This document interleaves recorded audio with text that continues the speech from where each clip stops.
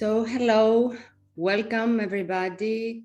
Very nice to see you all here. I would like your cameras on if possible, at least for the time we have to interact. That for me is very important.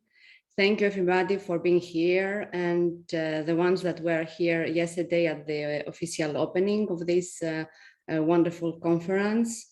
We are all still devastated by the fires burning around the world, so Europe, North America, and Russia. In Greece, many friends and relatives have lost their homes. Dr. Elpida Sklika from University of Strasbourg, France, has lost her home in Greece, and she called me yesterday and today. We have also noticed that we made a mistake at the conference program for the session 9, the community exchange session, where she was supposed to facilitate. So this is a good thing for her because she has to be there and make some arrangements. So I'm speaking about the community exchange session, but it's okay. We will go on with a smaller lunch break today.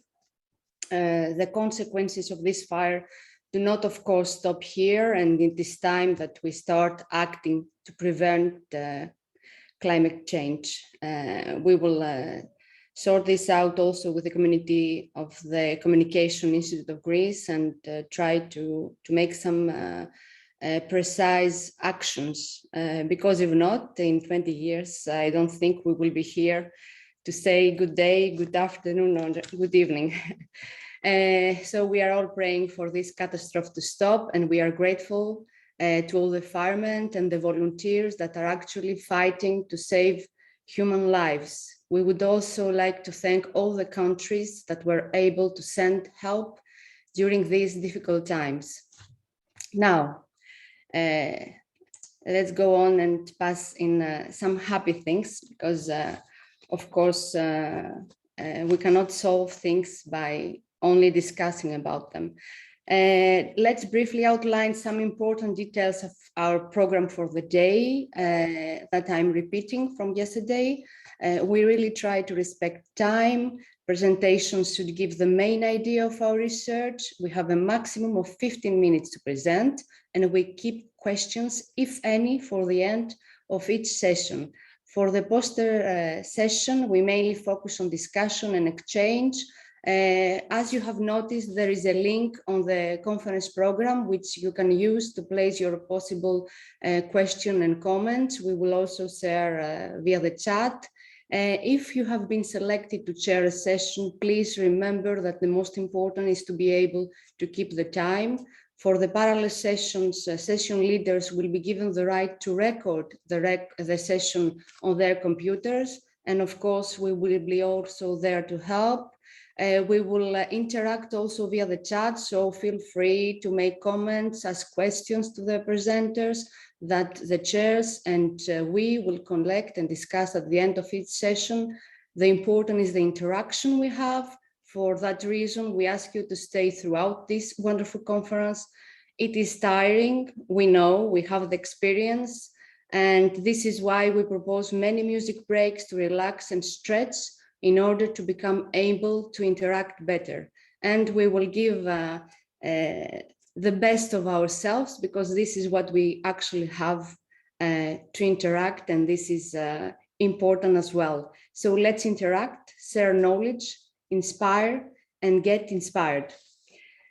I will start the first session, session 6, Innovation and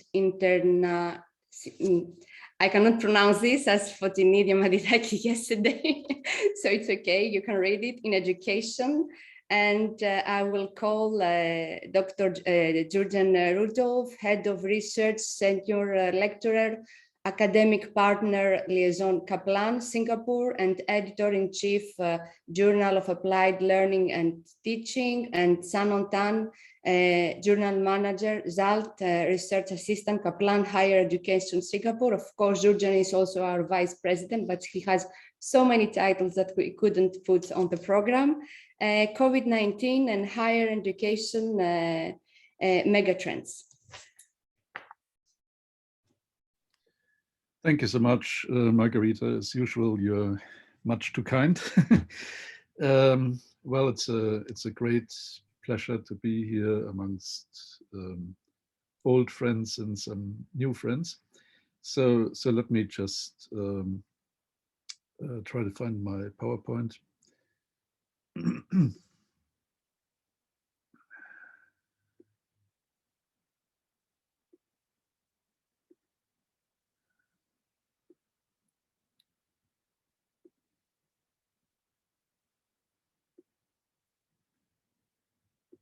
Okay. I hope you can hear me and see the PowerPoint. That's good. So I'm also presenting on behalf of my colleague Shannon Tan, and due to the time constraints, she was very kind to let me present everything. All right. So our topic is, as Margarita was already saying, COVID-19 and higher education mega trends. And we've been working on this for a while. And I think the first thing that I would like to do is provide you with a bit of an overview of our various research involvements that of course include Margarita and Fortini's awesome journal, JEICOM, the Journal of Education, Innovation and Communication. And then I think we are ready to talk about a Singapore case study. That's very appropriate, by the way, because today is National Day in Singapore, the 9th of August, and it's a public holiday. So we are working very hard, like academics everywhere. And then we want to look at some mega trends overall. And let's see whether we can find the time to make this a bit interactive. Otherwise, I'll just be presenting. And then, of course, we also want to arrive at some best practices. And we have plenty of references, needless to say. So I think it all started with an article that is actually one of the first articles to be published on higher education and COVID. And as you can see on the top of the slide, that was published on the 1st of April, so very, very early into the COVID pandemic. And as you can see, we were looking at 20 countries, and we actually had 8 colleagues in total who were contributing to this article. And I think we never expected it to become so popular. It has actually been cited more than 700 times in the meantime, and it's still being cited almost twice a day, actually, which is quite astonishing. But I think the reason for that is because we were very early, and that's why it's such a popular article. So it was just an initial assessment, and things have obviously changed quite a bit along the way. And perhaps even more interestingly, we've also created a database, which is called JALT, CHELD, the COVID-19 in Higher Education Literature Database. And the idea behind that was basically many of us are doing some research on COVID, and I think all of us are constantly thinking about COVID and you know what it does to our lives, and what it does to our teaching and learning practices, of course. So we thought it's kind of silly that everybody is starting from scratch, and everybody needs to do their own literature review. So we actually went through an enormous amount of literature, and then we had a very transparent Prisma approach, how we narrowed down the academic literature, the most relevant and the most on topic. And then we basically made this publicly available in an open access database. And we also wrote a little article about that database. So that database is, of course, still available. And it's also been updated, I think, just 1 or 2 months ago. So now you can find all the articles that we considered relevant, you know, and of a decent quality. I think it's 700-800 articles, if I remember correctly, from last year. And I think now, of course, the literature continues to explode. So I think we are thinking of giving it a rest and not continuing to update this database. But it seemed like a very relevant effort at the time. And this is also, of course, a wonderful article in our very biased and not so humble opinion. And actually, Margarita was presenting it extremely well yesterday, as some of you may recall. I'm talking about the one on top, pedagogy in the time of pandemic, from localization to globalization. It's published in JEICOM, as you can see, and it was yeah, another great collaboration. So I was also talking about this briefly yesterday, but not everybody may have been around, of course. For me, this was basically the start of a lot of collaborations that I really cherish. I mean, it was a lot of hard work also, but I think very, very meaningful, and very much along the line of what Margarita and Fortini also envision when they talk about co-creation and collaboration across international borders, and learning from each other, supporting from each other. And another interesting little project is the one that you can see below. That was published also in a mutual friend's journal, who's not here with us today, Joey Crawford, who's the editor-in-chief of this Journal of University Teaching and Learning Practice. And the interesting thing about that piece, where Shannon is also one of the co-authors, as you can see, is that it was actually a student-led.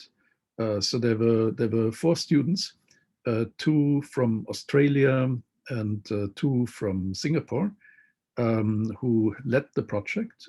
Joey and I were just, you know, supporting it a little bit. But as you can see, they are the main authors, and it's a collective autoethnography, where the students actually came up with some themes, and then they elaborated on that. And I think this is very important, that we listen to our students, and students can also be producers and you know, creators and authors. So And I thought it was also very heartening that yesterday we had two excellent students who are, of course, quite advanced already from Beijing Normal University who were sharing their research with us. And we also wrote a piece that is perhaps slightly controversial about anti-face mascism, the politicization of face masks during COVID-19 in the context of Trump populism. And that was also published in JEICOM, as you can see. And we also wrote with Margarita and Fortini and Shannon an article about face masks in education. So this whole mask thing is obviously very interesting and has a lot of different layers of meaning, whether you wear a mask, whether you don't wear a mask, what kind of mask you wear, how you wear it, and so on. And as I was already mentioning, we've updated the JALT database recently. And we also got some research that is currently under peer review in two different journals that are much slower than JEICOM or JALT that I represent. So it's been taking forever, and of course the result is unknown, but we hope that it will also see the light of day one of these days. Okay, so let me talk a little bit about Singapore. So I think many of you are probably quite familiar with Singapore, or you've at least heard about it. So our first unpublished paper that I was just referring to actually provided some case studies, how institutions have responded. And just like for much of the other research that I was referring to earlier, it's kind of been a response to fragmentation. So when you look at a lot of the research, it is focused on a single country, and most of the time it's actually focused on a single institution, sometimes even a single department. So it's very fragmented, and this is not meant to be a critique of that research. I think, but we all agree that it is actually better to have something which is more comprehensive. So we were looking at Singapore, which is still a single country, right? But we were at least looking at the whole of Singapore. So the landscape is complex. We have the state universities, which in Singapore are called autonomous universities. And we also have a lot of international university branch campuses. And we also have something that maybe you're not so familiar with, which is private education institutions. And these so-called PEIs, they actually represent universities. So it's part of transnational education.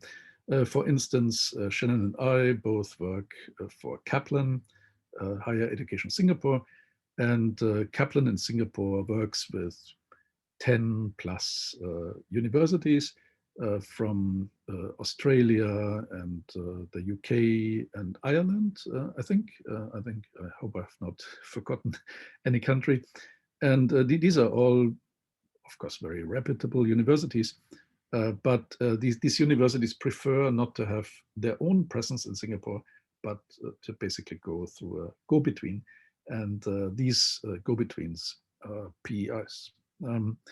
So we were looking at this, and then we also did this other paper, also unpublished, where we interviewed academic leaders, teaching staff, and students across these institutions. And some of our findings are that the Singapore government played a very important role in basically containing the virus and also giving clear and very useful directives to all the higher education institutions. But of course, as we also saw, if you were around yesterday, there was a Chinese lady, Dong Ying, who actually talked about the leadership of the NTU president. So I also agree with that, because if you have strong leadership, of course, you can still make it better, even though there are already clear directives from the government. And Singapore, I hope I'm not having to eat my words, because I had some tech problems myself for a short time yesterday. Actually has a very strong broadband environment, which is of course very, very useful, and generally the EdTech is advanced. But I think, as we also discussed yesterday, well-being is kind of a bit of a mixed bag, because I mean, we are all stressed, and we are all overworked. And what I always tell my students and everybody who wants to listen to me this is still a crisis situation. It has not really changed in the last 16, 17 months or so. And that's also why, I'm even more supportive to my students than I normally am. And there are definitely physical health and mental health issues that are, cropping up a lot more than they usually do. So I think it's good to be aware of this. So I thought, rather than me talking all the time, if we can spend a couple of minutes perhaps with that. If you could go to menti.com and use this particular code, and then just write down one or two ideas. What are some of the mega trends, the big trends of COVID-19 and higher education? That would be great. And then I think we would be able to see this on my on the screen that I'm sharing. We just have 3 more minutes, Dr. Jurgen. I think this is okay. That's okay. Okay, great. Yeah. So because I think it's more interesting. So we'll just spend 2 minutes of that. So I hope everybody is able to go to menti.com on their device, and then you need to key in this code 5672 2139, and then Jürgen, yep. can you put the code on the chat, please? Oh, sure. Thank you. But you can see what I'm showing you, right? Yeah, but I think some people cannot see it depending on how they be connected. But Could you do me a favor, Louis, and type it into the chat? That would be very good. Yeah, Shannon already did it. Okay, cool. Yeah, she's much faster than me. So I think we should hopefully be able to see something coming up.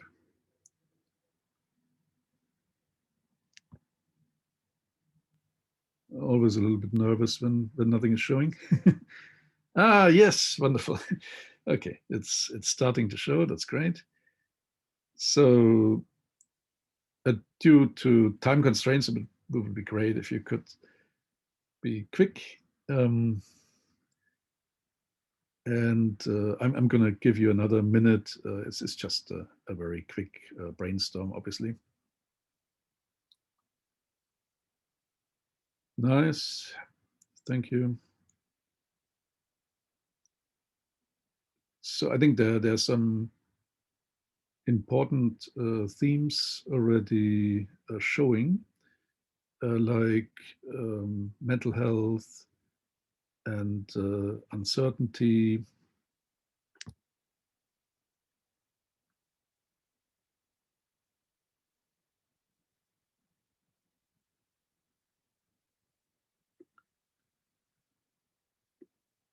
I hope I am not on mute. Am I?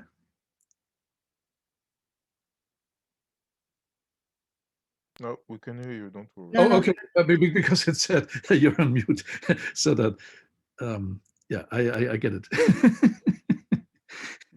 This is helpful. And fake news, right? Excellent point. Abuse of technology. There were these pornographic things and things like that that actually also affected Zoom in Singapore. Excellent. So I thank you so much for being so spontaneous and adding things. So you can see these are all excellent points, and if I'm not wrong, most of them are also discussed in our slides. So let me find them again.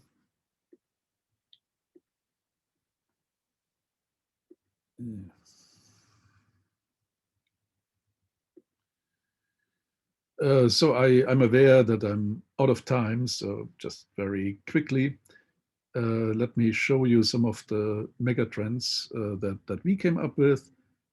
So in terms of assessment, a lot more open book, a lot fewer exams. In my opinion, by the way, these are some of the very few positive things that came up from COVID. And yesterday, Sophie Karanicolas and colleagues from the University of Adelaide also gave a fantastic presentation on authentic assessment that is basically along the same lines. And here you can see the health issues, social issues, in our opinion, also very important. COVID is the great unequalizer, and perhaps even more nationalism, racism, sexism, classism, ableism, that kind of thing. And technology, we were talking about Zoom just now, and also lost opportunities for students to study in other countries, and internships. And in terms of disciplinary trends, unsurprisingly, subjects like tourism, hospitality, event management have suffered. But there's also the kind of re-emergence of some of these things, hopefully soon. Whereas things that are more techy, of course, have grown very quickly, as you can see. And I think this is the last slide that I want to briefly talk about. So in Shannon's, in my opinion, I should say, it's not really about a lot of technical gimmicks that are very important in crisis times like this, but it's actually very classical theories like John Biggs, who you can see in the photo here, and his constructive alignment of learning objectives, teaching and learning and assessment, and Stephen Brookfield, the other great wise man of higher education theory that is in the picture, focusing on credibility and authenticity. So, and there are lots of references, and of course, I'm very happy to share this presentation.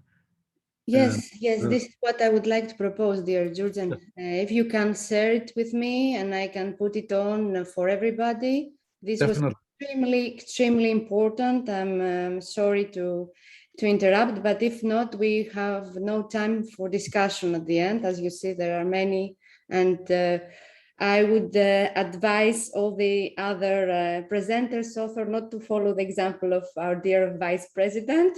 That was great, but we need really to respect time. Thank you. Absolutely. Thank you so much. I mean, I kind of thought that the Mentimeter exercise is kind of the discussion. So I mean, if we don't have any other discussion, that would be fine with me. Put you on a workshop, dear Jurgen, next time. You're able to to share knowledge extremely well. So this could be a great workshop that we could create with you as a leader. Okay, let's go on with Dr. Hao Ni, researcher, China Academy of West Region Development, Zhejiang University, Associate Editor, Springer Journal, teaching social entrepreneurship education in Hayes. The floor is yours. Hello, everyone. Could you hear me? Yes, we can. Yeah, okay. I will share my point. Yes. Hello, everyone. Thanks, Dr. Martina, for organizing this wonderful online forum. And also thanks for chairing this session. And Dr. Zhujian's sharing is very informative, and the intermeter is very interesting. And also he talks about the technical problems, health problems, and the social problems will happen to higher education institutions after the COVID-19. And my topic is also related to the world that after COVID-19. As we all know, COVID-19 makes many people lose job, income decrease, and even lost their families. And that was, I think it was a huge shock to the higher education system. And also the question comes to how we can make sure we are prepared to make our students more flexible, recoverable, and resilient.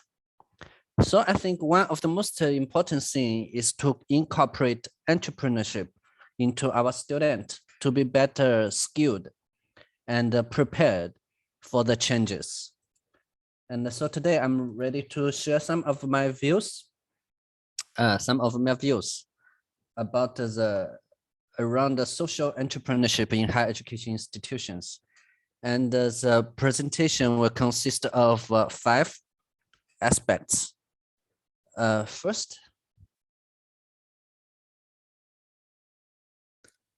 it's a background of the entrepreneurship education in China. And the second is the origin and the definition of social entrepreneurship, and why I would advocate to teach social entrepreneurship in higher education institutions to our college students, and also the development trends about the social entrepreneurship education, and also the reform and adaptation here.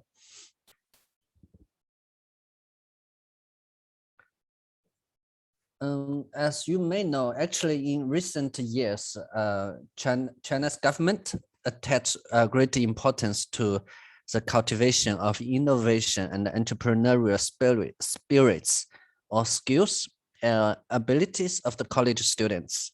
And these 2 slides, actually I have 2 slides to illustrate that the policies that our government, especially the central government,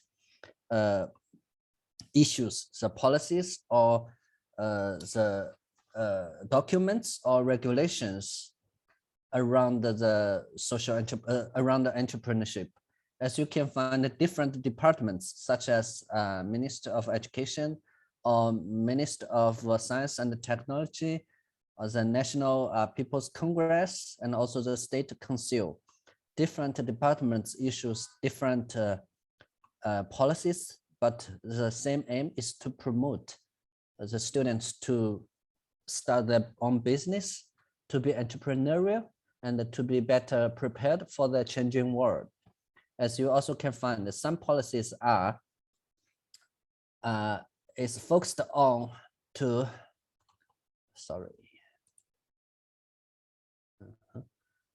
some policies are about the whole action plan of the Ravennian education, and some is about high-tech business incubators, some about fundings, and some about employment.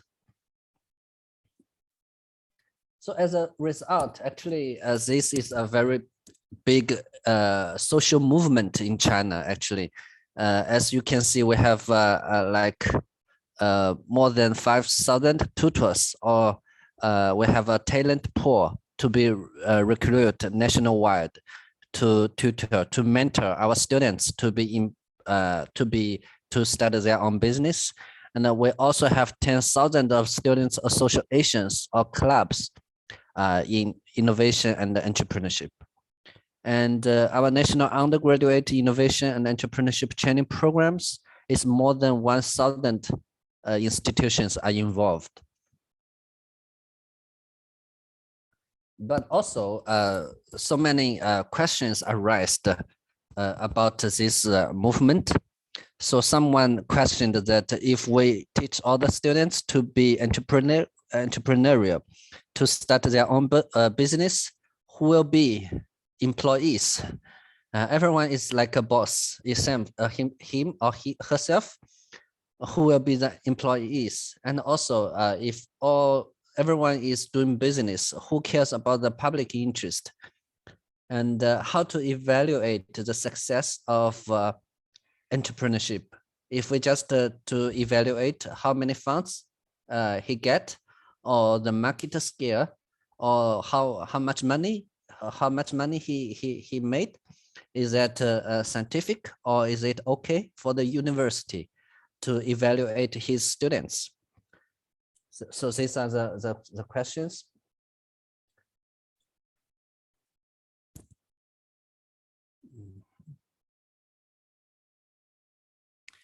And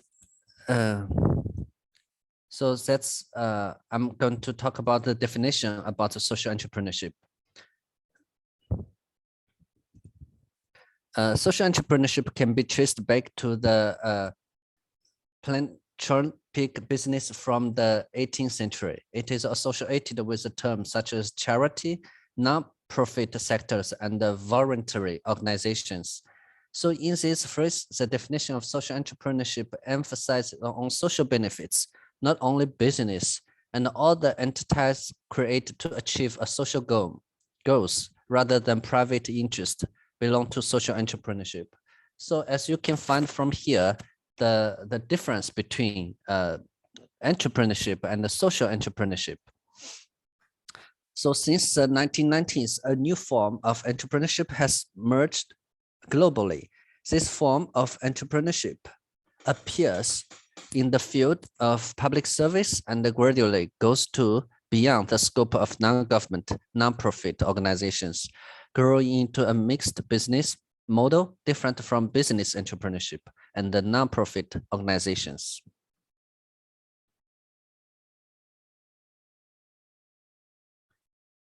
And in terms of the definition of social entrepreneurship, it refers to an organization or individual using market force to solve a social problem or to meet the social needs driven by a social mission.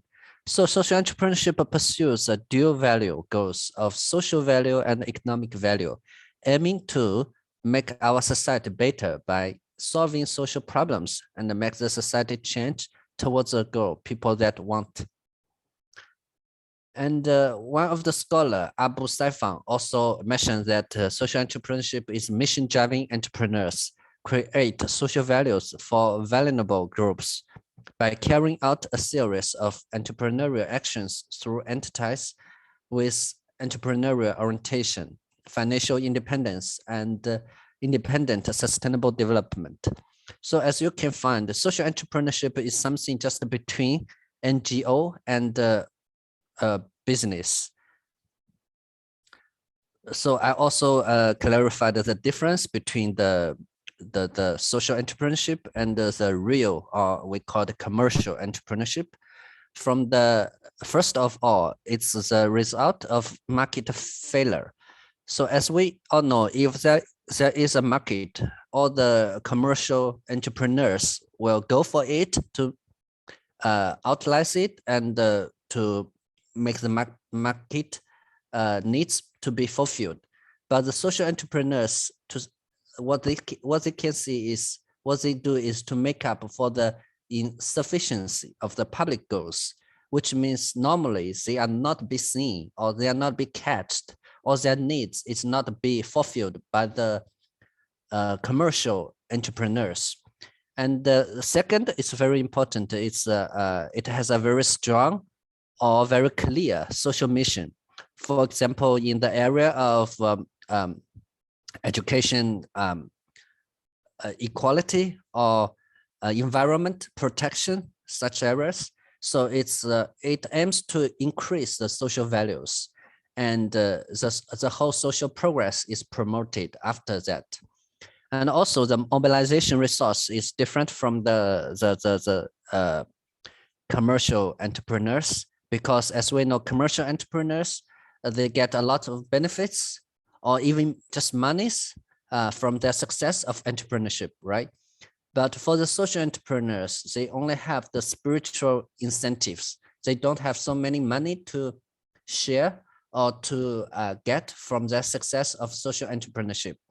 And the profit may not go to the stakeholders.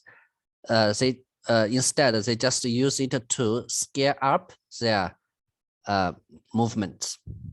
And also, it's very hard to measure how it's a success or not, because it's focused more on the social impact. It cannot be quantified. 4 more minutes, Professor. Yes. Mm-hmm. Okay. And so I listed the difference between NGOs, social enterprise, and the enterprise or business. From this side, business is economic value creation for sure, and it's market opportunities. Rather than NGO is more dependent on the government or charities, it's social value creation, and it's driven by social mission. However, social enterprise is something just around this, and it's mixed motivated.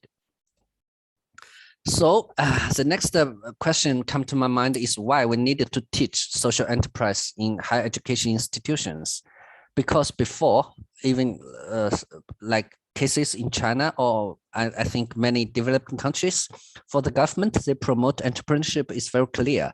They want to solve the problem of employment, and it's a social problem, right? And also they want to promote mass innovation, which means they hope to build a nation or a society full of innovation and entrepreneurs. So that's why that I think something is missed, something is lost in this progress. For example, now we focus very much on the reducing poverties and the environment protection and the optimizations, and also the social sustainable development. I think this is the role of social enterprise in this. And also university. University is not a beacon for social development. It's not just an arena for teaching students how to make a living or how to make money. So the third part is how social entrepreneurship education is developing in other countries. As my research reviews, actually many countries has started this progress, and they provide courses, professional courses, or university-wide programs to absorb every students to attend. And also they have capstone courses and the degree programs or extracurriculum activities for all kinds of students' needs to experience how to start up a social enterprise.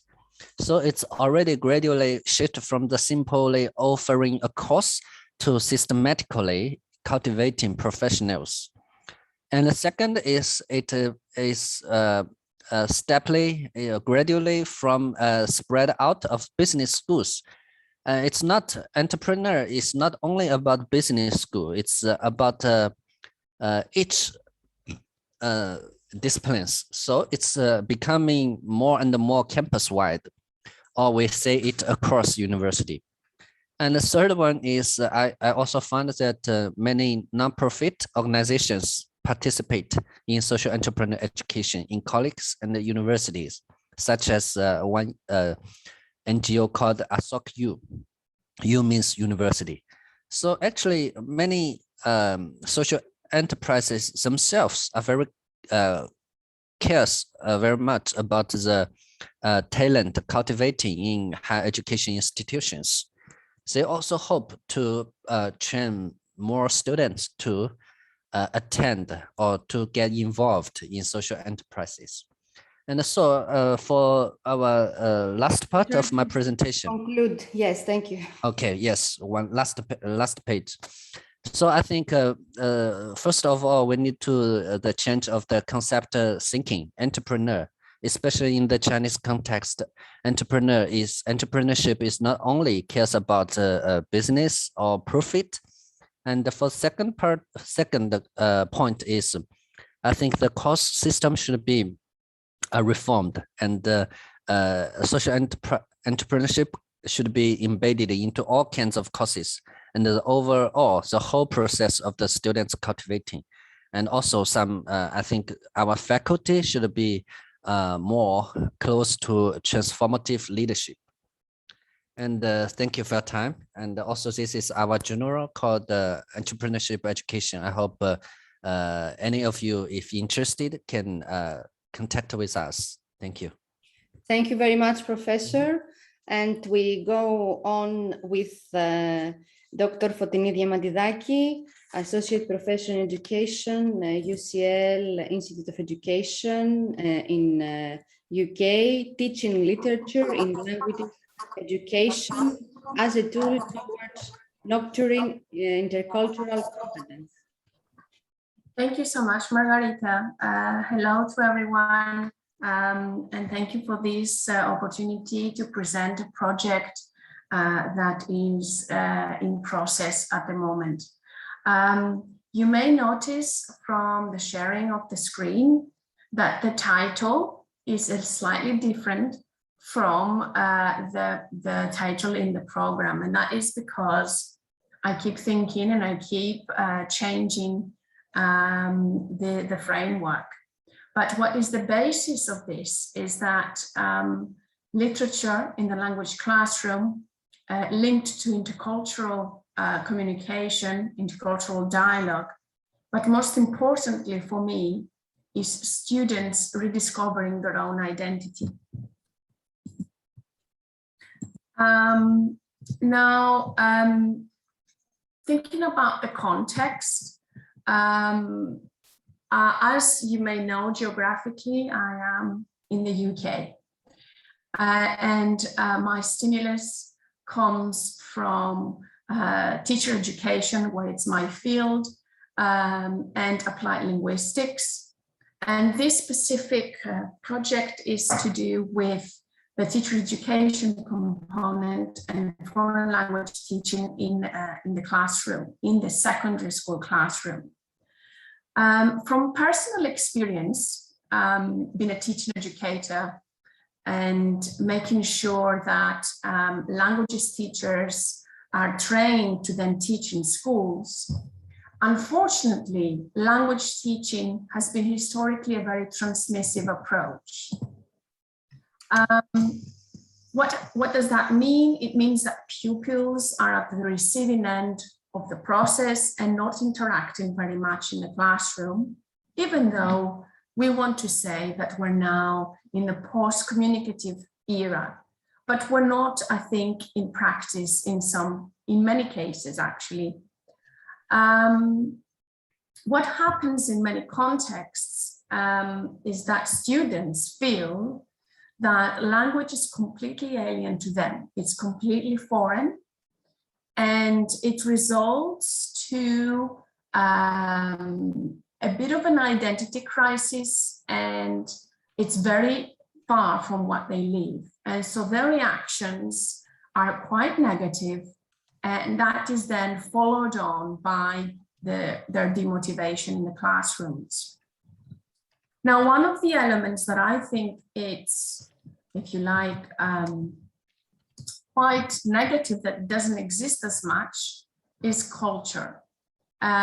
We've always argued in research that culture and language should be linked, but in reality, what I see is that the cultural elements are only so few, and they just even considered as a luxury, or even if we have time at the end of the unit to do some kind of collaborative projects. But the main issue is that the linguistic material, the content from a textbook or from schemes of work that they follow needs to be covered. That idea of coverage has actually, I think, killed a lot of the elements between language and culture. I'm going to show you a statement. This is what I get a lot from my students when they're in the classroom. And I also got it many times when I was a French teacher in London for many years ago.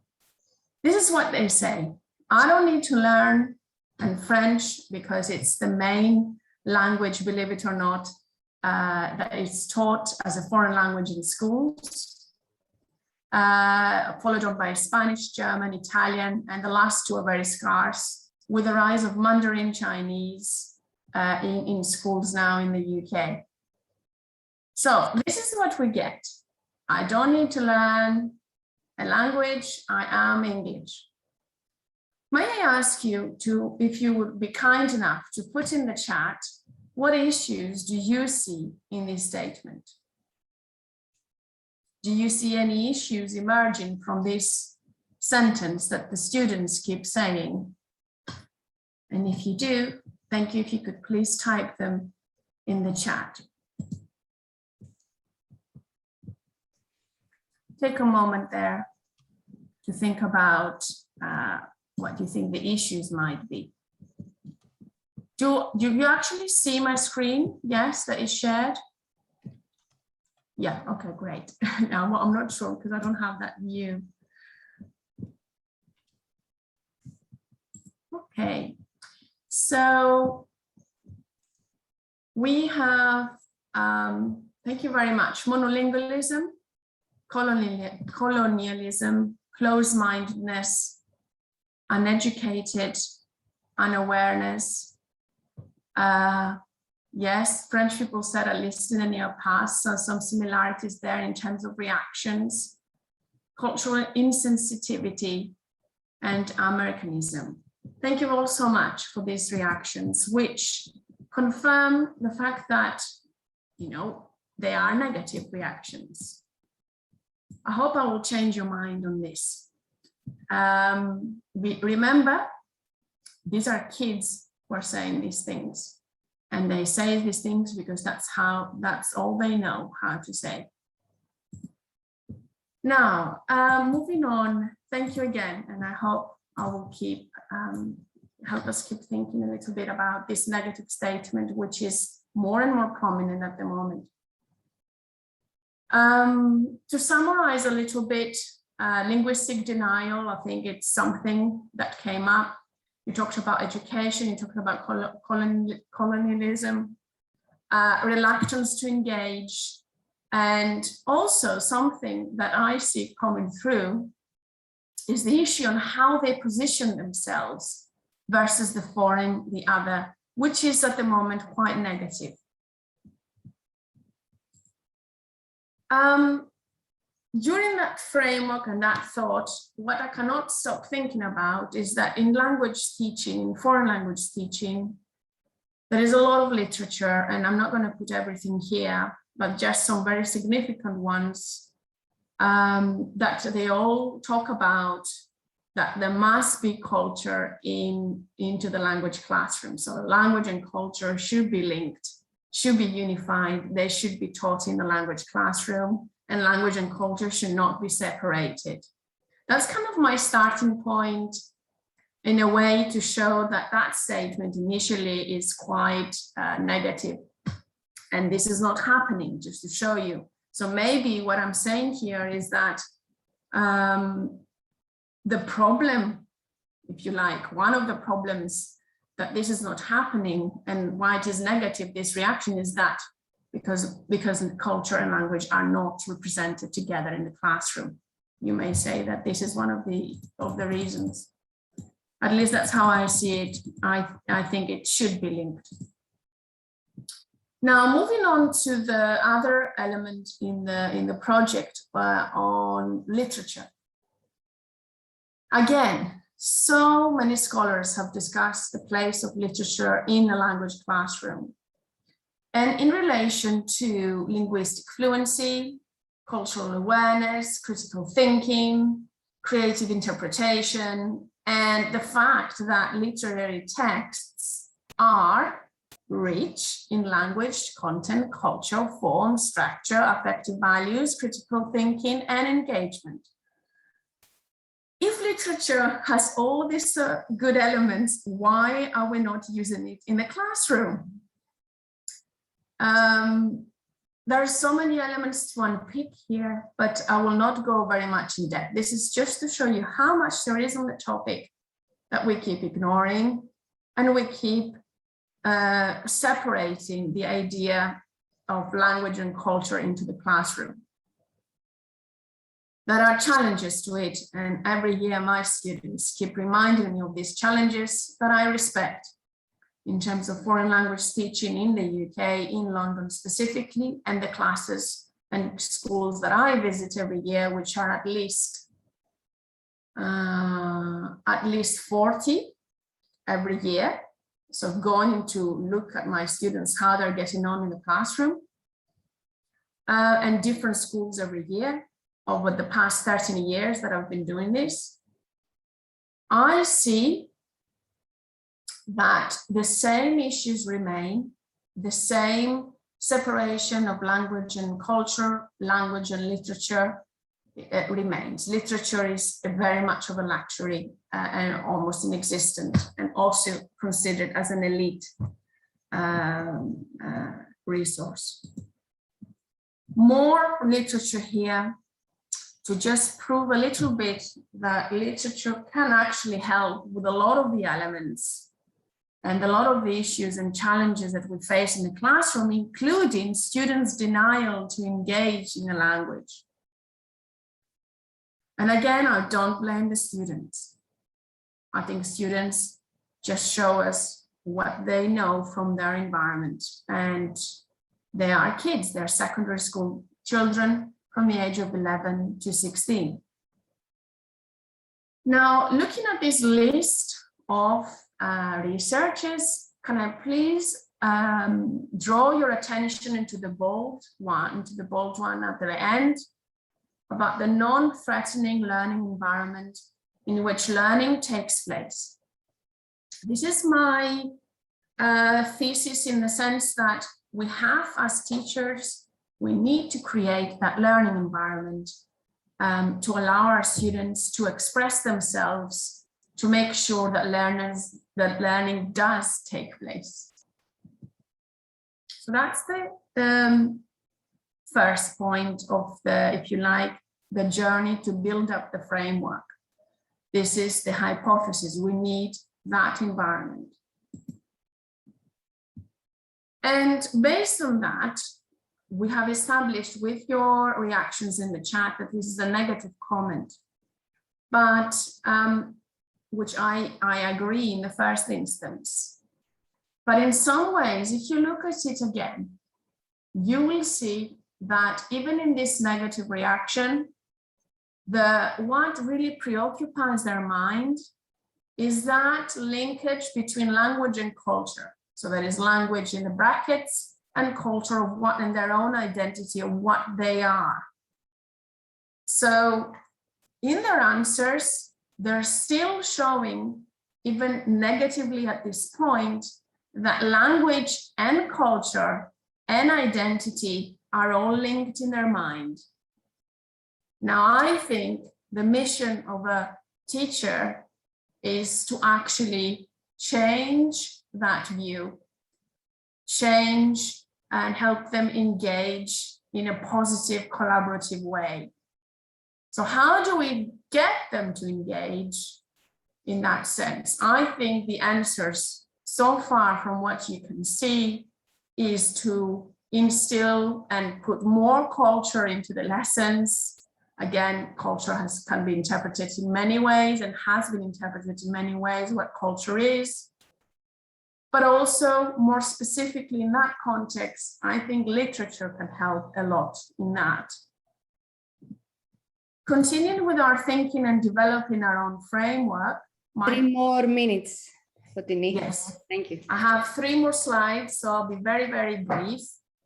And I will not go into examples, but I wanted to show the thinking of developing that framework, starting from a non-threatening environment, which for me is key, to make sure that students are able to express themselves, to actually tell them that it is fine to be negative, it is okay, this is what they know, that you as a teacher, you're not threatened by this. This framework, I think a lot of us know this framework, it's been there for years and years. The Byram savoir, savoir in French means know-how. And so this is the framework of intercultural communication, communicative competence, and there are 5, okay? But I think for me, they're not all, I think we need one savoir to happen first before the next one actually can unlock itself. I don't think anything can happen automatically. So for example, to savoir communiquer, to communicate, or to savoir faire, which means to be able to do, or to savoir s'engager, to be able to reflect and be aware, you need, for me, first, they need to know how to be, savoir être. And that's what they don't know. They don't know how to be. They don't know about themselves. They need to discover their own selves before discovering the other. The big mistake we make in language teaching, at least in my experience, and that's what I keep telling to my students, is that you're trying to teach them a language that they're it's very foreign to them. Why would you add on a language which they possibly consider very posh? You know, there's all these stereotypes around France. Well, you have a student struggling to even have food on the table. And where do you start from that? Why would they want to know about France when they don't have clothes to wear properly or they're not fed properly? Why would you do this to them? So you need, that's the empathy part that we need to cultivate. And I think because it's a very personal and sensitive issue, literature, again, I think offers that pathway to depersonalizing difficult situations. So they will see through characters, for example, again, from the French literature, bringing in a very famous example, L'étranger, the foreigner from Albert Camus, they will see that his struggles are actually similar. They will see, actually, I'm going through the same process in my head and I feel so anxious and so lost, like the Étranger. So I think that if we use literature in a better way to help our students unlock those feelings, we can then change their view that language is more closer to their own identity. So the beginning of the intercultural journey starts with the character. Then reading a poem can also be applied. Reading a poem or a different extract, they will see that the issues there actually apply in their everyday life. And it helps them redefine their own identity. And I think in the previous slide, similarity in our case is key before the differences. I think we need to find the similarities before highlighting the differences, and that will give them the confidence to have access and be more motivated in the classroom. I'm not going to read all that, but this is the how, finishing off, and it all resonates with what we've been saying so far in our workshop, in our conference, that I think it's through collaboration. This process cannot happen individually, but this process can happen through the students. the need to get together with little projects, input from the teacher, that something happens in the life of the character, and then we then unpick all the reading opportunities and reading together, etc. That is different. If I can go on this on how, but the main message I want to share today is that they will not do it themselves. They will do it collaboratively in groups, and they will use their own reality, their own real situations that they live, to interpret what they see in the text. And I think that process is something we always forget, that learning starts from the students, not a transmissive model from us teachers. Thank you so much. And if you have any questions, please let me know. Thank you very much, Fotini. This was a great presentation, important messages. From what I see, I have a very difficult job to do today as a chairperson, because I'm unable to stop you. And yes, this is a good thing. So, Dr. Jan, there is someone, sorry. There are some noises. Anyway, let's try to mute. Okay.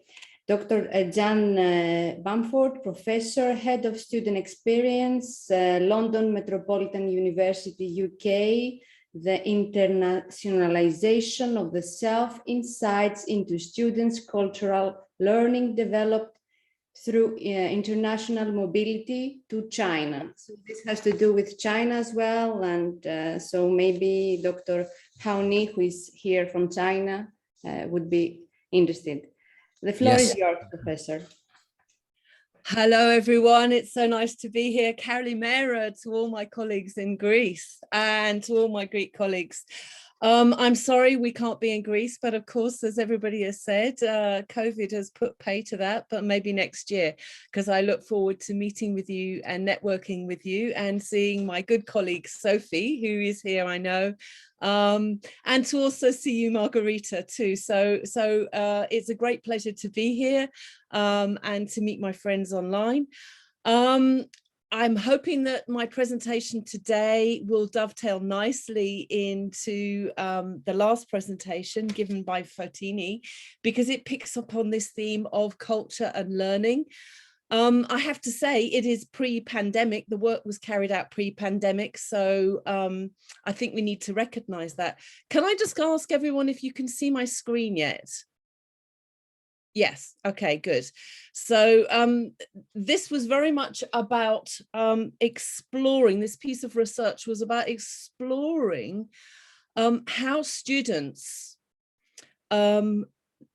benefit from intercultural learning as a result of international travel, but also, so Professor Hao Ni would be interested in this, because there is an element here of the development of social cosmopolitanism. So an idea that we actually learn and we add to our cultural identities, not just through the learning of language, which as Fotini has highlighted, is of somewhat concern. So I come at cultural learning from a sociological perspective, as opposed to a linguistic perspective. It is an interdisciplinary field. And what fascinates me is the separation between the language learning and the cultural learning, but also how we achieve that cultural learning, how we seek as educators to understand and enhance our educational offering through the growth of interaction with cultural others, if I may put it in that way. And I hesitate to use the word cultural others, because that presupposes a framework of Western orientation onto what we might perceive as cultural others. And it is so often used in connection with the Far East. So I think that's concerning, and why I perhaps hesitate to use that phrase. The beginning of the title here is talked about I mentioned the internationalization of the self, which is actually kind of almost a contradiction in terms, but from my perspective, quite important in the sense that it gives a flavor that really it's about education and enhancement and layering of cultural identities at the level of the individual. And that is what I think is so critical. And I think that would be what my thesis is, and how this research sort of underpins that growth at the level of the individual.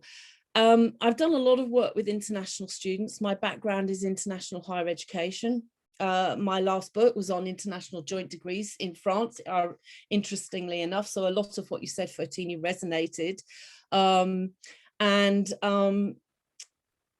My overriding impression is the struggle, the tensions between universities and trying to understand how to educate students from different places as we move through this globalized world. And I think this is probably highlighted even more as a result of COVID, when we're trying to do it online, and that face-to-face physical engagement has been removed. Hopefully that will change, and we will go back to a situation where we understand better how we can do this.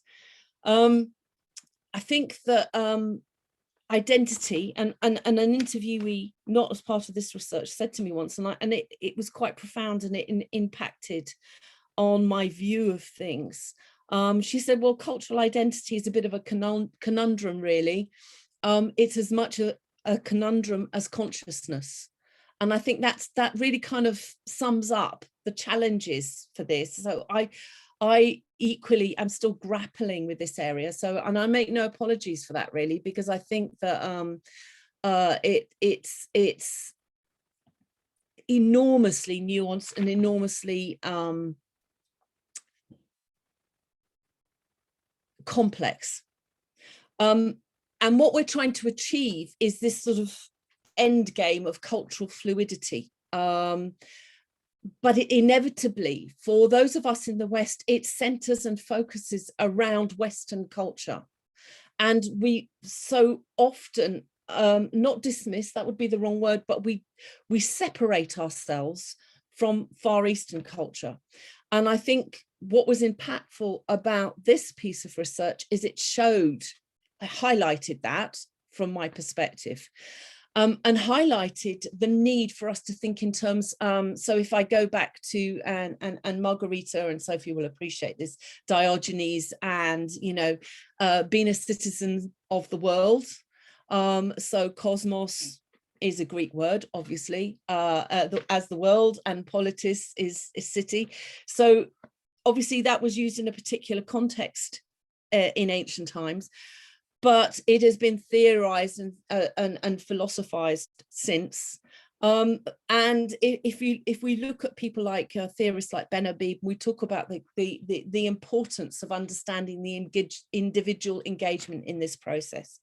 I also had a student once say to me, I am global. And I thought that was an interesting comment, because obviously the two things, and they were a Latin American student, or I want to be global. And that resonated with a lot of his colleagues. And I said, well, you can't be global because you're an individual. But I thought, what does that mean? What are we trying to achieve when we invite students into different countries to go through the learning process? And part of this is, a social ethnographer called Matthews, who talks about the cultural supermarket. And we pick and choose from the cultures we want to, around the world, to present ourselves in some kind of elitist person, or some sorts of elitist persons of knowledge. So I eat sushi, and I go to France on the Eurostar as an example. So Cosmopolitan has taken on this kind of I'm culturally superior, and I'm not sure Matthews actually meant that, but that seems to be some of what's going on. And what I would say is that we are, as individuals, shaped by our cultural experiences and cultural interactions. The question for us as educators is how we achieve that as we seek to provide an education process that's relevant to the global environment, to the globalized world, the globalized economies.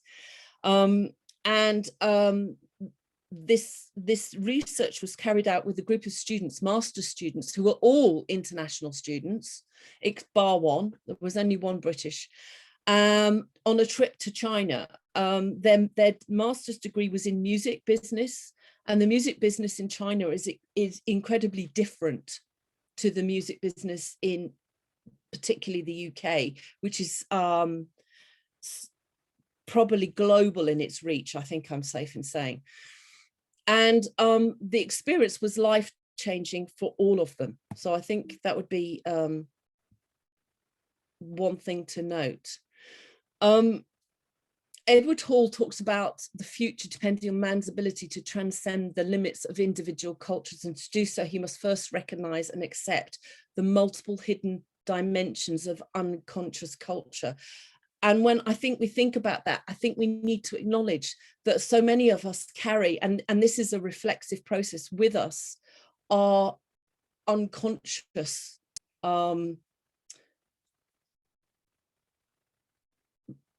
identities, if you like, that we have grown up with, that we don't share more fully, or we don't reflect on. And Gandhara equally also says that maybe we should draw on some of these civic values of ancient Greece, while recognizing the limitations of that era. The idea that we need to avoid binary divides is incredibly important. And I think in the context of the geopolitical context of what's happening during the pandemic, the start of the pandemic with China, this is actually more important than ever. Caruana talks about the need for universities to have a pedagogy of cosmopolitanism. And obviously after the incidents around the world with the BLM movement, this has become highlighted, it's become very important, but I'm not sure we have still grappled with the essence of it in higher education. So I'll just go. So the research approach here was a case study approach. It was a small qualitative study. I undertook 2 focus groups, one before students went and one after they came back.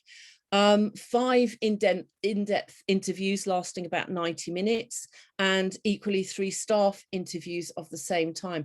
I also took field notes. I went with the students to China, which really added to my understanding of their experience. It provided a rich picture, and I was able to collect some visual data as well.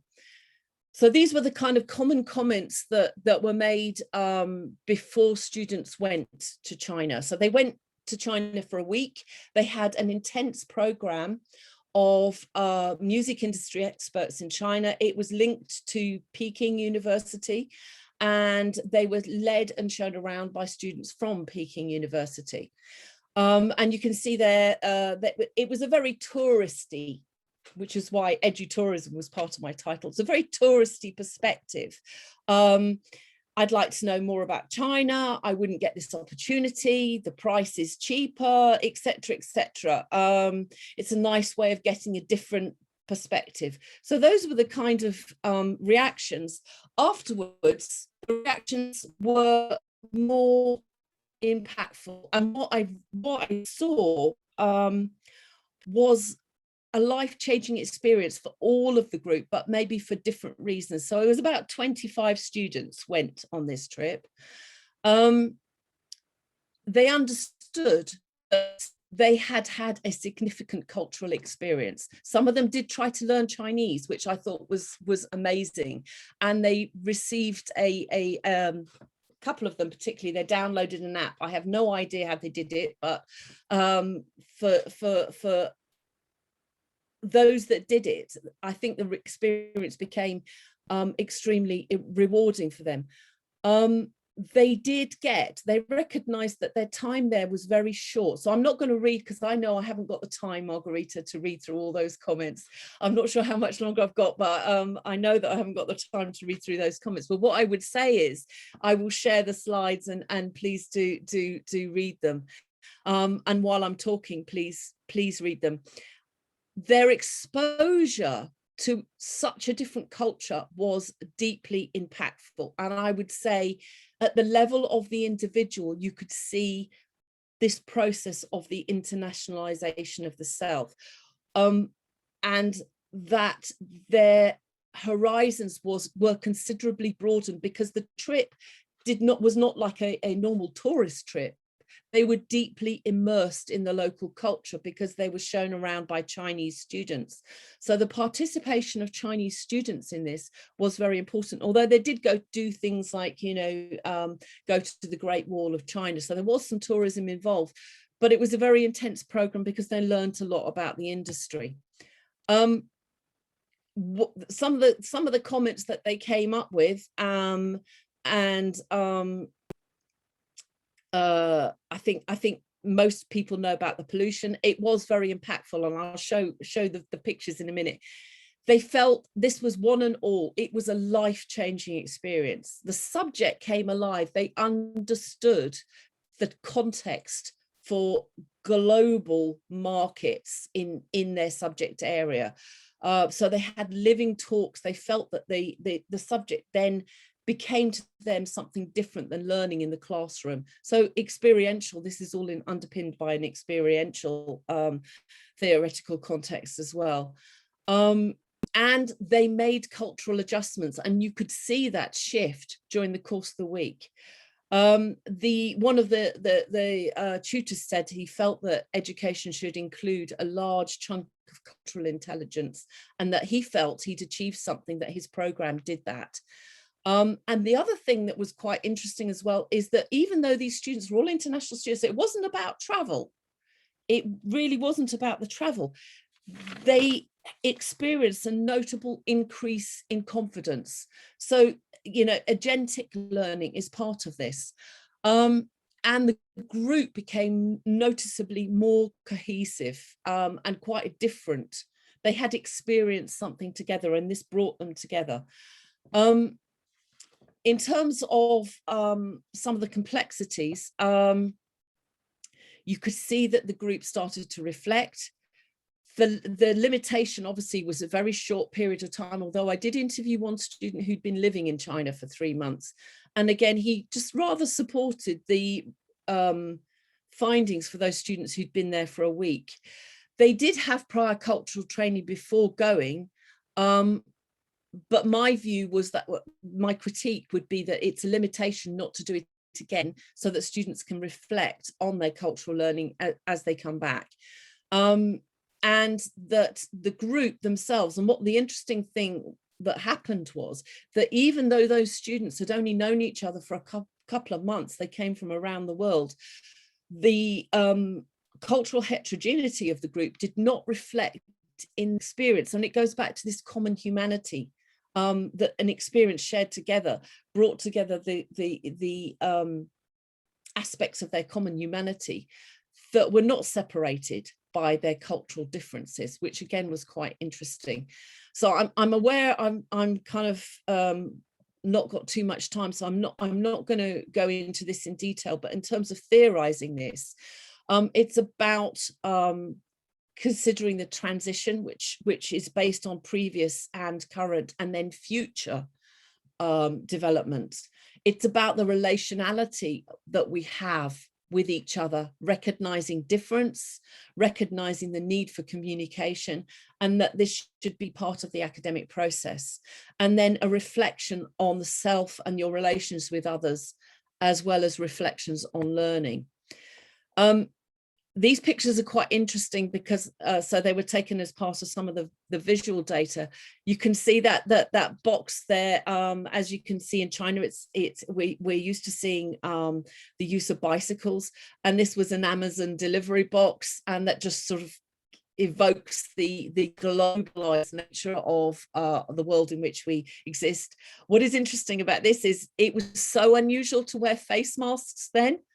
So this was pre-pandemic, and yet this picture now is so common. So that just shows the shifts that we make in our lives, and we should never stop understanding that the culture and change are part of our life process.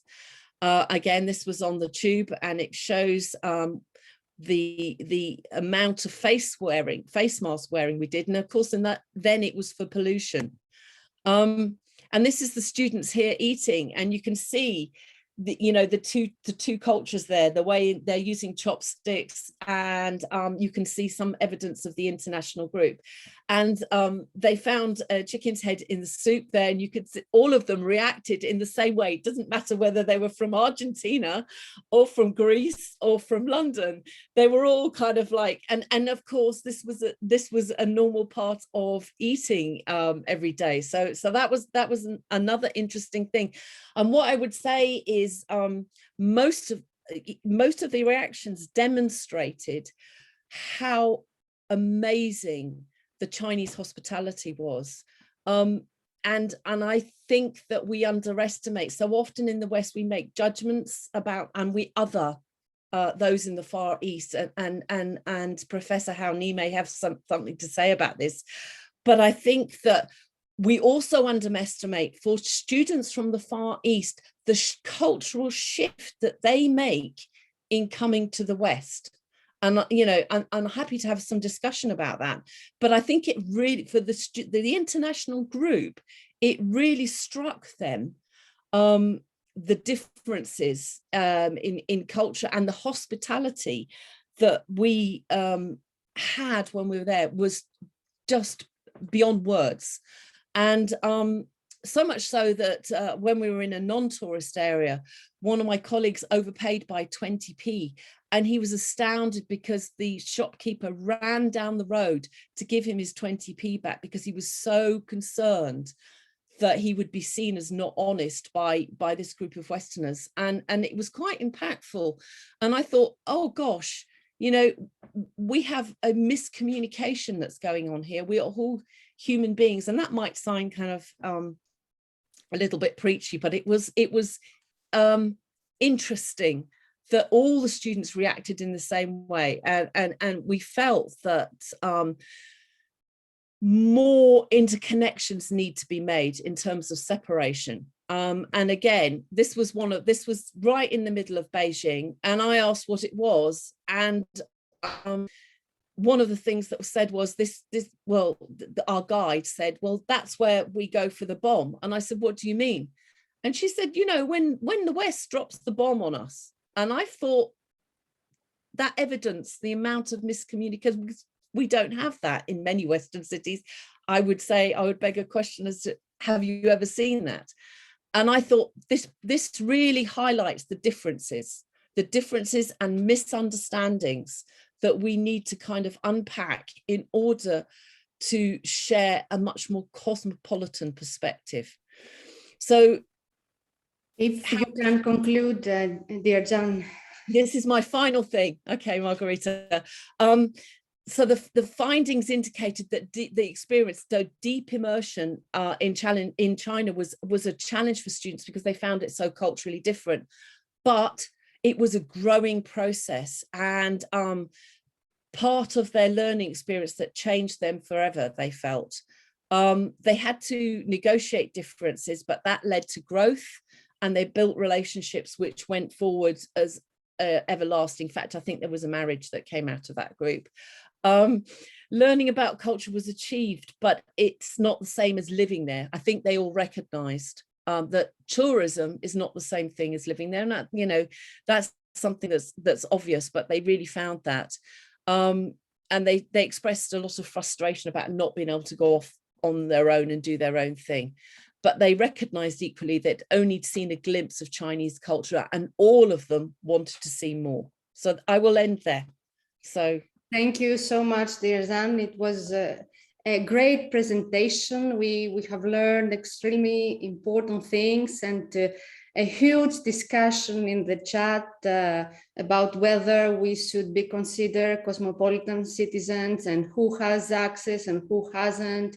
And the fact with the masks that at the beginning, Professor Hao Ni is also here. I used to say, oh, we don't wear masks. We are lucky because we don't have pollution. And now because of COVID and pollution and fires, and we are obliged to wear masks. So this shows that we are maybe cosmopolitan, and we should consider what happens in other countries that is maybe emergency that will come in our country, in our house. So we should collaborate and work together for something better. And this is also what we try to show via the Communication Institute of Greece and this wonderful community, which I thank most of you are here today.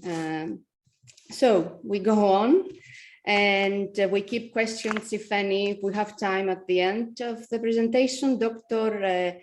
Einav Argaman, Head Language Education in a Multicultural Society, Faculty of Multidisciplinary Studies, Levinsky College of Education, Israel. Solidarity with whom? Webs of connectedness in a higher education, teaching, training institution. The floor is yours, Professor. If we have any, yes, great. We have some connection problem. If there is a problem, you can switch off your camera and we will just listen to you because the connection will be better if you have there was a small delay at the beginning.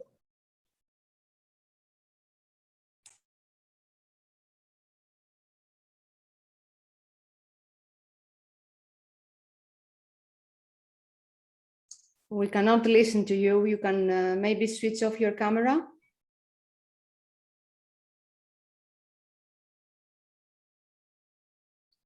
I think the camera is frozen. Can you hear me now? Yeah, we can hear you. Okay. Yeah, I stopped the camera and it works.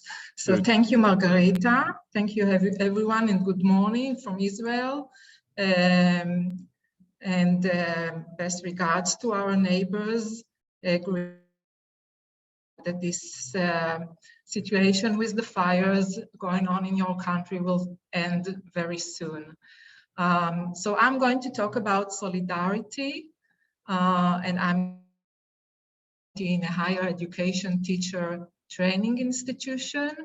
And I want to put this notion into the context of change which this higher education institution underwent. I hope that you can hear me because I can't see you.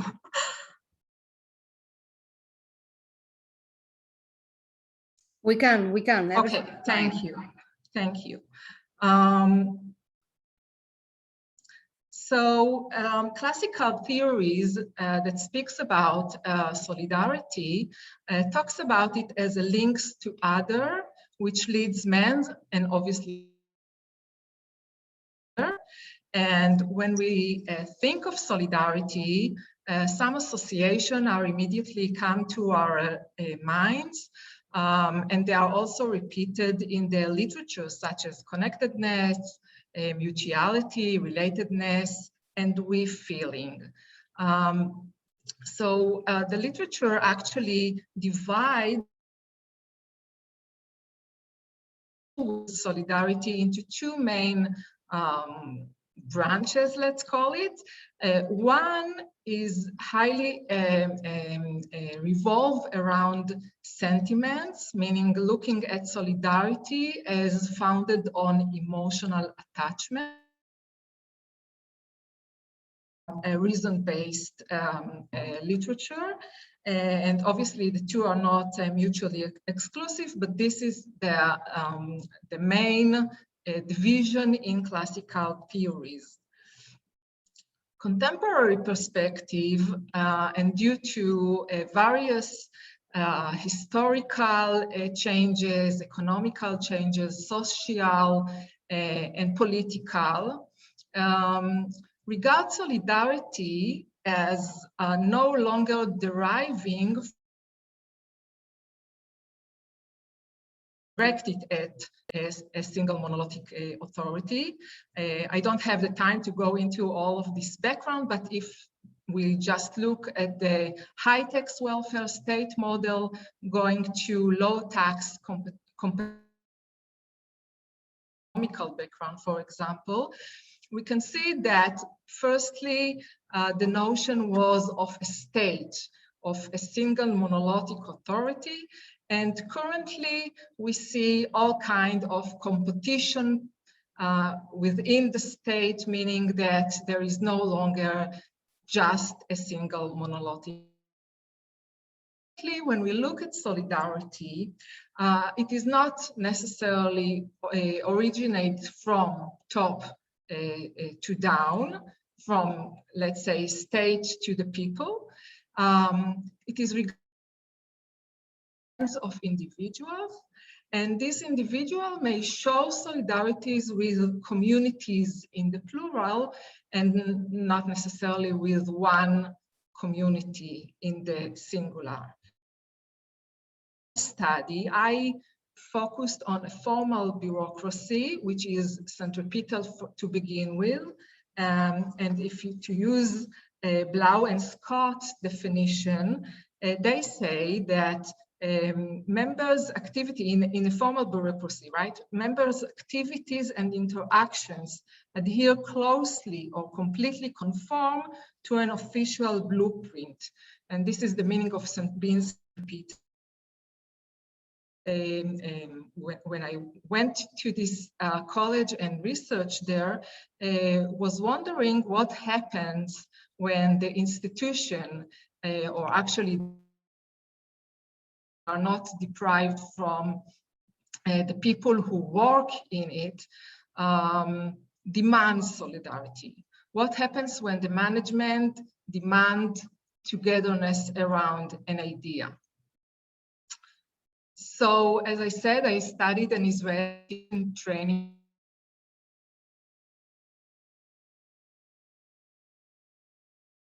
For those of us who might not heard of this process, it aspires to standardize university across Europe by establishing a system of easily readable and comparable degrees. We have here a connectedness of some kind. And the management in this college decided to adopt specifically the Bologna syllabus format. So all the lecturers in that college, BD, and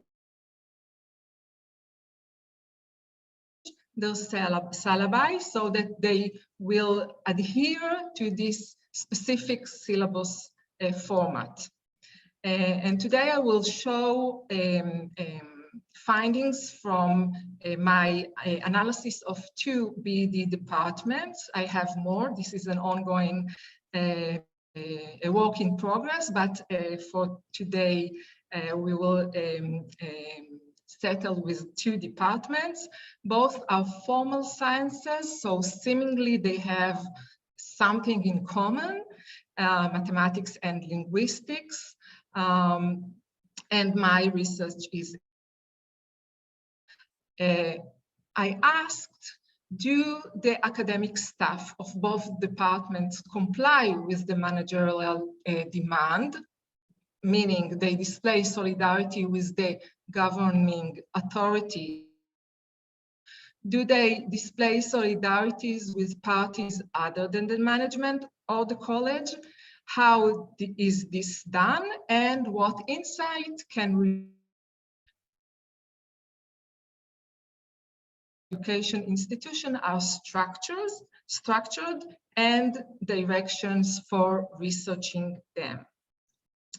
So what I performed a content analysis. I took the syllabi and I started to look where they comply with the required titles of the Bologna syllabus template and the instructions given by the college rector. So I took all these places and put them into categories. And also I looked, of course, for the places where they completely ignored the rector's instructions or only partially agreed with them. So moving to my findings, overall the lecturers follow the rector instructions. This is not surprising, as I formally said, I studied a form. Vitality is already built in this kind of institution. In addition, Sarson, who is a seminal researcher, scholar, speaking of changes in educational institutions, says the teachers too conforming intellectually and personally. So perhaps lecturers are, to begin with, are conforming in their nature. And also don't forget that we are speaking, everything is quite shaken, and in such a situation, people tend to look for anchors to hold on to. So perhaps it was very easy for them to follow the instructions and adhere to the Bologna syllabus format, as it gave them that anchors. However, I did find a divergence from the instructions and the template, and I will only speak today of two. I found more. First of all, the requirement to relate to both theory and teaching practices. As I said, this is a teachers training college, so prospective teachers are taught the theory of education and also the field work, right? They have to become teachers after 4 years, so they have to know how to classes, pupils, be in school, be in kindergartens. So the requirement was to relate to both theory and teaching practices. Now, the issue of relating to teaching practices was not addressed by most of the math lecturers, and in about half of the linguistic syllabi, they were not there. On the other hand, all syllabi included or manifested solidarity with theory. So they all showed evidence of regarding. As you can see, the numbers drops when we speak about teaching practices. So here you have some examples, and you can see in the first one, for example, you can see that there is actual the word pupils and declarations that a prospective teacher has to know how to help them is clearly defined. This is in an introduction to linguistics, and you can also see that it appears in the math syllabus, the example, the second example. But, and I said, most of them did relate mostly to theory. So you can see here, this is the aims of the course in mathematics. You can see theory only. And also, if we look at linguistics, you can see theory only. So they only accept the instruction partly, right? They didn't do, they should have deal with learning practices more. Another divergence that we can relate to is the add-on remarks that lecturers add to the syllabi. Format of a syllabus, and they felt free to add the remarks in it. Most of these remarks relate to functionality, meaning the lecturer anticipates what is needed to run their courses smoothly, and they add remarks for the students who read the syllabi so that the student will know what is expected of them. And I found some of these remarks they demonstrated what I called self-solidarity, and let me give you an example. This is a sentence. One more minute, Professor. Yes, this is a sentence taken from linguistics, and you can see that basic of linguistics is the background for advanced syntax. Interestingly enough, the same lecturer taught both courses, so she's actually making a connection, right? Connectedness within her own syllabi. So I'll skip the other. And so we see basically differences between math and linguistics. The first implication from this study is that we may think again about the acceptance, the acceptable division of the academic world into intellectual clusters or tribes. As we see, formal sciences are not the same. I mean, as a cluster, right? We cannot speak about formal sciences as we have math which is different from linguistics as an example. So perhaps we have to think of subdivisions within in this regard. And the second implication is regarding the mapping of the webs of connectedness. And I suggest that they may serve as a tool for managers who wish to uncover positioning towards their effort and action. This is well established within business studies. Here you have and the connectedness within them. I think that in formal bureaucracy, we may see something which is a little bit different. This is the figure that I put on my initial slide. Formal bureaucracy speaks of hierarchical structure, so perhaps we should also consider hierarchically, and when we think about solidarity with whom, we can think about it as a means to improve performances and outcomes, and as I said, as a tool in the institutions. Thank you very much, Professor Ivan, and it was great that we succeeded even with this trouble of connectivity. We heard you. This was wonderful, excellent. And we pass to, as I don't see Xing Yang and Professor Yang Dong, I will pass at Yu Wang, PhD student, Faculty of Education, Beijing Normal University, China, along with Xing Yu He, and Professor Yang Dong, Faculty of Education, Beijing Normal University, China, the development of the construction of marine education curriculum in K-12 schools in China.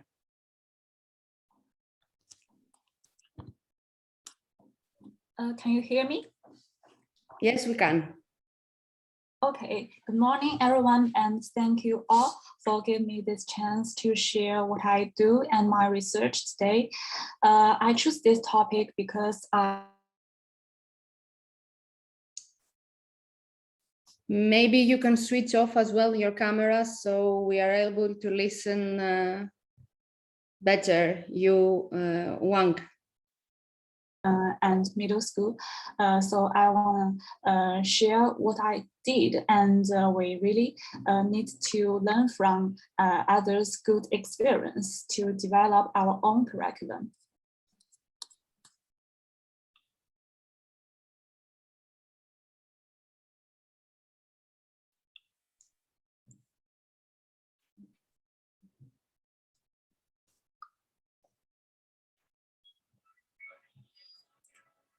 Today I'm going to talk about my, excuse me, you hear the background music? I need to shut it down.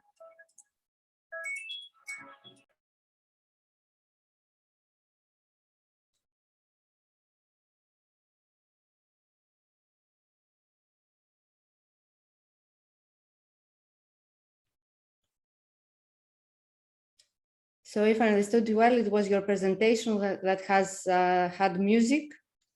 Yeah, can you open up your mic, please? Turn off the music. Okay.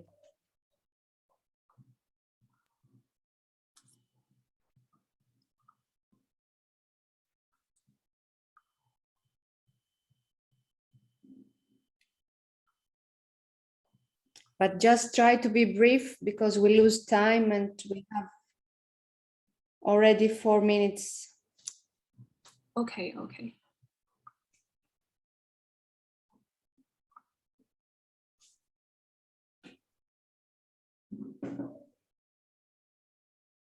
It stuck when I want to set up the music. So do sync the music. Please do it without PowerPoint. Don't worry. We don't need PowerPoint. We can listen to you. Okay. Can you still see my screen? Yes, we can. Okay.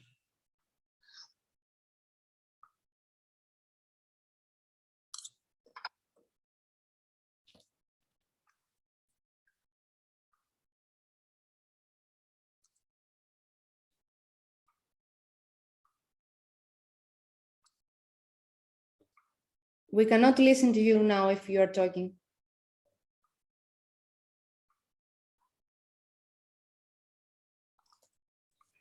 Do you listen to us, dear Yu Yang?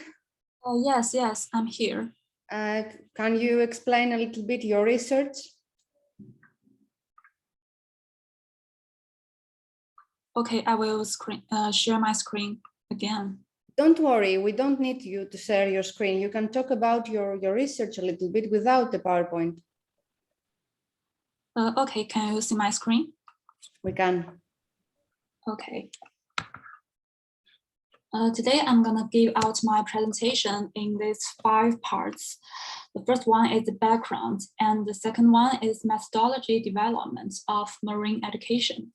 The third one is the curriculum reform, and we also need to think about how to create a STEAM innovative marine education.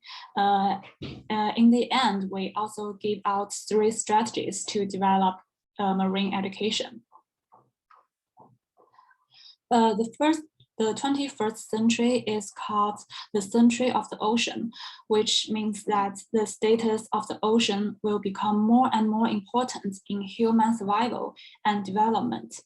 Therefore, marine development has become the top priority of any nation with marine resources in establishing its national development strategy. As early as 2012, the report of the 19th National Congress of the Communist Party of China put forward the important strategic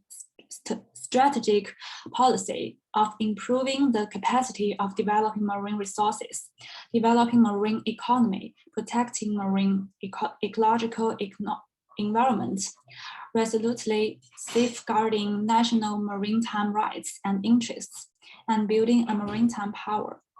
In 2030, President Xi Jinping put forward the strategic concept of building the 21st century maritime Silk Road. In 2017, the report of the 19th National Congress of the Communist Party of China continued to propose to accelerate the construction of maritime power. The initial marine education originated from environmental education. Environmental education has long been regarded as a means to arouse people's environmental awareness, values, and attitudes towards environmental protection, and to cultivate the concept of sustainable development and environmental protection skills needed by citizens to effectively participate in environmental decision-making. So let's see methodology development of marine education aboard and its enlightenment for us. In 21st century, ocean education has become an important part of the ocean development strategies of all countries in the world. As early as 2004, the United States promulgated promulgated the American Ocean Action Plan, which put forward the idea of promoting lifelong education in the ocean as an important policy of national marine awareness education. Marine education in Britain mainly relies on government agencies, schools, non-governmental organizations, museums, and aquariums.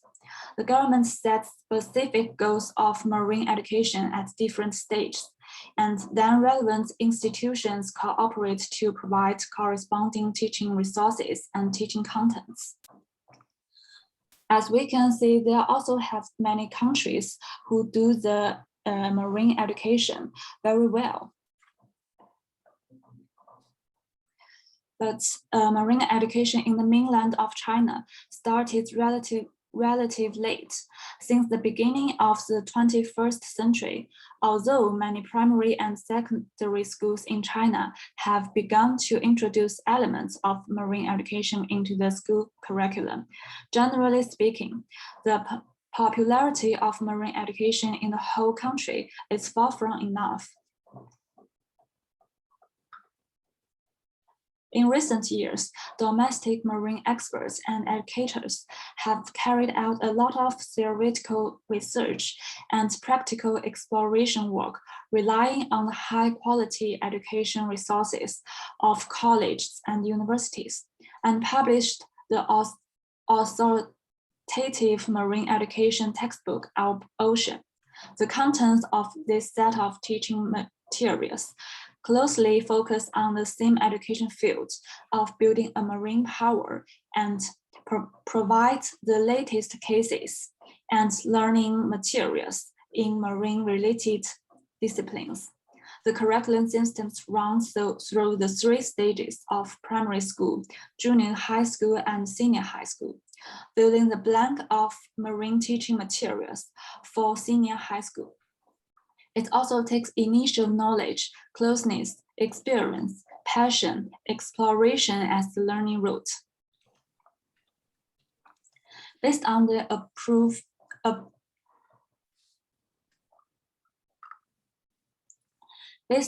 the above situation, we need to reform the curriculum of marine education. For the design and development of marine education, domestic scholars also put forward a variety of paths.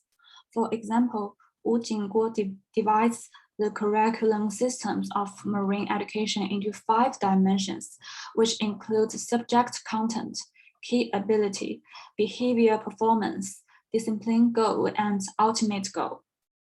And Xu Chaoting divides the content systems of modern marine education into 5 modules, which include marine resources and protection, marine nature and science, marine economy and society, marine history and culture, and marine military. The system runs through this stage of primary school, junior high school, and senior high school, which modulates select the learning contents and sets the learning theme for different selected sections. In this paper, we provide 4 steps to construct STEAM ocean curriculum, which includes national marine education curriculum, school-based curriculum of marine education practice course, and STEAM ocean education innovation course. 3 more minutes to go, dear. Okay. The first one is to build up the national marine education curriculum. And the second step is to make a school-based curriculum contains more marine factors and more practice classes. The third step is to let students do more practice in the marine environment. The fourth step is to construct and integrate STEM curriculum with marine curriculum. So how to create a STEM innovative marine education system?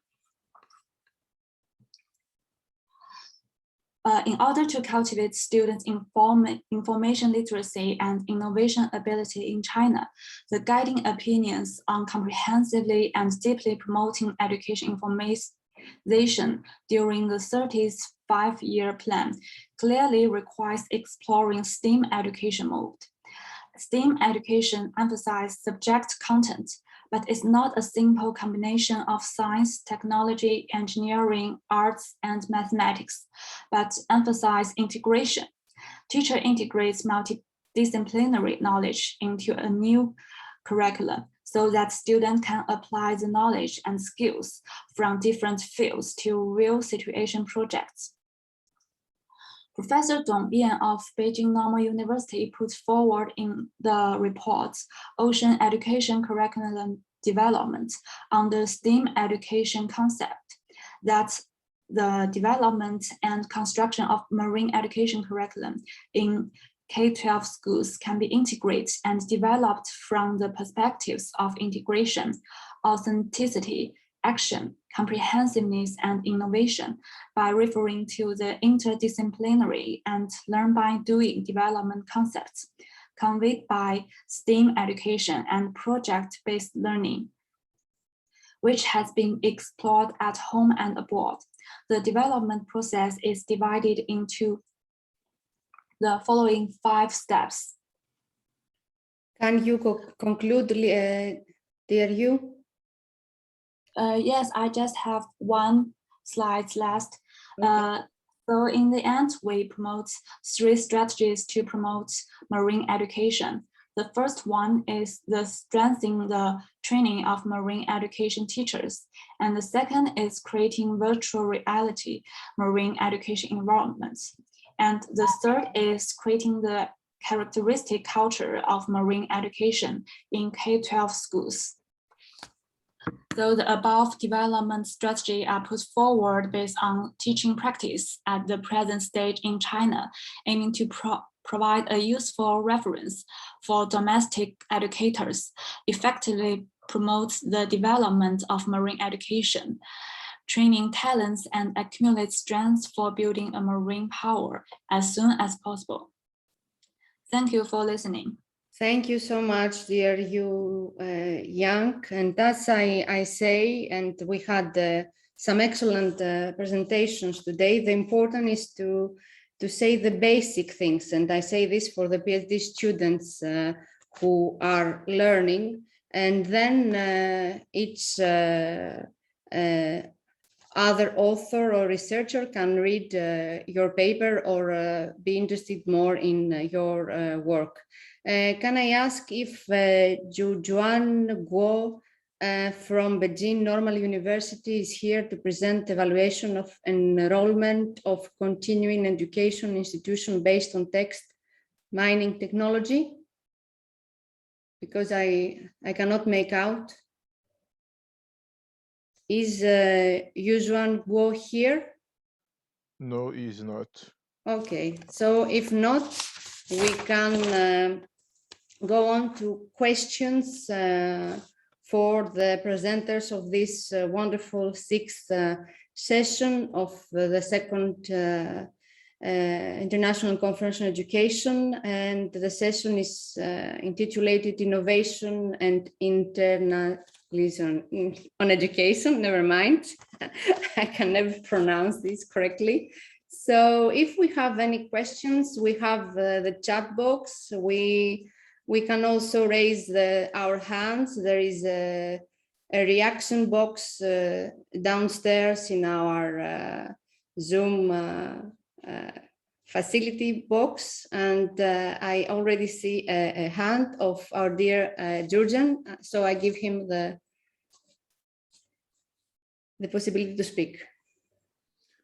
Thank you very much, Margarita. So a lot of really interesting presentations. I wanted to ask a question for Professor Nihao. This is also very interesting to me, social entrepreneurship. I know that Zhejiang province, where you are from, I think, is actually one of the most exciting places in China when it comes to entrepreneurship. And some very famous entrepreneurs like Jack Ma, for instance, from this province, if I'm not wrong. Before you go on, I think he's not here. Sorry, I was just looking myself. Off their cameras. I don't know if Professor Hauni is here with us now, but you can continue your question. And because we interact now, it would be nice to see your faces for the ones at least that you don't have connectivity troubles. And thank you very much. I know it's very tiring. It is also a first experience for me, but interaction is important. So thank you. Please go on, dear Jordan. Yeah, I'm just wondering whether it makes sense to ask a question if the person who is responding is not here. So maybe then I'll just rephrase it as a comment. So what I find, of course, very interesting is what has been happening in the last couple of weeks, and that is basically that the Chinese government has been cracking down on quite a few companies, like big tech. By the way, in my opinion, this is not so different from the US, because in the US, there are also always these considerations: what should we do with Facebook? What should we do with Google, and so on. And it's similar in China with companies like Alibaba or Tencent or Baidu, etc. But the interesting thing that I think interests us all is what is happening with education. So I thought this is very interesting, this conceptualization of social entrepreneurship, because I suspect that there's a lot of concern in China about growing inequalities, and it being a communist country, right? That can't be right, if the rich get richer, the poor get poorer, this kind of thing. And as a result, entrepreneurship has always been a tricky concept in China.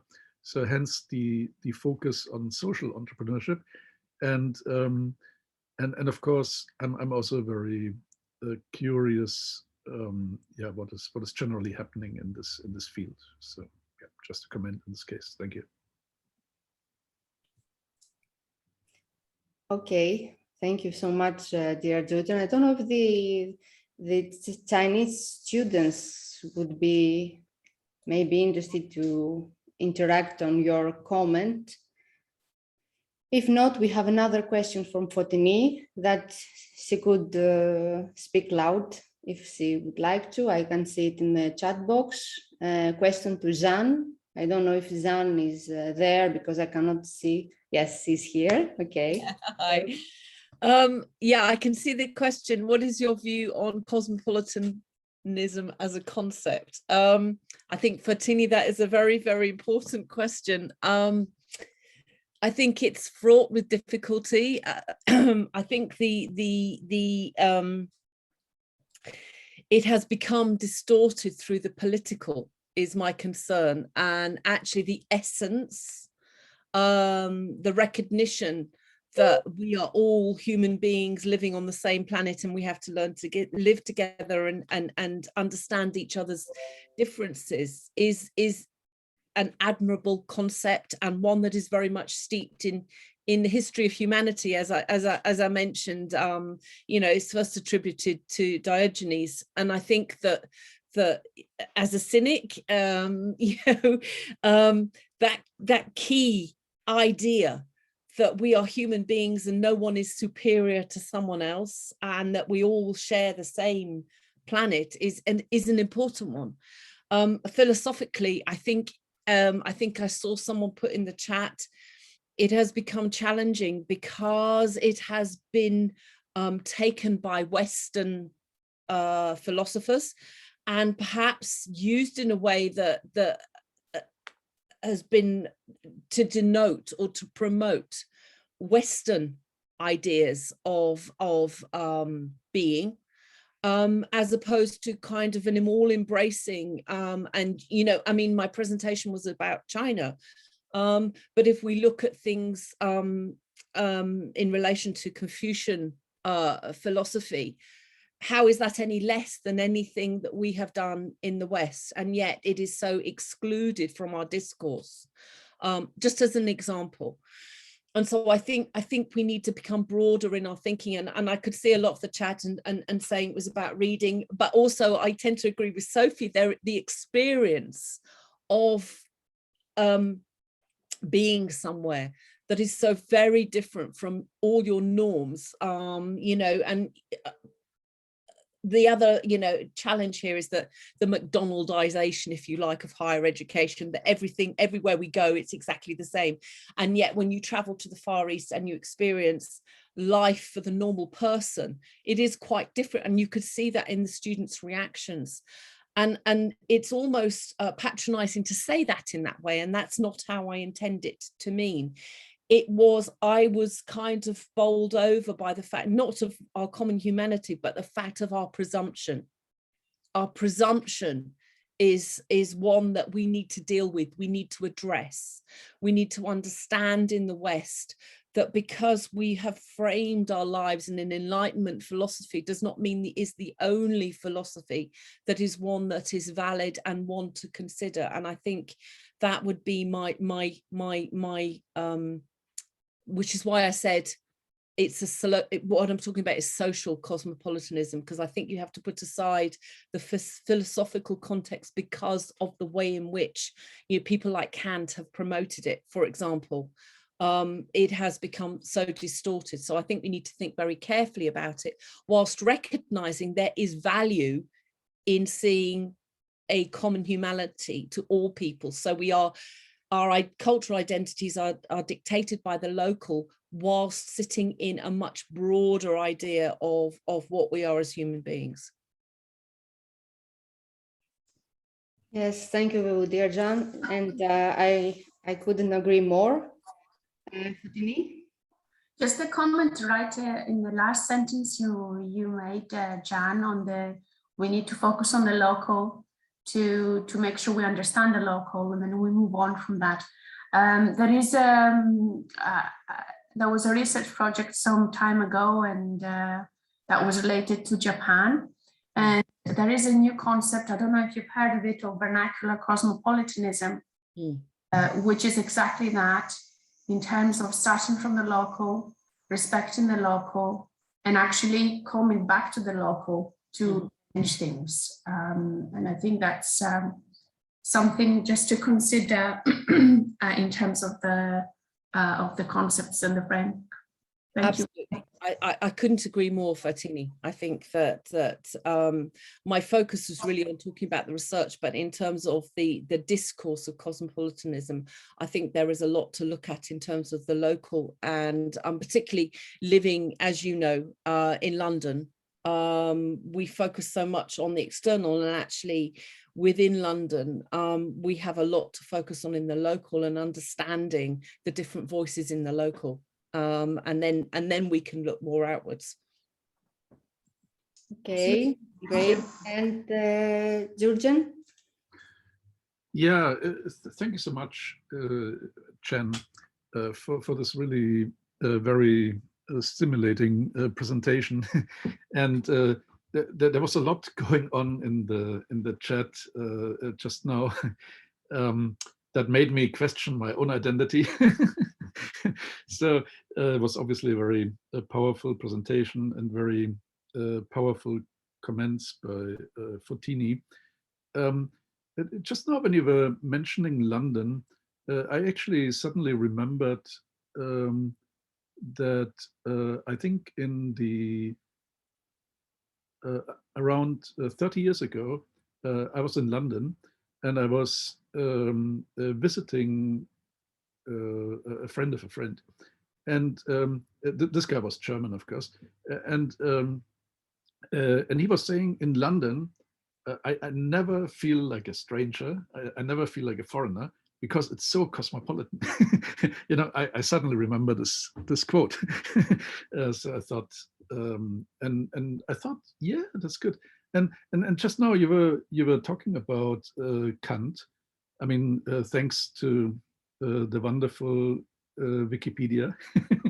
You know, when we think about Kant and cosmopolitanism, Kant actually envisioned a cosmopolitan world where armies were abolished and humans were governed under a representative global institution. And the idea that you also mentioned, of course, was that all human beings are member of a single community. So I would like to play the devil's advocate and ask, isn't this a very good thing? You know, in an era of racism, nationalism, sexism, classism, ableism, you know, if you have such a concept like cosmopolitanism, I mean, it sounds quite progressive to me. I mean, if Kant, you know, who never moved out of Königsberg more than 10 kilometers in his lifetime, you know, can come up with such a concept hundreds of years ago. Do you want me to come back on that, Margarita? Yeah, I think, okay, I think you cannot separate, and this is why I have a problem. I don't think you can separate the history of Europe from what Kant was promulgating there, and I think we have to recognize that the what went on during those, you know, Europe has had a quite troubled history during the period of the Enlightenment, and I think we need to recognize that, and recognize that perhaps our interpretation of cosmopolitan might be viewed as rather patronizing, given that history and given the discourse that has sort of arisen as a result of that history.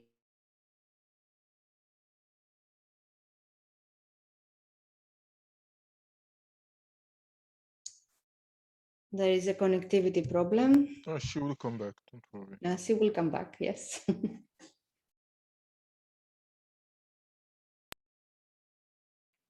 Evangelos, maybe. Good morning, everybody. I was a bit late joining because of the continuous drama of the fires on my native island, and it doesn't seem to be getting much better. And I'm amused seeing Fotini with a tree behind her. Fortunately, her tree is not burning. Now, I just wanted to make a point. Having lived a comment, Evangelos, because you weren't here in the morning. The house of Elpidas Sklika, who was burned. So, oh my God, someone is actually very much impacted by this, and she's in our conference, and she's continually writing to me, excusing herself, so we can also see the difference. Her house is burning, and she's excusing herself for not being able to attend and be here to help. So we can make, and of course, I said to her, it's totally okay, we have no problems, but we make the difference of some people when we see, okay, this is very serious, and she's excused. And some others, even professors, or that I have received some messages, might complain because they cannot find the link, etc., etc. So we can see the personality is different, and it's not, as we said, our education, it's our character, our personality that makes the difference. So we wish her all the best. So we have someone impacted, and we have spoken about it. Sorry to interrupt you, you can go on. Yeah, no, I just wanted to say I'm in constant touch with friends, local authorities, and so on and so forth. and I keep receiving a stream of photos, statements, and so on, I really feel upset that I'm not there on the front line to help so many others, because a lot of the burden has fallen on common citizens, you know, who are there trying to stop from their own fields or from the village borders and so on. And excuse again my sort of deviating a bit, but it shows also different people's values and orientation. I got photos of the village cemetery where everything around the graves is burned. And okay, to me, it's not all that important, but to them, it's very important to see that even their ancestors are being sort of affected by this disaster. Okay, now back to our current topic. I wanted to say that having lived for many decades in former colonial areas and experiencing, just like Jürgen, for instance, daily life in the shadows of the previous colonial periods, I think that the issue of quote unquote cosmopolitanism and imperialism and colonialism must be addressed directly and in depth. And being a sociolinguist, obviously, my first starting ground is national languages and so on and so forth. And that's how I came into the former colonial world. Thank you. And I apologize for the distractions. Thank you very much, dear Vagelos. We are all affected, and you can see many comments from everybody saying and expressing their thoughts, and we cannot but try to be calm and help if we can in any way. And this is why what I also say, and maybe stop complaining, because many Greeks are actually complaining about politics and about what the politicians are doing. We have seen that many people have started these fires, and I don't know what would be the punishment for them. I mean, they started fires in a period of great difficulties, and I cannot even understand, and I cannot even imagine. Anyway, do we have any other comments, questions concerning our session? Oh, yeah, Jan Yes, is back. Sophia? But Jan is back. Maybe she can continue the comment she did. Zan, thank you. Thank you if you so would much. like Yeah. to, yes, okay. I'm so sorry, everybody. It just completely dropped out. The weather is not so good in the UK. We're having a lot of rain, so maybe that was the reason. So I apologise. Evangelos, my heart goes out to you and your family and your loved ones, and for all my Greek friends. I cannot imagine how heartbreaking. I mean, the scenes on the news are terrible, truly. And Greece is in my prayers, and we can only watch and just pray that this stops soon, and that further lives are not lost and further damage not done. So sorry for the distraction, but I wanted to just comment and send solidarity to my friends in Greece, and I'm so very sorry. Just to come back to the comments I was making, I mean, I think that we need to understand that there is an element of, if we look at Enlightenment philosophies, particularly Kant, and if we read Kant, there is something about white superiority in his discourse, and I think we cannot move away from that. We have to remember, as Evangelos said, the colonial past that we have. I'm actually Irish descent, so I don't really have, a British colonial perspective. I feel just as kind of hard done by as many people around the world in terms of my family history.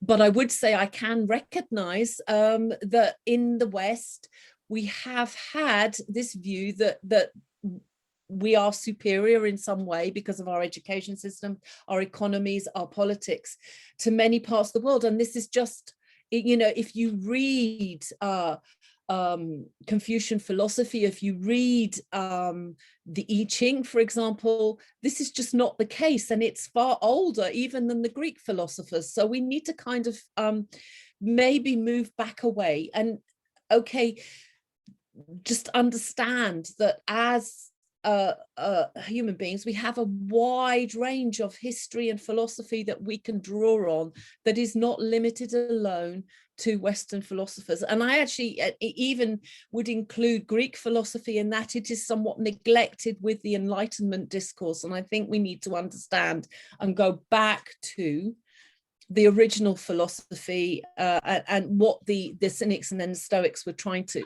imbibe in that philosophical premise, and maybe shift away from the enlightened discourse. But the philosophical context of cosmopolitanism can be seen as very challenging. Okay, thank you very much, dear Jeanne. Before we go on, because I see Sophie and Jurgen raise their hands, there was a discussion in the chat between Einav and Fotini. I don't know if Einav would like to add something more. Yes, I hope that you can hear me, if not see me. Yes, we can. We can. Thank you.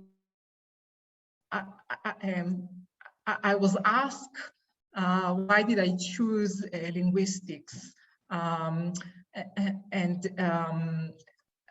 when we look at language, we have two, in my opinion, we have two major division. One of them looks at linguistics as a discipline which looks at language in and of itself, right? So this is like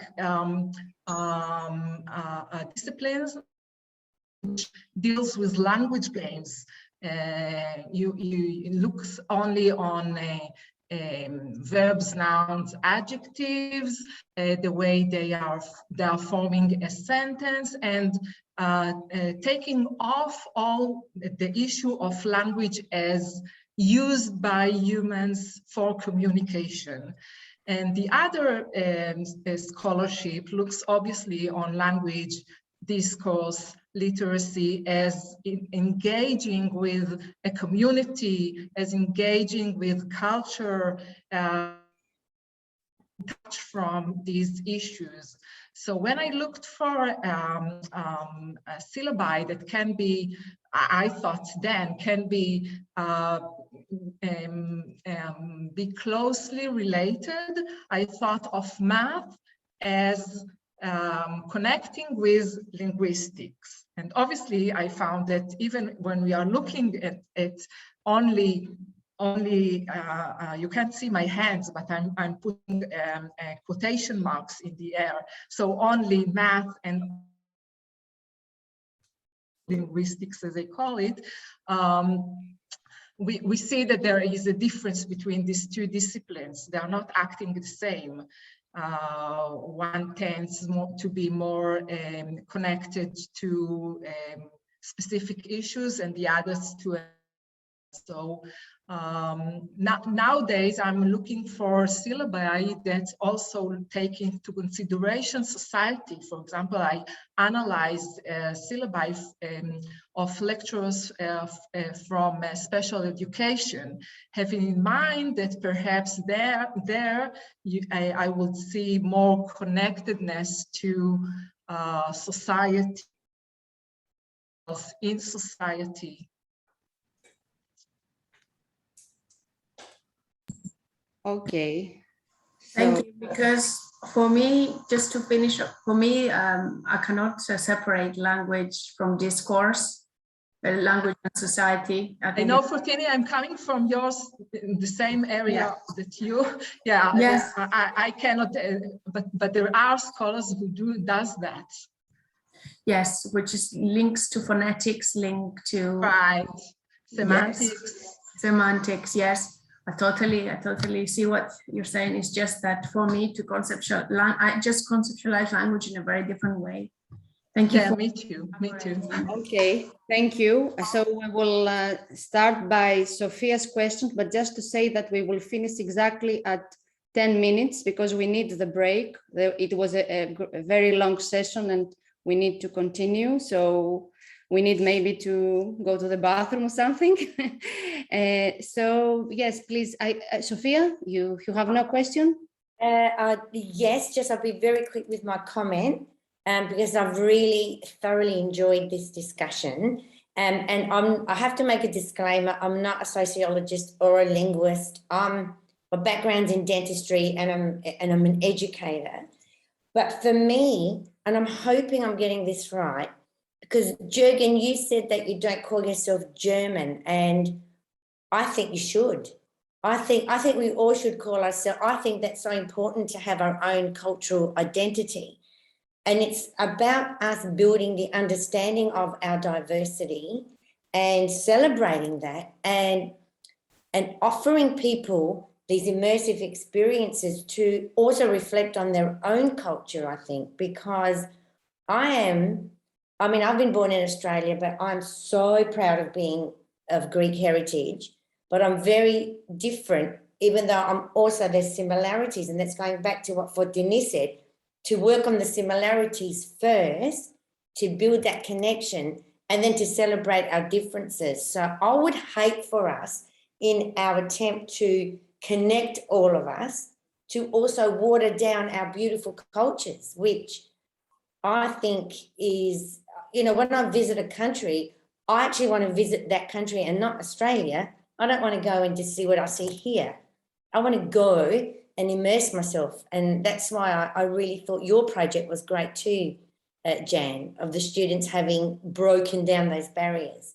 So that's just coming from a person that doesn't have that anthropological, sociological background. I just don't want, in our attempt to be unified, to also mean that we don't maintain our own cultural identity.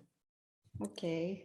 Thank you, dear Sophia. We could maybe finish with that, but we will continue a little bit with the questions. It was a great comment for me, what you said. Dear Jürgen?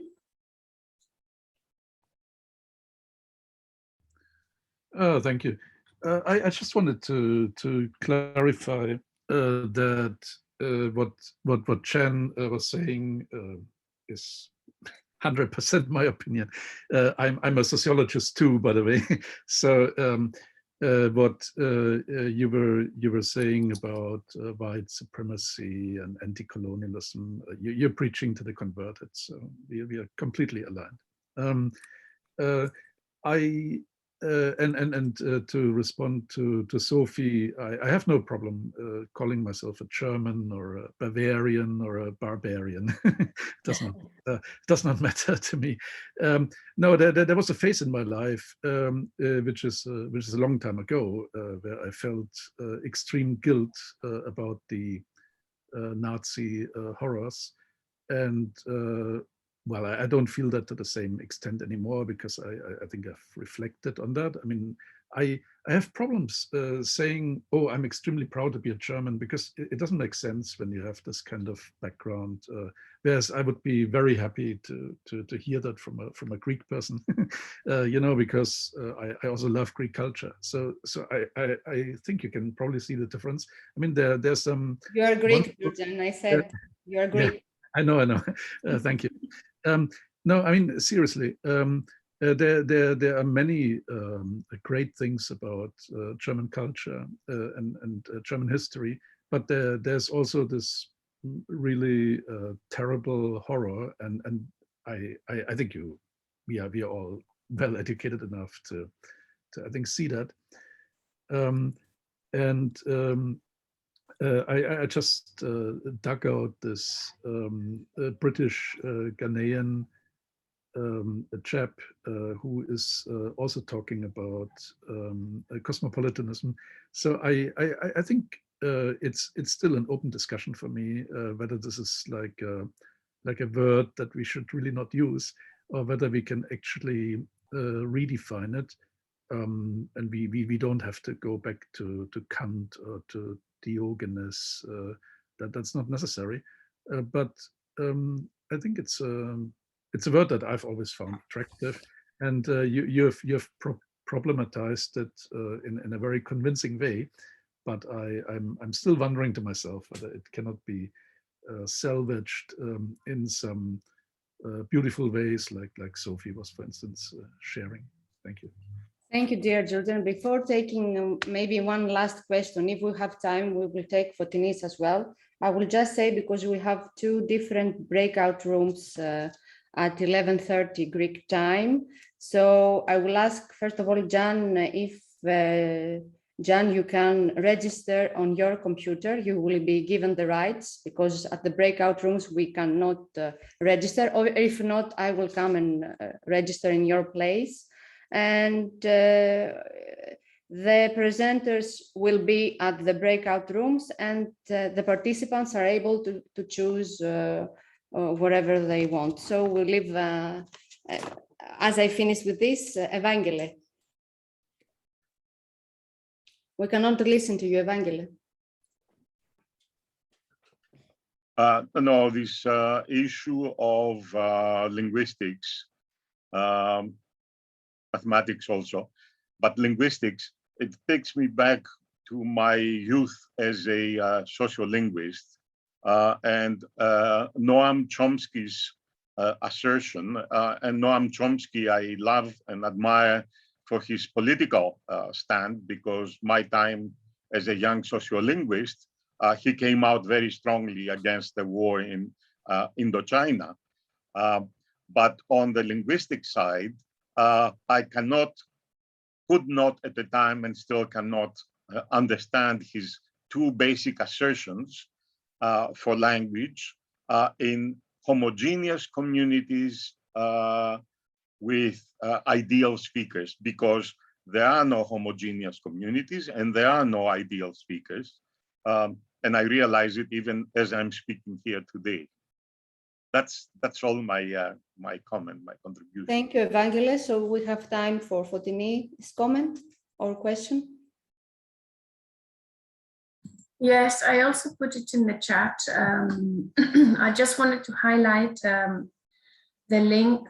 For me, the link between culture and nation is not, it's not a factor. I don't believe that, for example, because we happen to be born in a certain country, we should be linked with that country as our culture.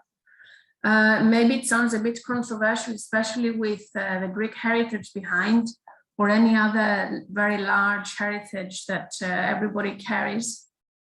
But I do believe that our identity is hybrid. I do believe that we should not limit ourselves to link national cultures and national identity. I think we should go a lot more beyond that. Okay, great. I totally agree with this, dear Fotini, and we can finish with this. And I invite you to take a break, and see you in the next, in about 10 minutes at our two breakout rooms. Thank you very much for this session, and see you in a while. Margarita, could I just ask you how I register to become the for the breakout room? There is a button. Jan, Yes. so sorry, Margarita. So Jan, I just appointed you as a co-host, so you should be able to when you go to the breakout room that I will open. Oh, I can see them now. Yeah. Okay. Thank you. So, thank you, Luis. No worries. Okay. Thank you.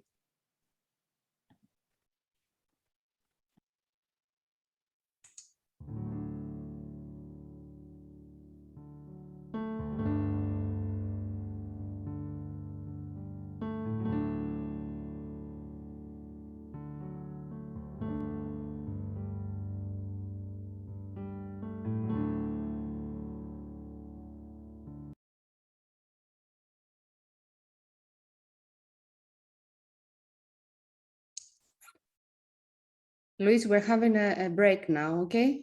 Yeah. We just finished our session, so Great. I have explained about the mistake. So we have half an hour now. Half an hour break or... Lunch break. Oh, no, we are going to lunch break now. Yes, yes. So after the lunch break, there will be the teaching practice. The poster session. The poster session. Ah, the poster session. So there won't be the exchange no, session. No. Okay. So my bad for the session 8. So we are now on the lunch break, and we come back in half an hour, right? Great. Yes. So at 12. I mean at 1 p.m. 1 Greek time, 12 for Paris. Okay. Okay. Good. So see you in a bit. Okay. Okay, Fotini takes the leads here for our poster session. Fotini, you can. Thank you. I started having a sneezing fit for some reason. So I had to go off screen for just a little bit. I think it's a little bit allergic, but I'm fine. Thank you for this session. I just would like to verify that the participants who have sent their posters are online with us. So if I could ask Cynthia, is Cynthia here? Not yet. Do we have Jiaming here? Yes, I can see she's here. Hello. Hello. C1, Zhang. Yes, I'm here. Candice, excellent. Thank you so much.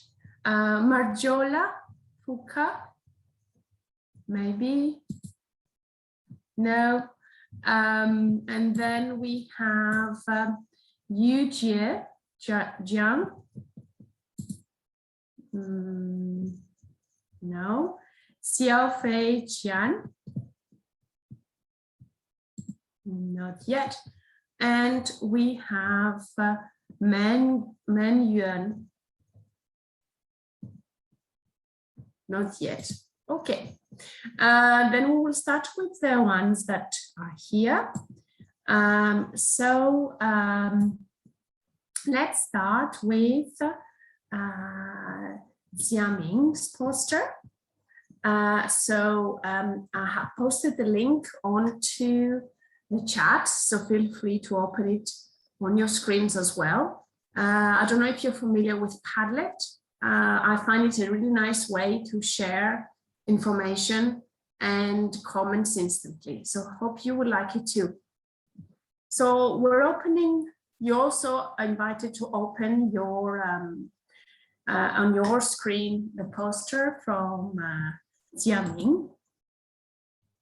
And I would like to invite Jiaming to have the first 5 minutes of our session, just talk us through a little bit what you put on the poster, and then we'll start the discussion on your work. Thank you so much. Over to you, Jiaming.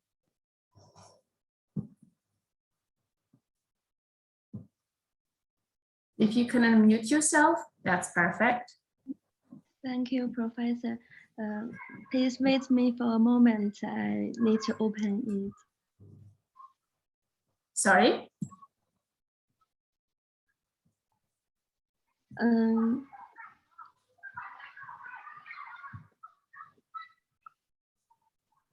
Can you see the screen that I'm sharing? Yeah, yes. Very, so if you could start a little bit commenting on what we see there. Your work is on a study on gender differences in the employment of doctoral graduates in China. Just talk us through very briefly what we see here on your poster and why have you organized it in this way? Okay, thank you. This is a study about the gender difference in doctoral students' employment in China. This is So I did it because traditionally PhD students have to be, people think the PhD students have to be employment in the academic sector, and especially in China, because it's a short history for doctoral education in here. So, and in recent years, more and more people think the doctoral students is very hard to find a profit job, and the more and more doctoral students find a job in the company or in secondary middle school, and especially for female doctoral students, they think they were hard to find a job, because more and more the institution need a female doctoral. But from my study, I find that both the female doctoral students and the male doctoral students have a high rate of employment. But the female did have a significant higher than the female doctoral students. I think this result shows that not only reflect the quality of the doctoral student, but also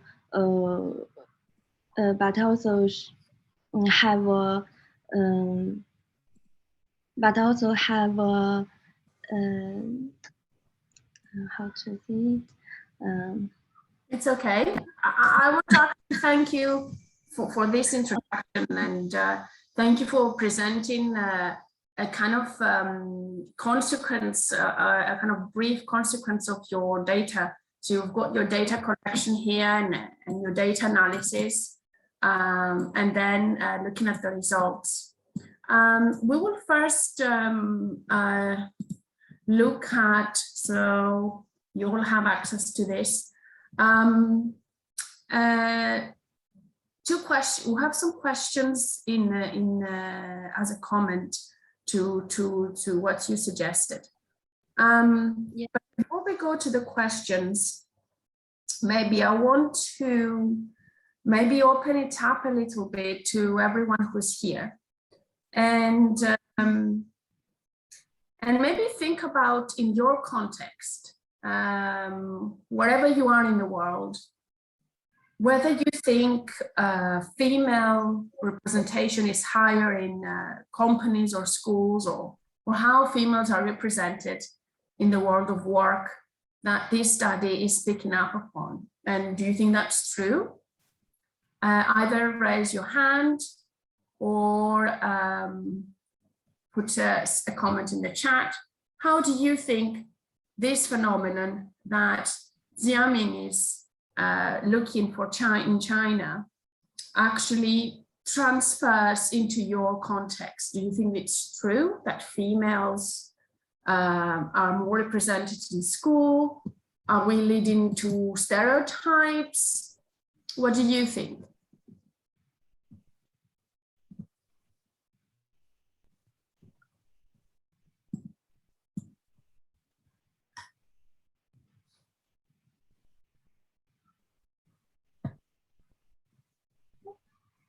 Okay, maybe you're not ready yet.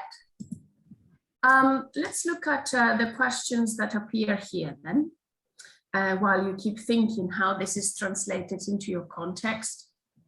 How the findings, Xiaoming, now going back to Xiaoming, how will the findings impact on the completion of PhDs by both male and female students? Okay. The results show that the employment rate of male doctors is significantly higher than that of female doctors, and there are differences in work areas and the type of the institution and the disciplines also affect the employment of the doctoral students. The employment differences and the changes during these years affect the employment in the academic sector and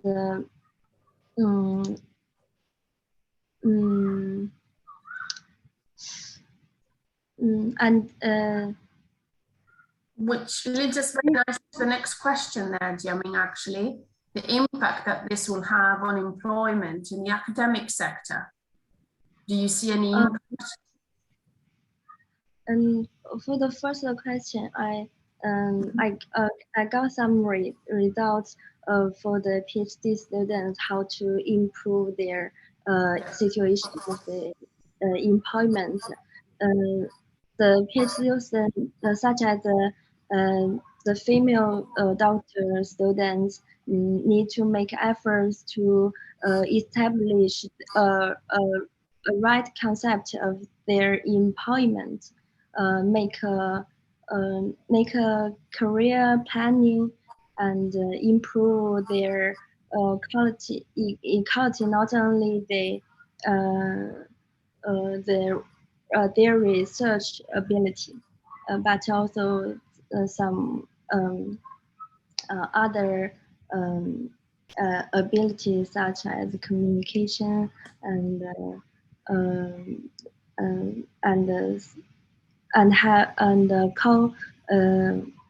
cultivate a broad interest during their study. The second question is how these findings affect on the employment of the students in the academic sector.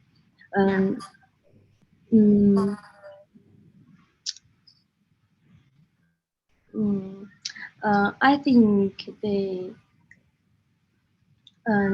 the number of the female doctoral students is increasing, and in current situation in the academic sector, there are more male professors than the female professors. But as they entered the first, they are new in the sector. The number of the male and female is almost equal, but after some years, the situation is changing. So I think they is a professional development should be focused on, and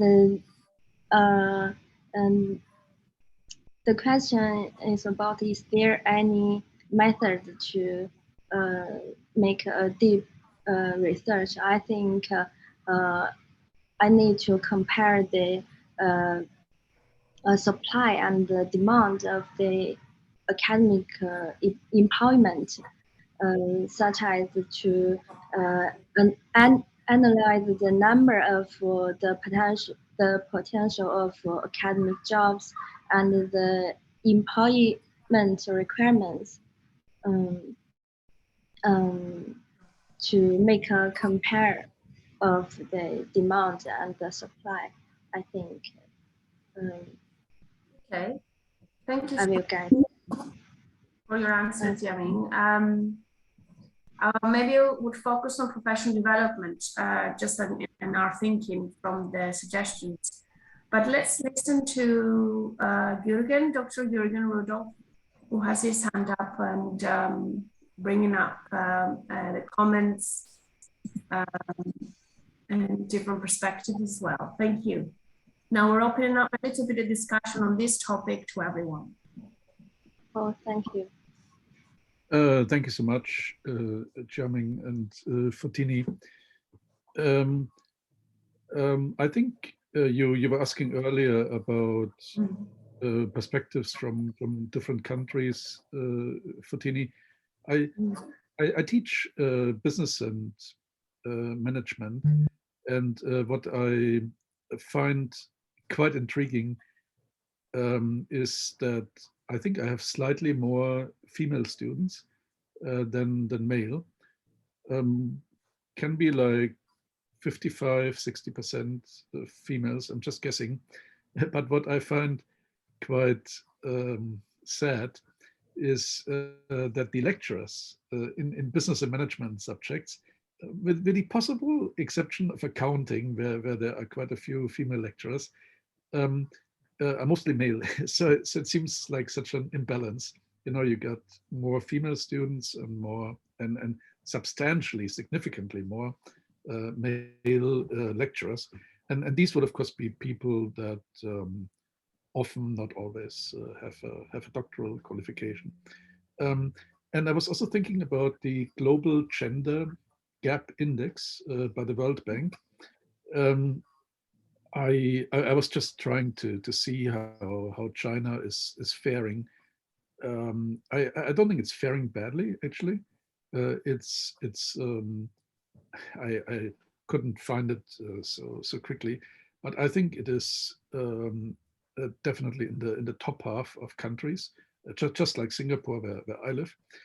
But I would say even in Iceland, which has topped the gender gap index for 12 years in a row, there's still some inequalities. So I think you can find gender inequality wherever you go, and it's very upsetting and very unfair. But I think you find it everywhere, and then of course if you go to the countries that are performing very badly, I mean, this is where, yeah, it is very glaring. And I must say, I also find this puzzling, because in some of the countries that I'm quite familiar with, like Germany, for instance, or Singapore, I mean, this has been coming like a long way. I mean, there has been some gradual progress when it comes to the tearing down of the glass ceiling. You know, the concept of the glass ceiling, that women cannot kind of go through the glass ceiling, because actually glass looks like a very nice material. It's transparent, right? So everything seems hunky-dory. But then you realize, oh dear, the glass is actually very hard, and if you want to step on the ladder, on the career ladder, as a woman, you will actually hit this very hard material sooner or later. So I think there has been some progress, but I think there are still old boys clubs that are very persistent and that make it very difficult for women worldwide, also in China, to achieve something close to inequality of opportunities. Thanks. Thank you so much, Jürgen, for this insight. Unfortunately, I tend to agree.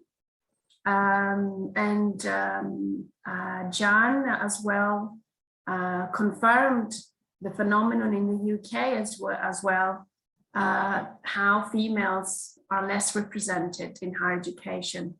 And it's really well known that this is the case, including ethnic minorities.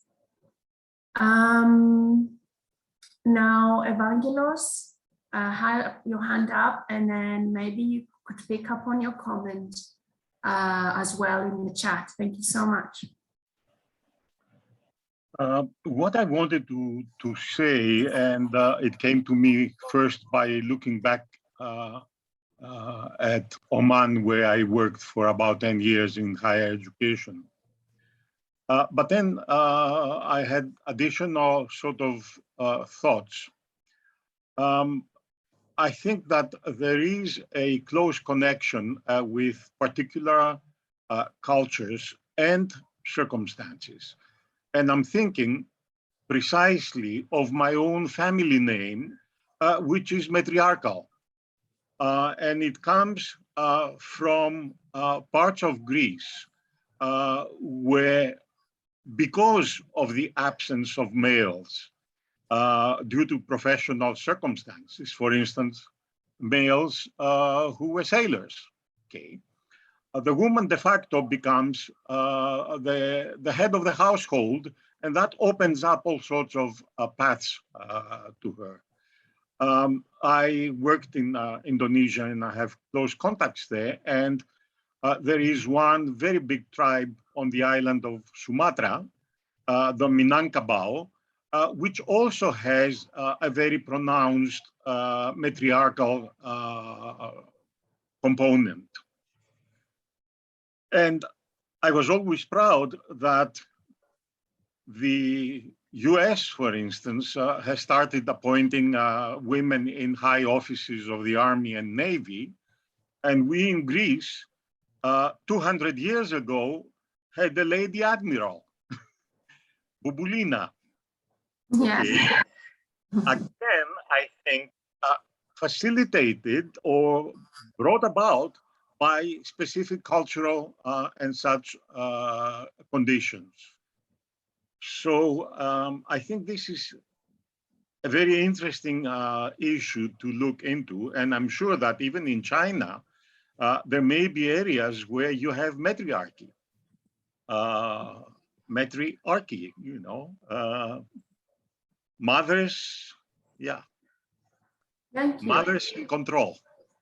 Thank you. That's a really interesting concept. I'm sure there is that across the world in many cultures. Do you agree, Xiaoming, that this is the case in China? There is, do you think that's linked to the culture in China of why this is happening or not happening in the academic world?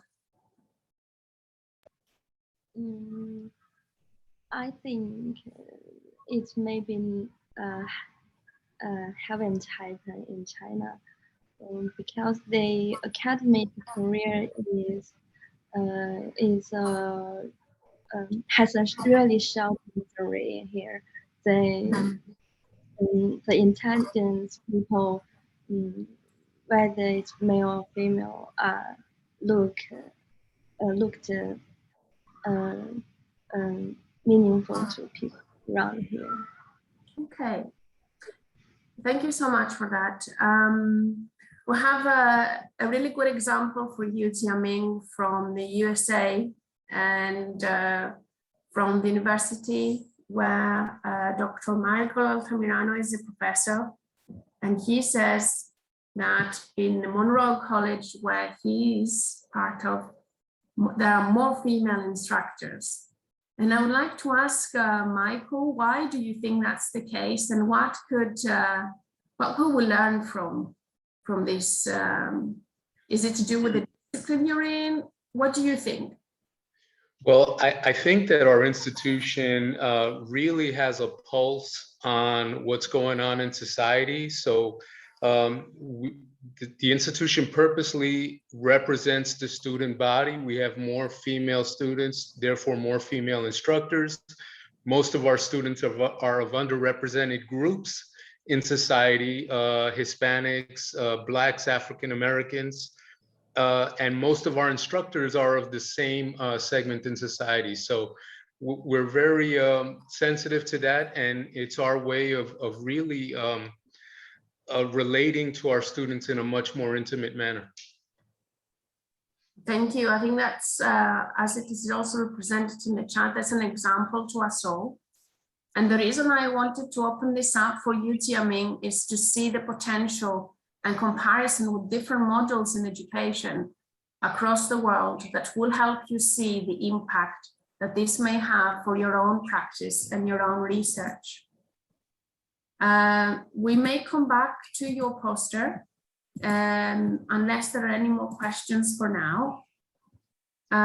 But let's maybe move on with the next poster and the contributor who is here, because I don't think everyone is here in this poster session to present their work, to discuss and answer the questions, but I will pick up on the ones who have answered those. But for now, we've got Candice or Xi Yuan, sorry for my pronunciation, yeah. Zhang from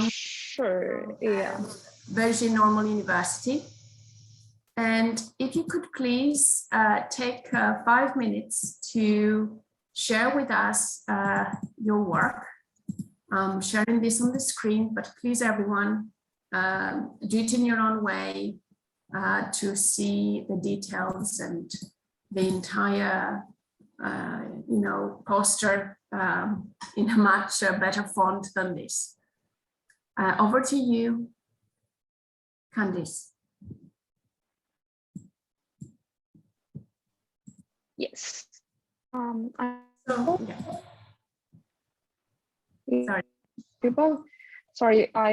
Please pardon me for being kicked out by Zoom irregularly today. So here's my poster.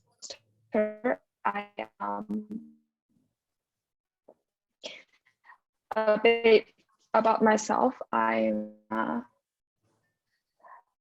a Chinese Canadian that I just applied to Beijing Normal University. I'm a Candice. Candice, if you don't mind switching off your camera, that will help with connection. Educational administration, economic management stuff. So what about?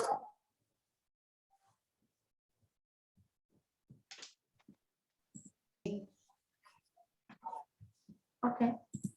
Sorry. Candice. Sorry. Would you Yes, mind, please? I'm back. Would you mind, please, just turn off your camera so you can have more connectivity in order to present your poster? Sure. Yeah, of course. So, yeah, I'm audible now. Okay, cool. So,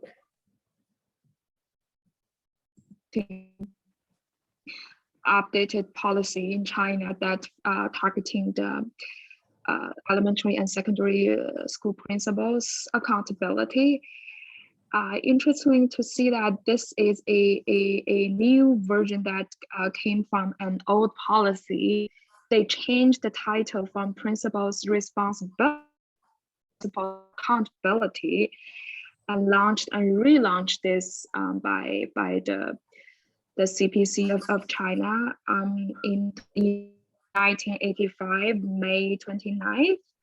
And here, what I want to show you, the significant part of this management style is it is a Trinity management style that overseen by this Ministry of Education in China, and then they have this what they call the like stakeholders involved in the in the community, and they have this principal, the school principal, being empowered in the code. So this is yes, please, can you zoom in a bit? Montini, can you zoom in, please? Zoom in. Sure. Yeah. Sorry. Is that better? Sure, thank you. Yes, good, thank you. So for the time being, can you scroll down, please, to the bottom, yeah. Please? Yeah.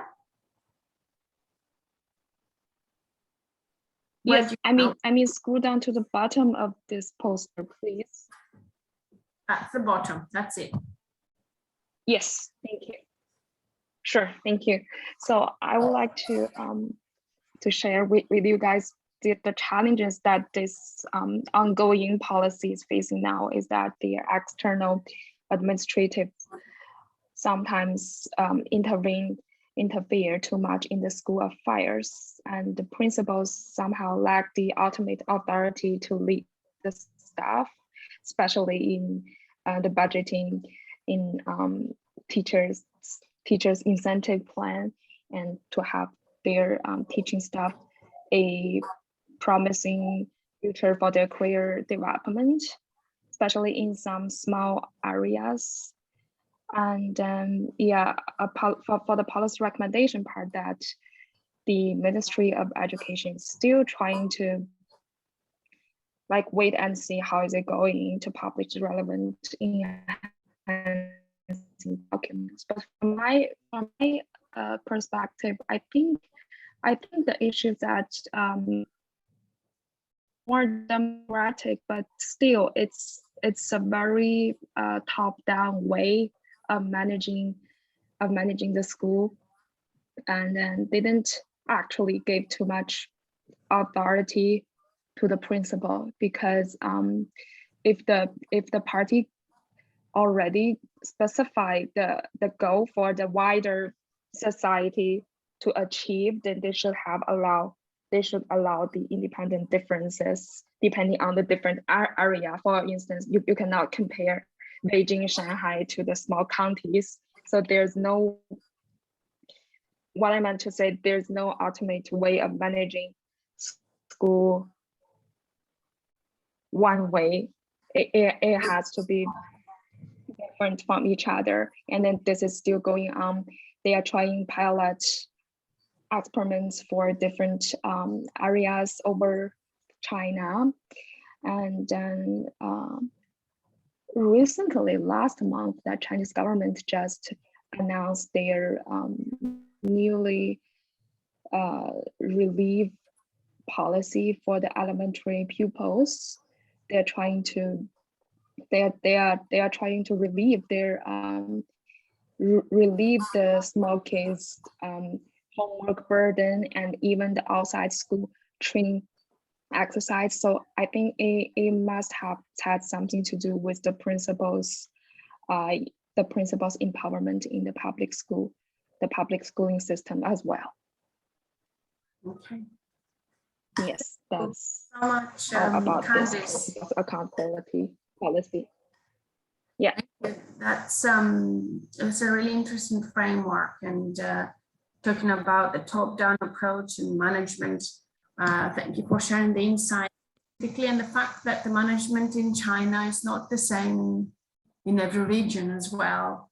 Do you think it depends on something? The fact that it's not, is it a good thing to be unanimous in entire China, or is it a bad thing? Or do you think each individual region should keep their own management systems? What do you think?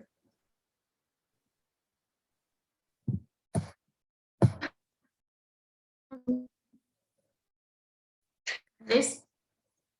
I first touched this topic at all. It's very interesting that in China, the majority of the school principals, they came from academic background. Like you have to be a teacher in order to be a principal, but it's very rare to see in Canada. Okay, it could be a from other industry, yeah. And I think this is something to do with the cultural aspect. so it happens that people who are in management are not educators, then they are, or is it not? Are they from different industries? Yes. Okay, so that's also possibly part of the problem or part of the solution, depends how you see it, or how you can see I it. believe. You believe it's part of the problem? I think so. Some of the principals, they might not that qualified as being a manager than an educator. That's why they're still having the administrative issues like budgeting and for teachers' development.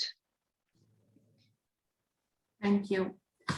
We have a question in the under your poster, which we see on the screen here, on the potential of your study to have a very important impact in relation to the democratic management of schools by principals. In terms of the concept democratic, we know exactly the situation in China, and we'll consider those concepts accordingly. The question that there is for you is, will the study be further developed? Yeah, I think. In which way do you think it will be developed? I think the very likely possible bottom and to give more authorizations to local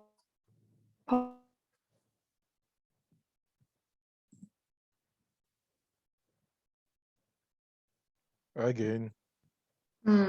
Maybe we lost the connection. Yeah, she will come back in the she's actually while we're waiting, I want then to maybe continue the conversation, and Michael has already started us off in terms of the educators in leadership positions without having experience in administration or business, or vice versa. Actually, I think the problem that was brought forward by Candice is that actually the people who manage in the schools are not educators and are from different industries, which, you know, in some context, it depends how you see it.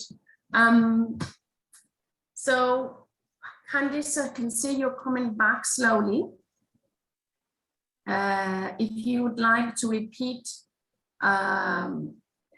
your answer, because we could not hear it before.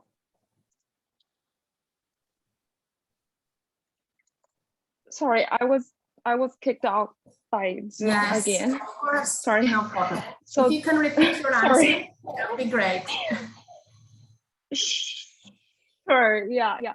Just a quick response to the comments.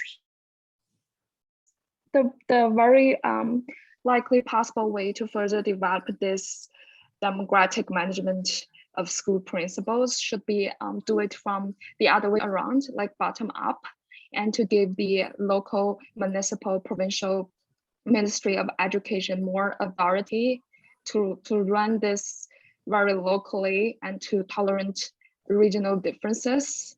It would be better, and to have to make the principal has more voice. I will stay focused on this study, see how is it going. But right now, it seems it's kind of towards my thought, but it's still going on. Yes. Yeah. Thank you so much again for this insight, arguing that the focus could shift from instead of top down, could shift to bottom up approaches, and empowering, again, going back to the discussions we had in previous session this morning, empowering the local community and the local differences instead of imposing a top-down approach, which seems to be the key here in terms of globalization and keeping it local rather than global. Again, the same sort of messages transpire through, I think. Also talked about this specifically in his thesis, and about the Japanese case. Louis, would you like maybe to talk us through a little bit what you discussed in your thesis? Yeah, so I was looking for references, so I found one of the references I had in my library. Sorry, it's a bit blurred, but it's called education in Japan. So this is a French translation from one of the many books Professor Oriote Ruisa wrote. And in these books, he does emphasize the influence of the state on how education should be. And I think maybe the system has changed a little bit, but what I remember the most on reading these books was the fact that they mostly imply, they imply so many, let's say, political system into the education.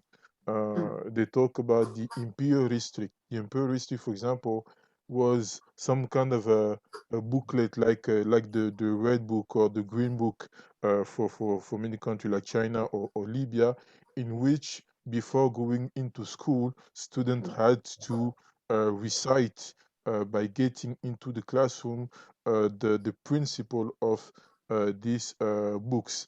And I think it's still relevant because we do see these application in business organization, but also in school.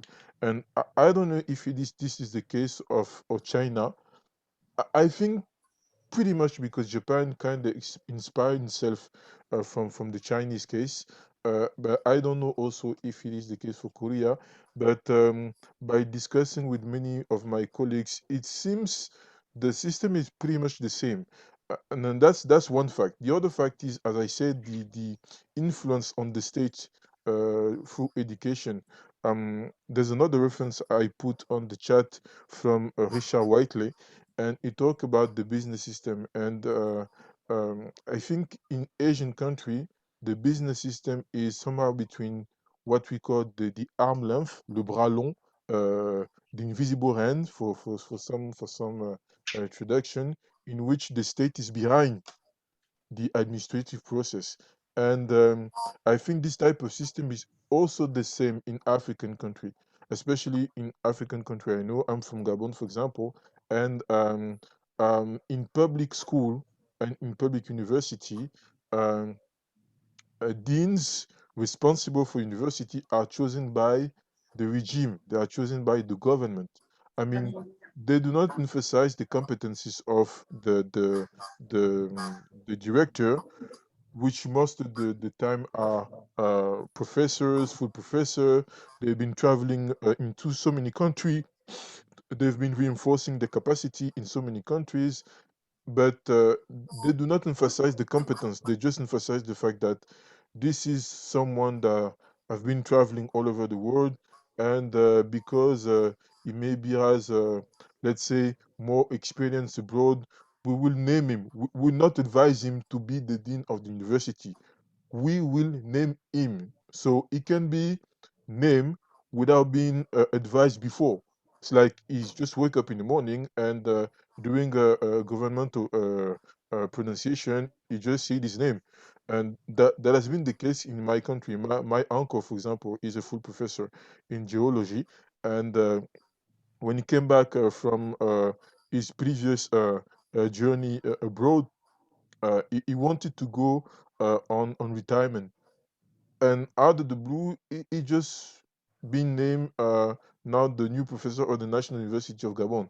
And it was a bit weird because, as I said, based on the political system and the business system in the country, um, we don't really see the same case of free education in Europe, or maybe collaborative education in Europe. So I think it is pretty much understanding to see those type of system, the way a principal in business school, in educational organization are being named. And to me, it's not shocking. I'm not shocked about that. I'm just still shocked that it's still going on in 2021. Like, Sure. now I mean, I don't know what to say anyway. I think the approach that Candice suggested in terms of bottom up and empowering the local community is a good way forward. Thank you, Jürgen, also for your putting your hand up. So thank you for your comment when you're ready. Yeah, I must say I do have some concerns, and I think one of them is also kind of signified by the very bad internet connection that our Chinese friends are having, unfortunately. So I'm actually wondering whether there is more central government control these days. You know, and the internet connection could perhaps be one of the examples of this. And I think our Chinese friends know very well. A couple of weeks ago, there was this move against some edtech and private tuition companies. I was reading the decision by the Chinese Communist Party, which basically said that all these tuition companies will now be turned into non-profits, and there cannot be any more foreign teachers. So anybody who is not a Chinese is not allowed to teach anymore in these tuition centers. And anyway, they're all closing their classes now, and they must completely change their curriculum. So while I have a little bit of sympathy for this, because I mean, many of these tuition centers charged exorbitant amounts of money, and it was really give people from wealthy and privileged backgrounds even more edge to get into the very competitive, highly ranked Chinese universities. I also have a concern that this is kind of a move that we have seen in Chinese history before. You know, that China is kind of closing itself a little bit towards the outside world. And I'm aware that this is a very controversial and very provocative question that nobody needs to answer, obviously, but I was just speaking my mind. Thank you so much, Jürgen. I would like to ask maybe Candice on your thinking about the comments so far, and also maybe similarities across different nations in relation to the top management system approach, and what your thoughts are with that, and in relation to your study and where you want to take your study, empowering the local communities. Right. Yeah. Think a response to a comments to Professor Run. Sorry, what's your last name, Professor? Oh, just call me Jürgen, Candice. Okay. Thank you, Professor. So the thing about the your concern you just mentioned up about that, it's quite new. Like a couple weeks ago, the government announced this newly the policy about the very negatively against this the shadow education, the outside schooling thing. And then I used to be a foreign teacher in that thing to teach TESOL for international school students.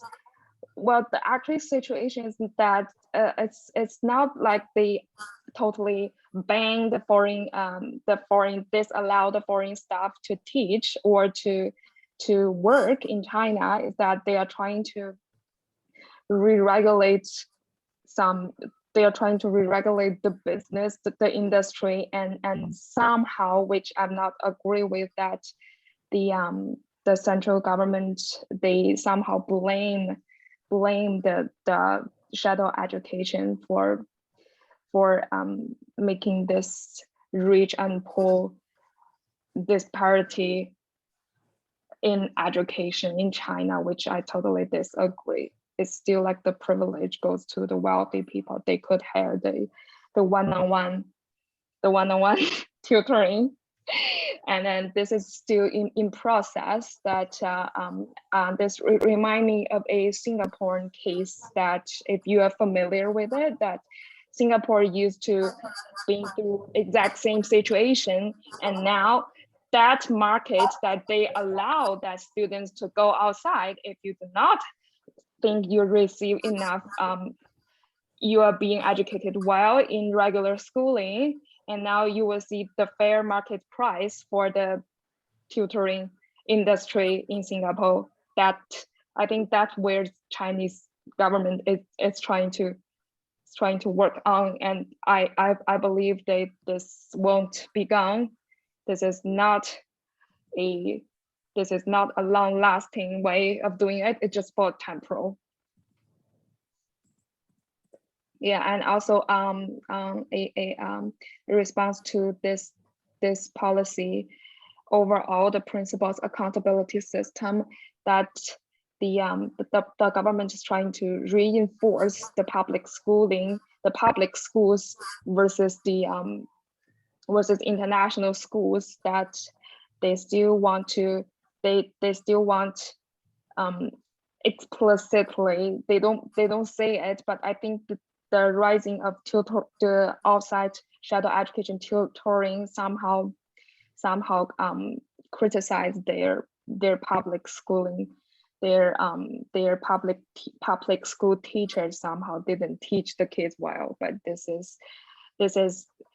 has to be the principles, the public school principles, part of their obligations to work on.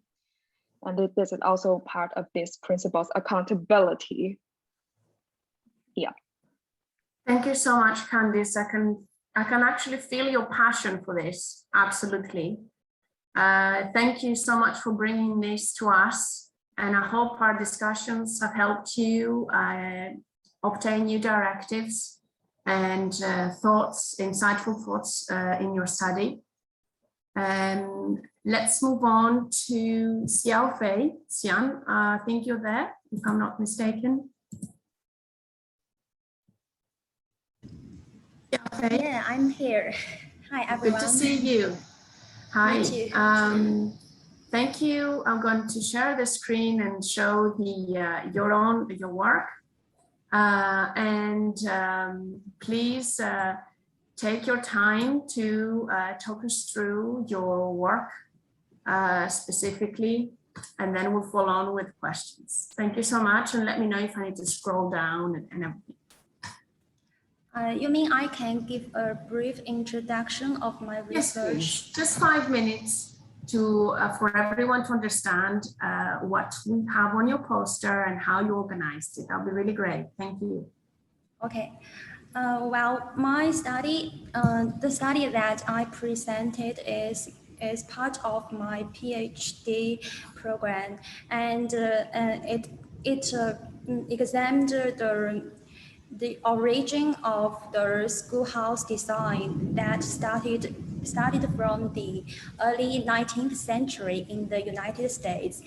And in this research, I mainly to answer those questions that why did those school reformers came to realize the importance, and specifically the educational importance of those schools' architecture from the early 19th century, and how they concretely reshaped their common school space, and what's the historical significance of this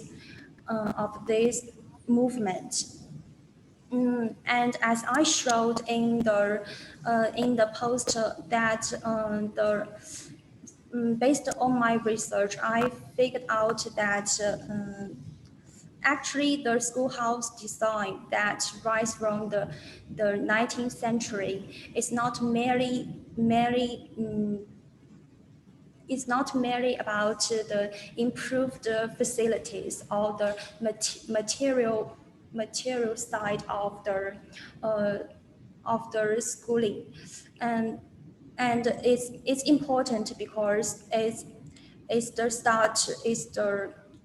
start of organizing, of reshaping the educational space for basic educational space for children, and as I showed, those school reformers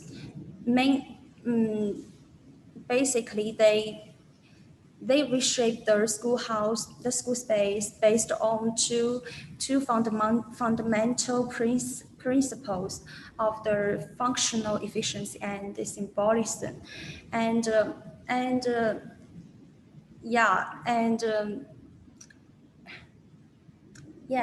the primary resource is, I think it's clear showed in the post, and I have saw the questions that some of you posted in the website, and I'm grateful for that, and thank you for your questions, and maybe we can just jump into the discussion about those questions. Absolutely. Let's get to it. So I for those who want to continue having a look at the actual poster, you have the link on the chat, on the Padlet, so you can make and you can keep it on during the discussion. So we have this is quite an original and interesting study.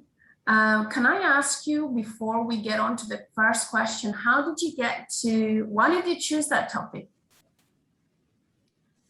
Well, actually, I found this question in my research about the common school movement.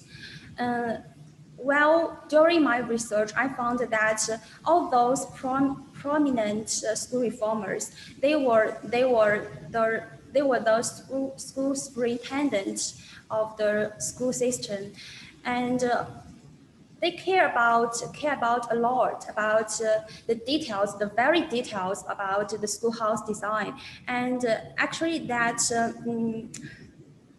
make me wonder why those how to say, those big guy, those prominent person, they care such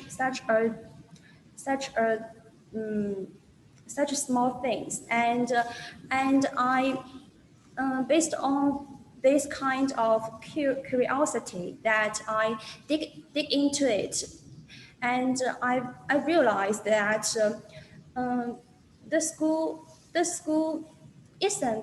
wasn't placed in the specific schoolhouse, the school building, from the beginning. And in my when I look into the past deep, and I found that everything from the emergence of schools, like more than 2,000 years, school was placed in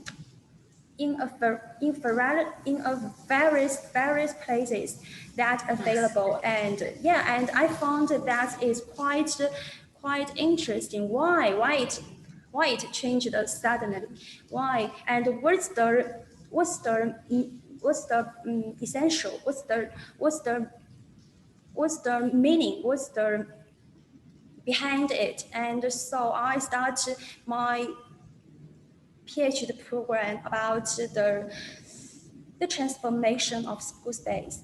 And absolutely, we're talking about transformation, about the design of a schoolhouse. It's interesting you say that now, and currently, with the pandemic, we remained mainly out of the schoolhouse, and we have created and practice educative processes in many different ways. I mean, what is the concept of the schoolhouse nowadays, you think, in terms of the current issues we're facing in education, which means all the challenges that we cannot actually be in that space? What does it mean to be in a schoolhouse in a context where is the design, is the institution important? What do you think? I mean, we have been challenged a lot with this in terms of we're going to work, we're going to school. Where are we going? We're actually remaining in front of our screens and try to travel with our mind, be in the space. We recreate our own space. We recreate what, you know, a schoolhouse should be. We're trying to find our own ways of going through this difficult situation.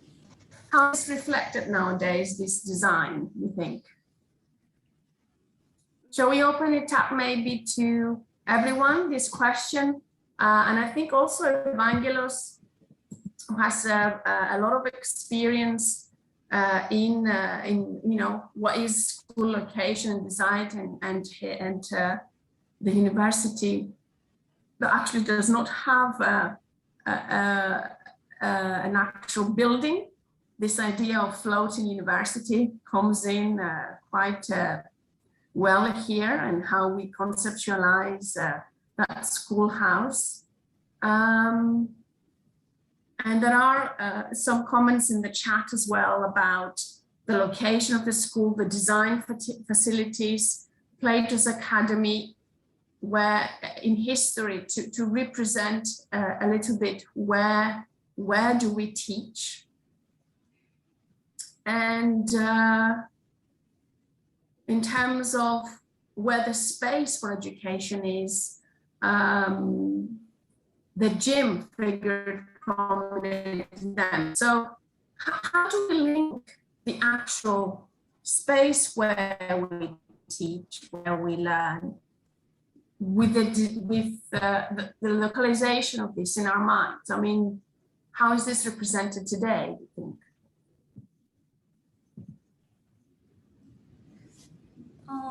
Actually, sorry, I couldn't find the last words of your question, and maybe there's something wrong with the internet. Yeah, and so it's to consider the current situation, whether we think that a specific design or a specific house, a specific edifice, a specific place should be labeled as the place to learn, or has this changed reflecting on the past?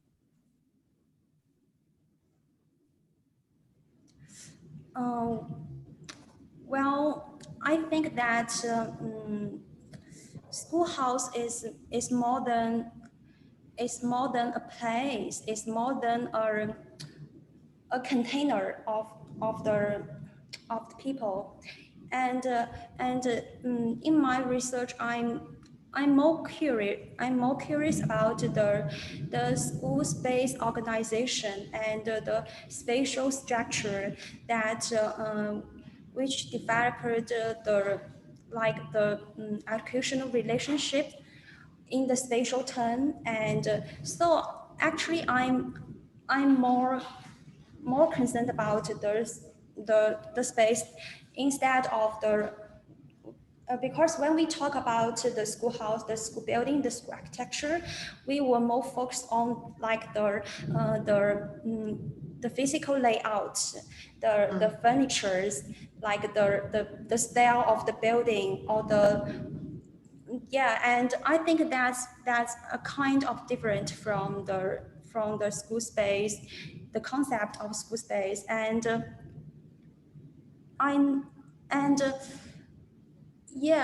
I think even if the situation changed over the period, there are several basic basic structure or the questions behind our thinking of school space, like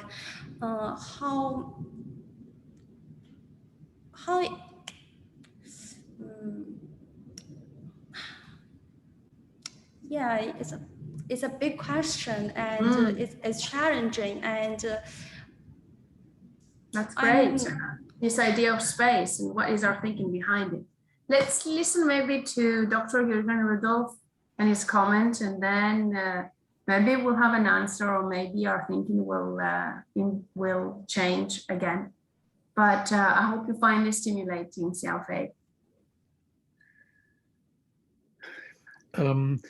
I've been thinking about the meaning of education quite a bit, and one of the most meaningful things that somebody much smarter than me told me about this whole thing, whether education is good, whether education is not so good, whether education should take place in a schoolhouse, or whether it should take place on a boat or somewhere else, was actually not to think in binaries. So the avoidance, of black and white, of taking extreme positions, but to basically on the one hand see that education is good in itself, and it can be very liberating, but at the same time it is a control instrument. So I think it has both these aspects. And when I reflect on Xiaofei's topic, the schoolhouse in the US, 1830 to 1860, I think it is quite clear to me from my limited understanding of American history that this was a period of the Civil War between the North and the East, the South, apologies, and there was still slavery, of course, and it was a period where a lot of rural areas were still being explored by the settlers and so on. So I think it was probably something that enlightened people came up with, to have a schoolhouse, but at the same time it was kind of a place where one person, namely the teacher, could watch all these students, so one person can watch many pupils, and they're all doing something meaningful, to make themselves useful along the way, and they learn discipline. So it's a disciplinary power, as Foucault would say, that is in action here. So I am still thinking about Ivan Illich. Let me write his name into the chat, who wrote in 1970 this book, Deschooling Society. I think I'm quite clear that I disagree with him. It took me a really long time to figure this out, because his thesis is basically that when poor people go to school, and excuse my language, they're being screwed all over.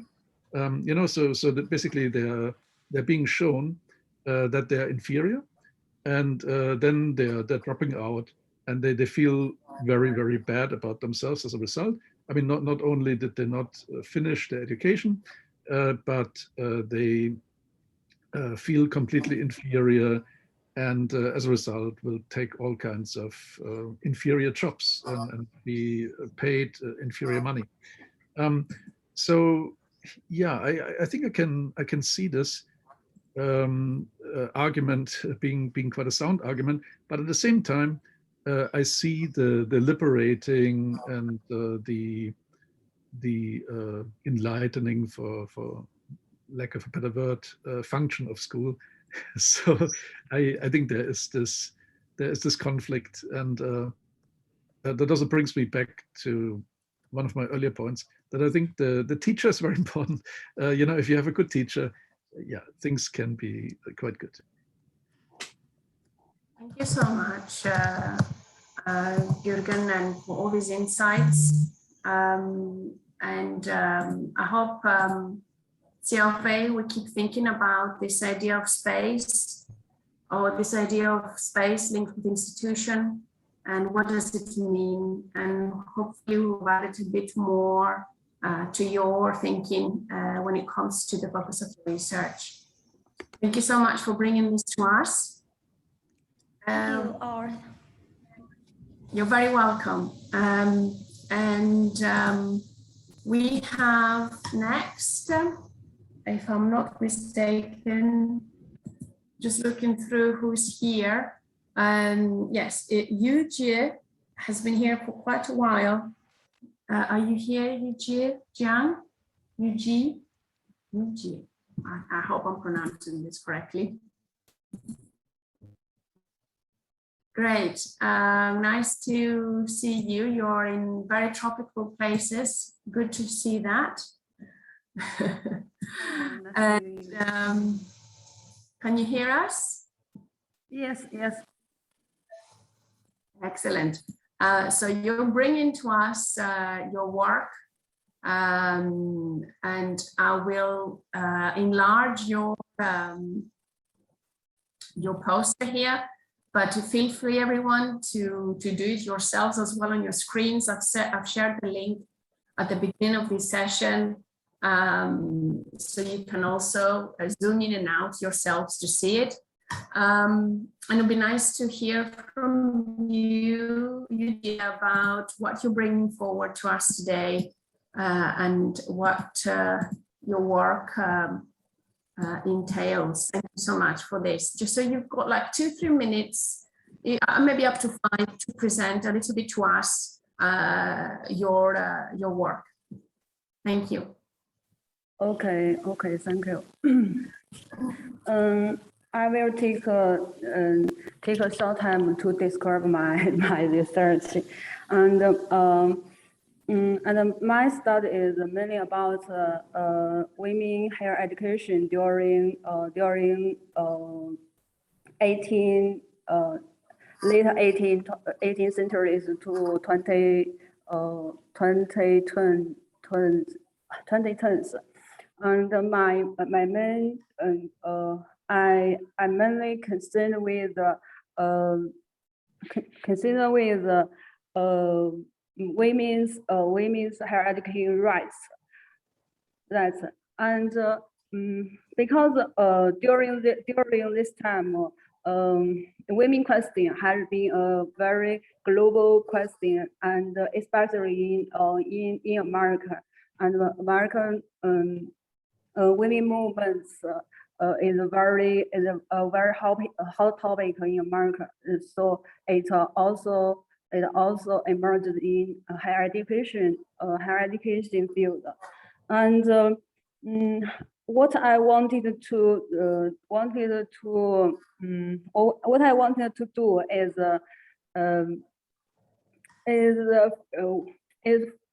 figure out how women solve their problem of if they want to go to college, how they solve the many difficulties they face. And I mainly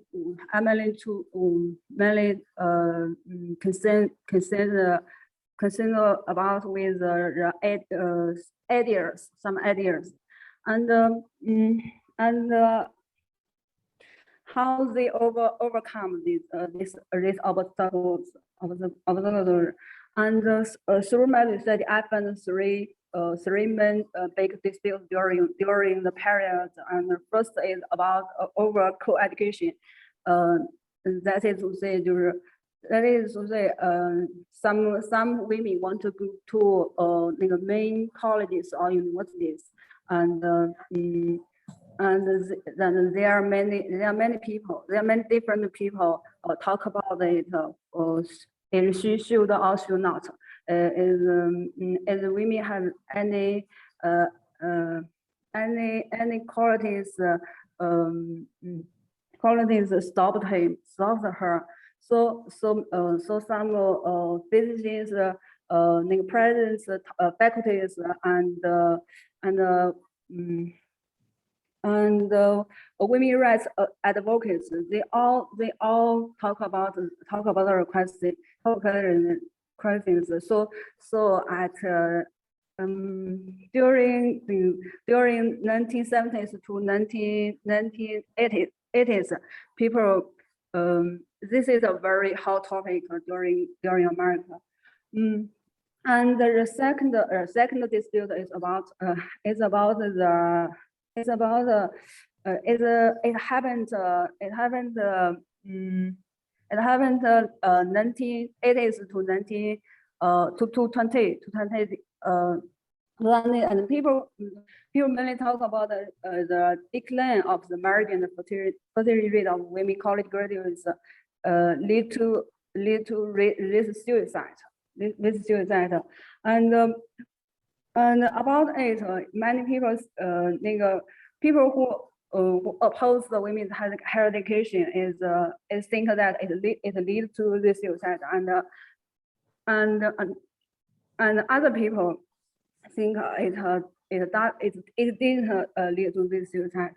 And the essential question involved is about the education purpose. Women higher education purpose is to be wives and mothers, or to be professional people. And the third question is mainly about whether gender causes is suitable or not. And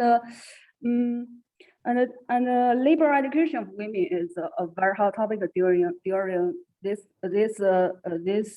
period, and many people think that the labor education is not suitable for women, and because women are destined to be mothers and wives, so they needn't it at all. And but other people think a labor education is for all. Is for all. Everyone is needed to be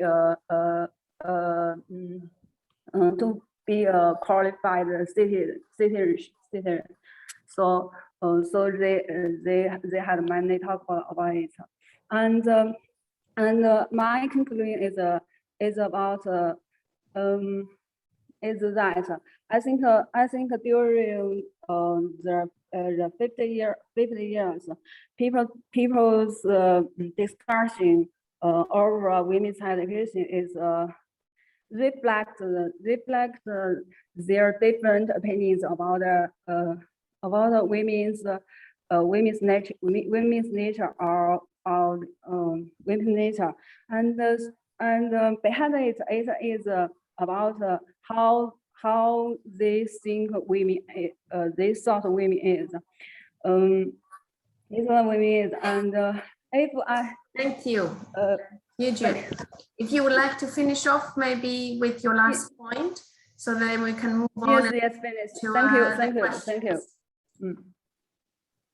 Oh, okay. Thank you so much. In the chat, we really admire your tropical background, and you know, you're in the same place with Dr. Jürgen Rudolph.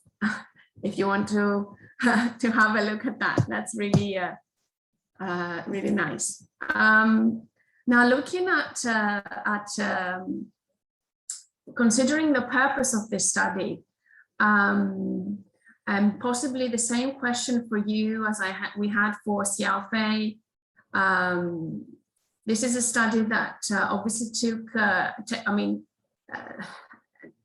you're studying essentially a lot about women's rights at the time in the United States, and a lot of things were happening in history to drive these. I mean, how does your study in the period you're looking at resonates with the present? Or is it something you're considering, or it's not something you're considering? How to the present situation and the ideas on the place of women in higher education?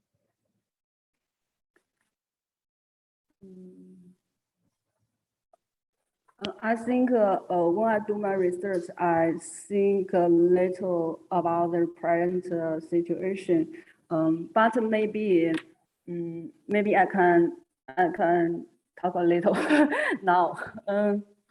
Yeah. In China, I find many universities now 就是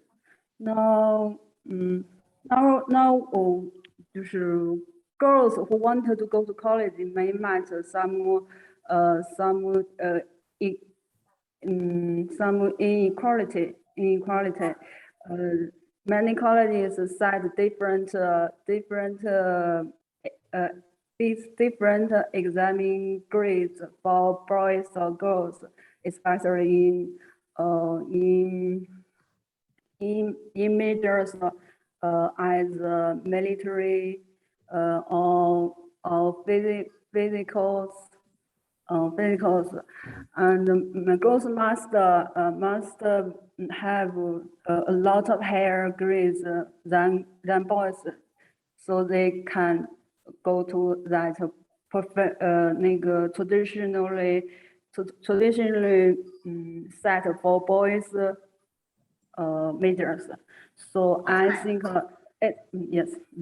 Okay, thank you. I think the questions here allude to maybe a more kind of precise rethinking of the research questions and the context that you are thinking this about, and how possibly this is relevant to the present situation for us to understand where you're coming from and where you're going. So thank you so much, UGF, for your contribution. Shall we move on to another poster? Do we have with us Dr. Marjola Puka? Let me check. Yeah, she's here. She's here. I mean, here, yes, Foutini. Hello to everyone. Hello, thank you so much for being here. So we're moving on to the work that you have submitted on your transmission, so problems related to teaching and transmission line theory. So thank you. If you could please take 2-3 minutes maybe to explain to us about the paper. Maybe not all the very difficult coefficients there and all the maths there. I don't understand, but maybe but maybe the results of this reflection. Thank you so much, and then we'll move on to the discussion. Yes, you are right. There are some technical problems. We teach in electrical engineering in Polytechnic University of Tirana. I've tried to make some short explanation in your comments, of yes. Margarita Kefilaki. So it'd be nice to bring your work to everyone, so that, because not everyone has had a chance to look. So it'd be nice to briefly explain your work. Just minutes. Thank you. Oh, okay. Transmission line theory, it's a very important part of electrotechnics. Is the main topics of electrical engineering. We all three authors are lecturers at this department.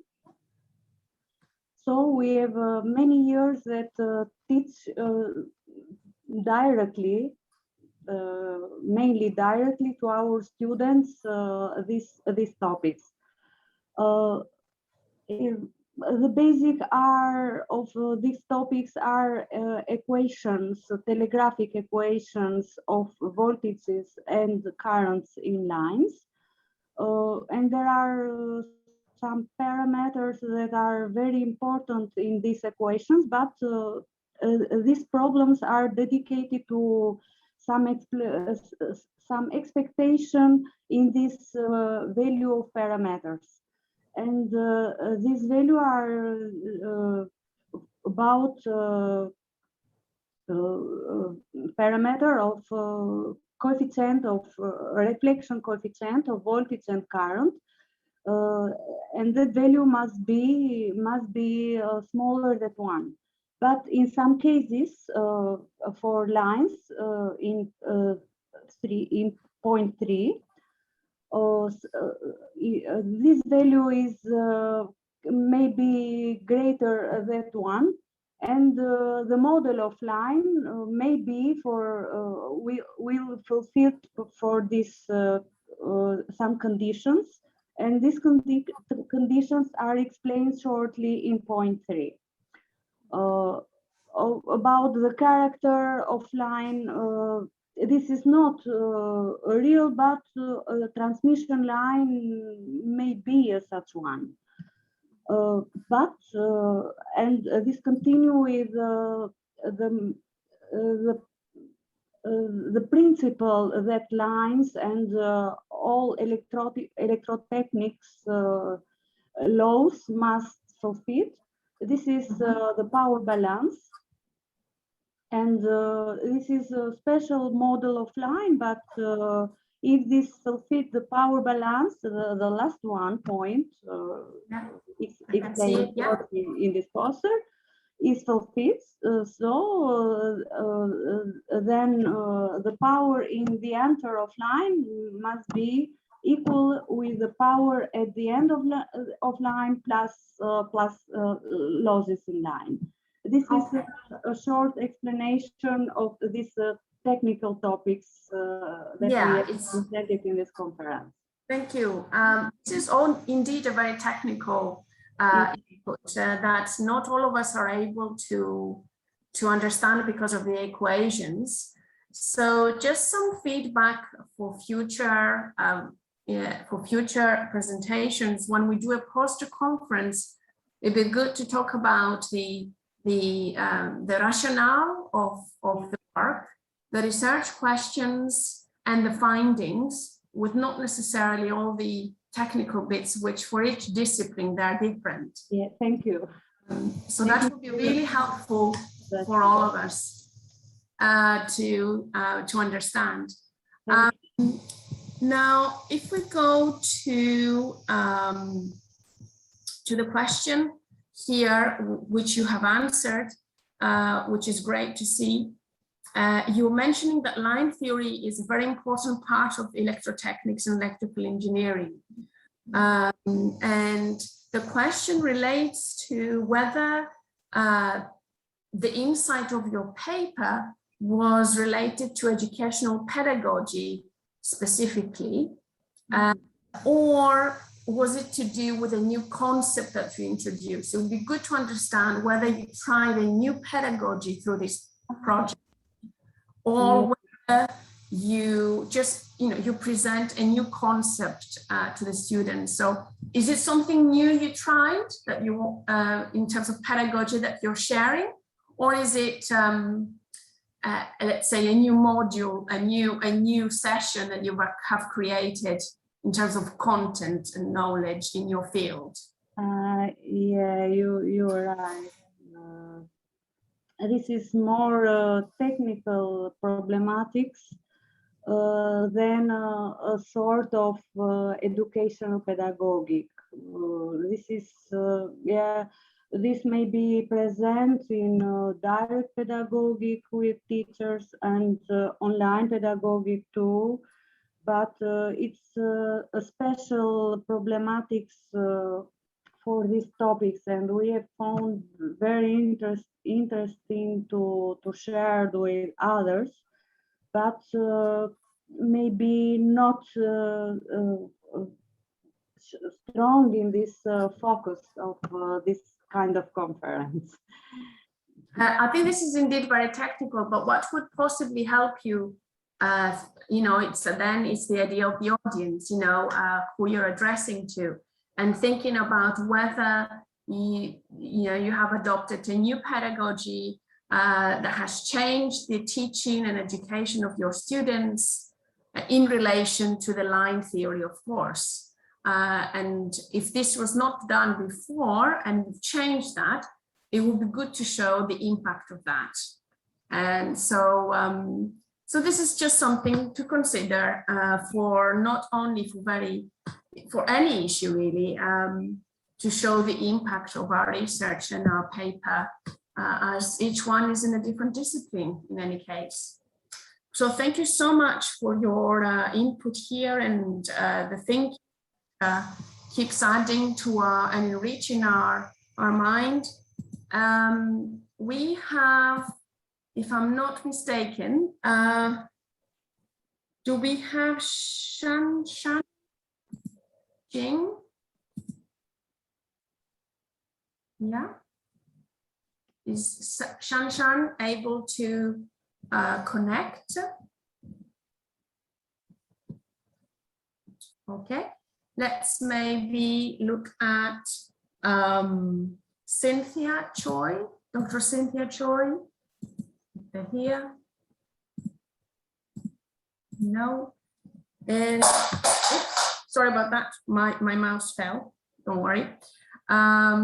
And do we have maybe Myriam de Courville? I don't think we do. Yeah, hello.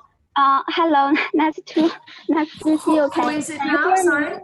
I'm Shan Jing. I'm Shan. Okay. I think Shan will be the last one. Also, okay. Time constraints, but also I don't think the other poster creators are here.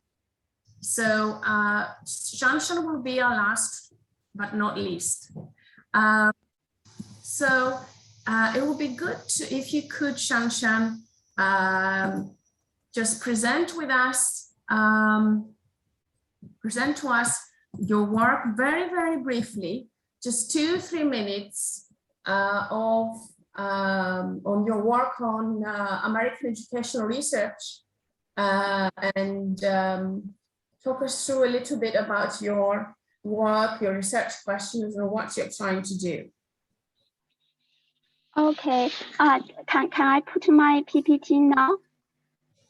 You don't need a PPT. It's just what I'm sharing on the screen. So if you could just very briefly talk us through without showing us the PowerPoint, and we all have access to this Padlet link.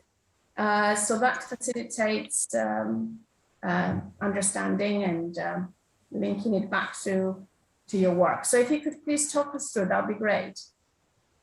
Okay.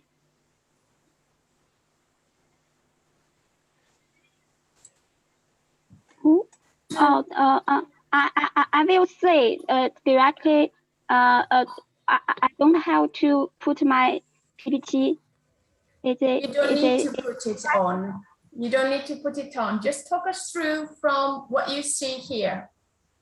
Okay. Hello everyone. I'm Shan Jing.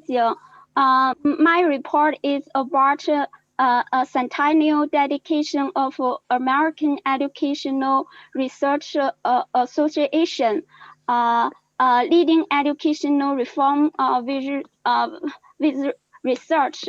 I'm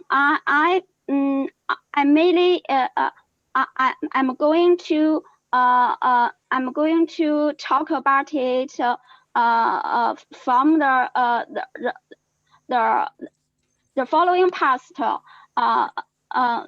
First is about his history of educational research.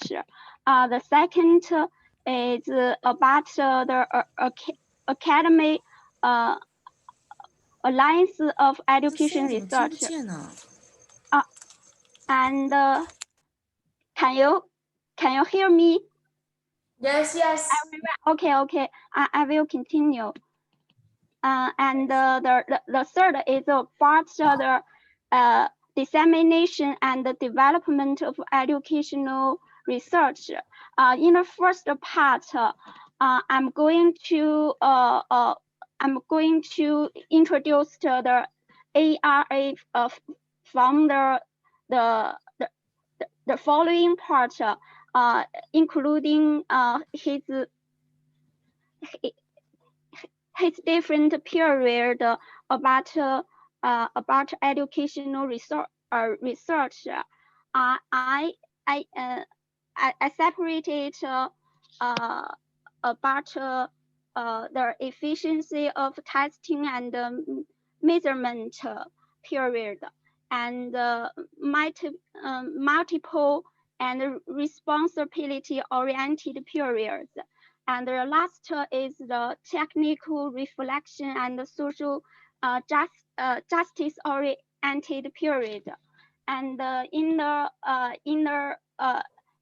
second part, I mainly introduced the ARA from his organizational operation mechanism and his academic members' instruction, and the last one is about the ARA cooperate with the other organizations, including both the internal and external cooperation, and Shan. Could I please ask you, if that's okay with you, we look at the three components to your study. Yes, we see it here. In terms of history, academic, centennial, and dissemination and development, etc. Can I ask you, what are your research questions? What are you hoping to find out based on those? I'm trying to find the contribution and the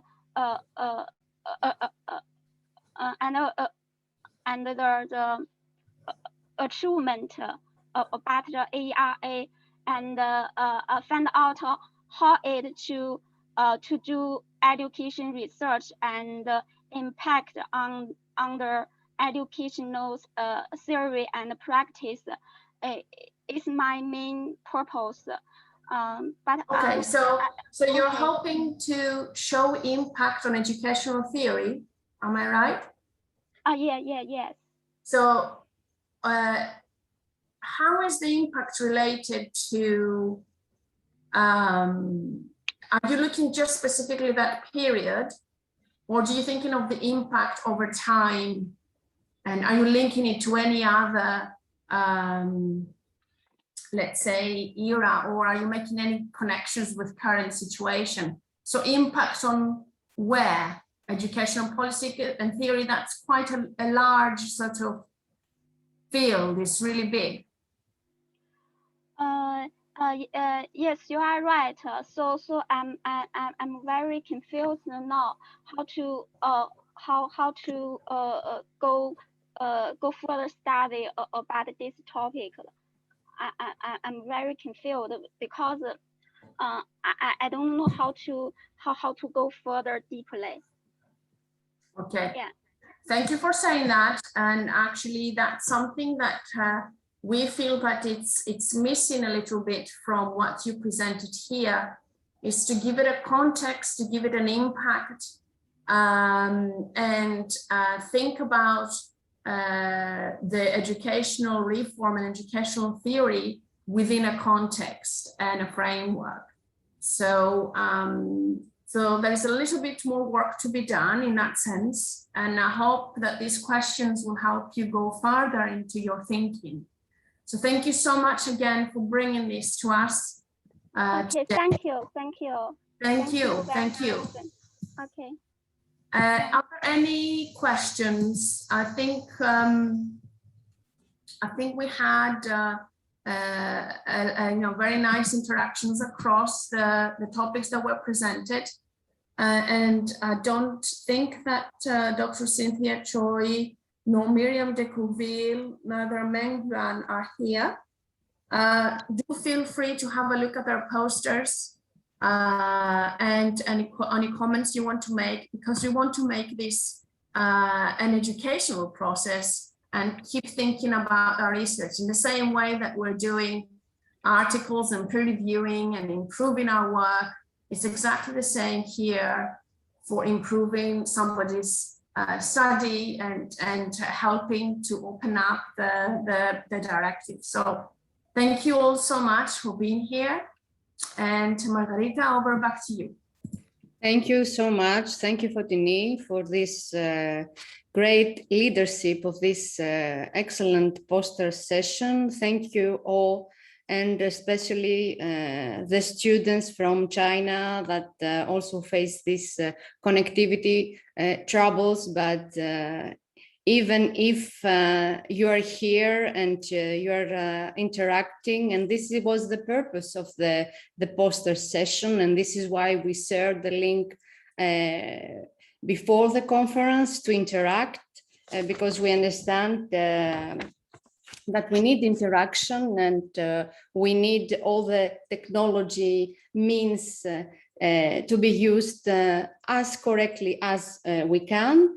We will take a 20-minute break as is indicated in the program, and we will continue with our last session. We will make like a best paper award, a best poster award. So maybe the participants who were here and interacted during this session can vote. Some of us has already voted in the Padlet session. I think if people go on to the actual link, I will share it here again. Very briefly, I don't think you need to create anything else or anything new. I mean, it was created. It was created. Yeah, it's on the Padlet. Yeah. Actually, you just add stars. Okay. It is again. If you just want to add a star. Okay. One, it's up to 5 for it. Yes, this is great. So you can add. So just do it. Yeah, that's great. Thank you so much. Thank you, and see you in a while.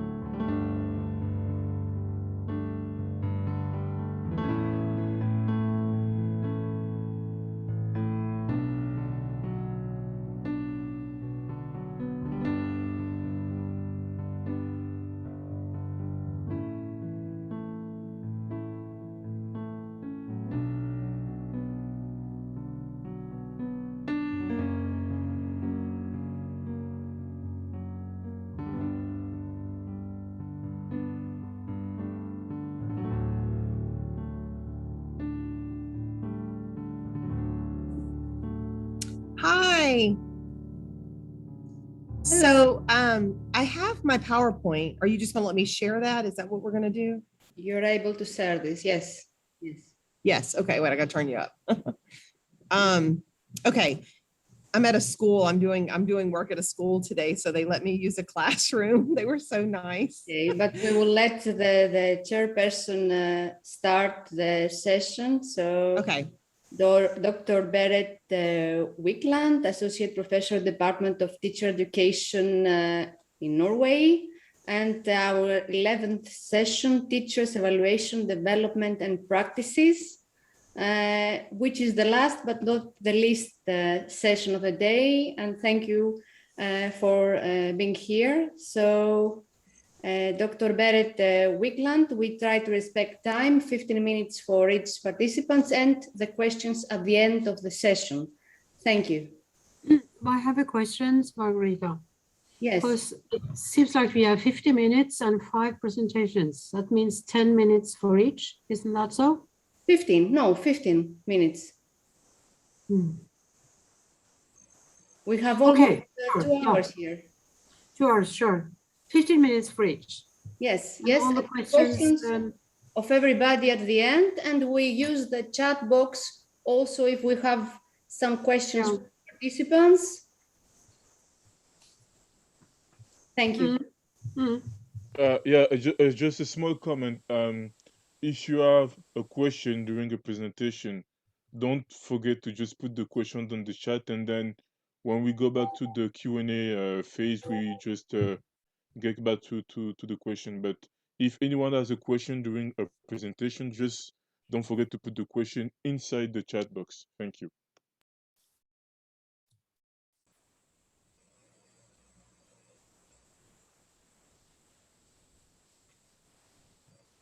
Yes, now it's 1 o'clock Athens time. So we are ready to start session 11, Teachers Evaluation, Development and Practices.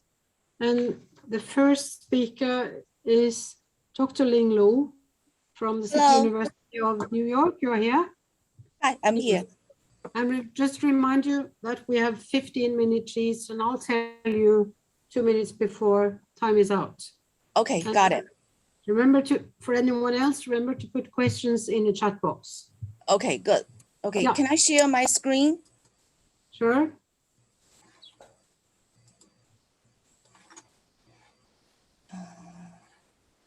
Yeah, you can see it, right? Let me see.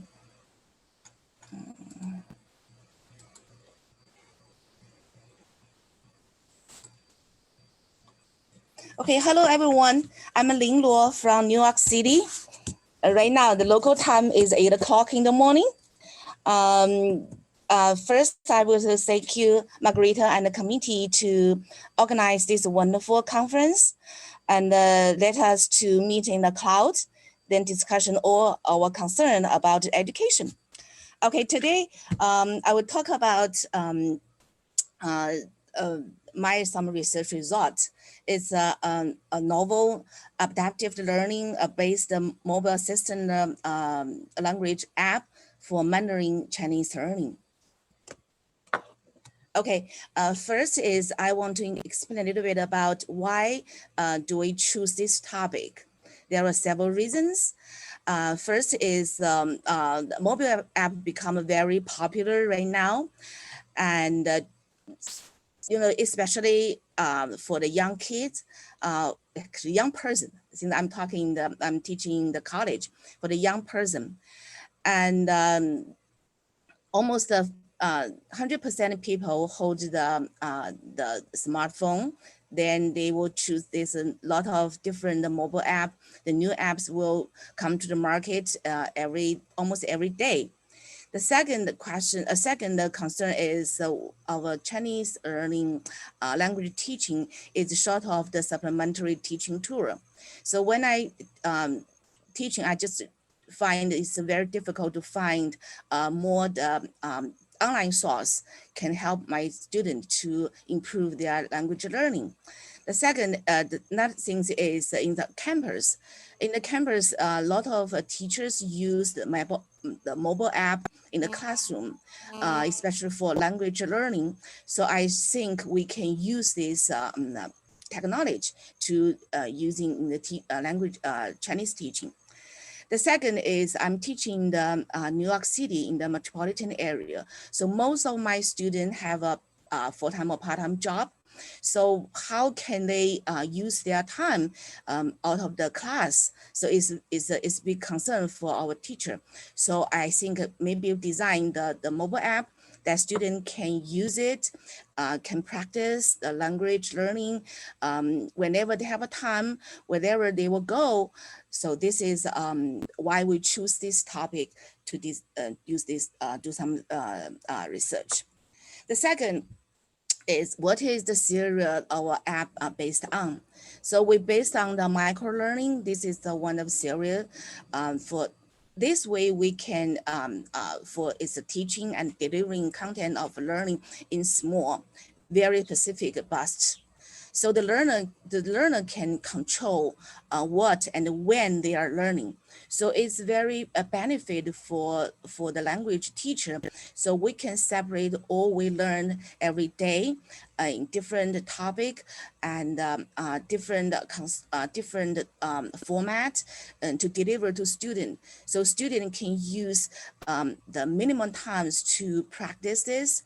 For example, they are waiting for the bus, they are on the subway, they can open the app to practice one game or one practice, one exercise. So it's easy for them to learn the language. Since the language is you have to practice, the practice is very important.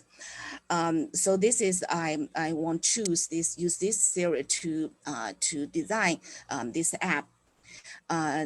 Yes, okay. So this micro-learning, the theory is an old one. It's not the new one, but it's very useful and benefit for language teacher. Okay, so the feature of the micro-learning is for first is the shorter duration. So it's keeping the duration short, can ask the user to quickly gain the knowledge and to practice this one. So whenever they have a time. The second one is focus on the single learning object.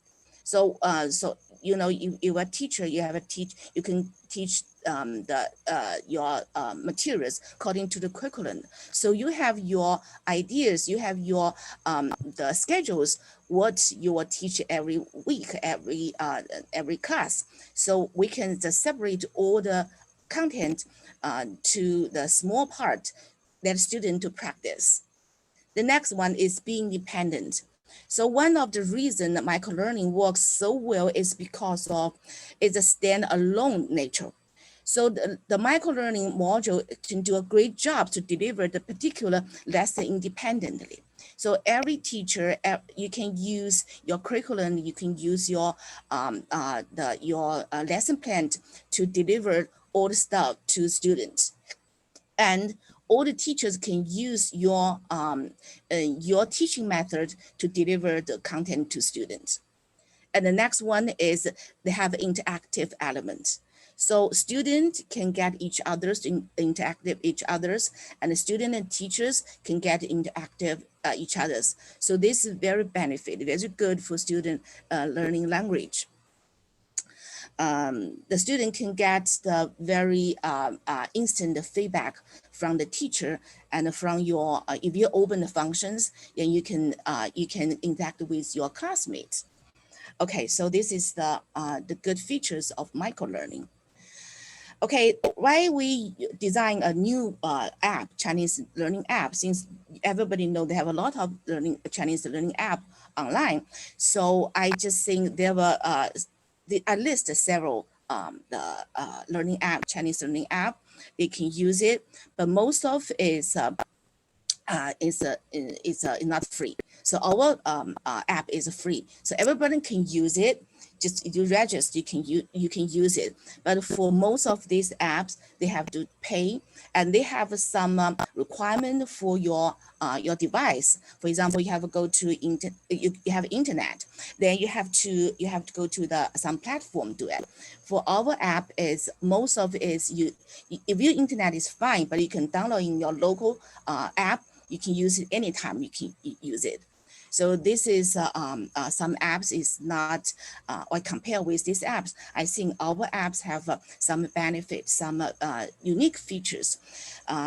For these apps, some is focused on vocabulary, some is focused on just to show the videos, some is focused on the games or something. But I will talk about our apps, the unique features. Why is the benefit for the college student and for college the teachers. Okay, our mobile apps first is simplicity for the user. The student can use the app at any time, any location. I just told you, you can use internet to do it, and if you have a mobile phone, you can use it at any time and any locations. Second is the personalized options. So this old exercise, we just designed it according to the curriculum, according to our textbook. So students is, for example, if you ask students to use another apps, the online apps, this just for according to the topic do it. But our apps is according to our the teacher's curriculum, according to our textbook, we design that. So all the, for example, we use the Chinese Link, this textbook. So we design all the exercise, all the games according to the textbook. So student can, this is very good for student practice after the class. Just like the teachers accompany with the students. So they can open the apps, those exercises according to the textbook. So they can use to practice this one. And if you change another book, if you can add more stuff in there, the teacher can input all the stuff they wanted. So student can use it. So if we all the teachers use the same textbook, even in the different college, different class, then we can share this one. So this is good for the teacher to do it. Second one is analytical. This one is every exercise we just in the back. We just count the times, how many attempts students use it, how many times they use it. So after the whole days, we can check the data on in the teacher's interface. We can use it. Okay, these questions, many students spend more times, and many students use more attempts. So we know, okay, this is some problem. This is some difficulty for students. So we can, to the next class, when we meet students, we can to explain more. So this is good. And student can use it also. Student can compare with another student. Why I use this many times to finish these questions, but my classmate can just spend less time to finish that. So this is benefit for student and teacher to improve their performance. Second one is, the next one is to share the resource. So I told you before. So every teachers, if we use the same textbook, we can share this exercise to everyone. So the teachers can, any teacher can add more exercise on there. Then we just for benefit for all the teachers. Okay, so this is the unique features of our app. Then I will say in detail, explain details about this app. Okay, so we have a full interface for this app. So one is teacher, second is teacher as book. This is just which book. We can switch to different book. So for my apps, right now I use two textbooks. One is Chinese Link, second is Integrate Chinese. So in two books, I input a lot of exercise, student can do it. So we just input the new words and the sentence patterns, then the app will generate the exercise automatically. So it's easy for the teacher to use it. Second one is admin. So in admin, you can look at all the data, you can use it. And then another one is student interface. Student can register for that. Okay, so for the teacher's interfacing, you can, this is a course you design, and the exercise you design, and the homework you design, and the test you design. Then the student management is just let student, for example, a student, if you register for this app, right now I just ask student have their student ID. Then register for in my class. So my class have, for example, 20 students. I can only allow this 20 students to register for this one, but I have different sections. So different sections student. So this one is good for me to manage it. Okay, then one is setting. So this one is for the teachers interface. Okay, next one is manage. Okay, I have a 2 minutes left. 2 minutes left, right? Yep. Okay, okay, this is management. Okay, so they have, I just told this, it explained a little bit about all the data we can collect it. Okay, this is a teacher's interface also. This is, I just give the screenshot. Then you can see the student, they finished, how many times, then how many times they use it. Then this is the data we can collect it. And this is student interface. So this is stack games. You can see the Grimble word, and this is the word search. This is match. So this is the students can use this one, can practice. And this is a word search one, you can do it. And this one is Grimble word. According to the English meanings, you can just put the words on there, drag the words on there. If correct, they can pass it. You can go to the next one. If you run, they stuck here, then give you more time to practice. Okay, then why we do that? So this one, yeah, I explained a little bit in the beginning. So this is, I try to help students to do that. Okay, so this benefit of the apps. This app is total free, so everybody can use it. So it's for instructor and for student and for research. It's all benefit for this three party. So you can do this app, use this app to improve your teaching and improve your learning, and do some research on how to improve language teaching. And in the futures, we want to improve the current softwares. And another one is add more functions and to the software, and share more peoples to do that. Okay. Yes. Any questions? You can put on the chat room so I can answer that. Okay. I'm on time, right? Okay, thank you, everyone. Thank you, Chairperson. Thank you, Margarita. Thank you. Yeah, thank you very much. According to all the comments coming in while you were talking, a lot of participants know this already, and we are already convinced. Okay. That people put up questions in the chat room and go on. Okay. Okay, I'll answer that. Yep. I can answer right now, right? Sure. Okay. Okay. The next presentation is Dr. Relida Lasky from Boston College, USA. You're here? Is Elida here? Luis?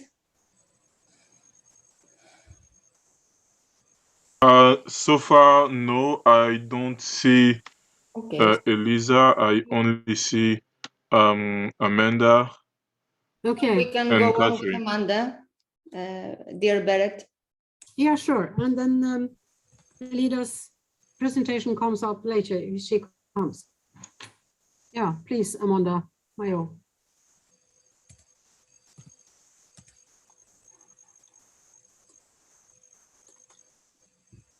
Good morning. How are y'all? Okay, so let's get started. So morning. Thank you.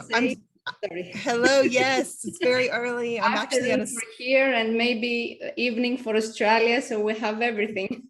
Yeah, it's very early. I'm actually at a school working today, and so they let me borrow a classroom because I'm working with them in about an hour. Great. So it's good. But my partner in crime, Dr. Olivier, sends her blessings, and we all wish we were in Greece instead of here. So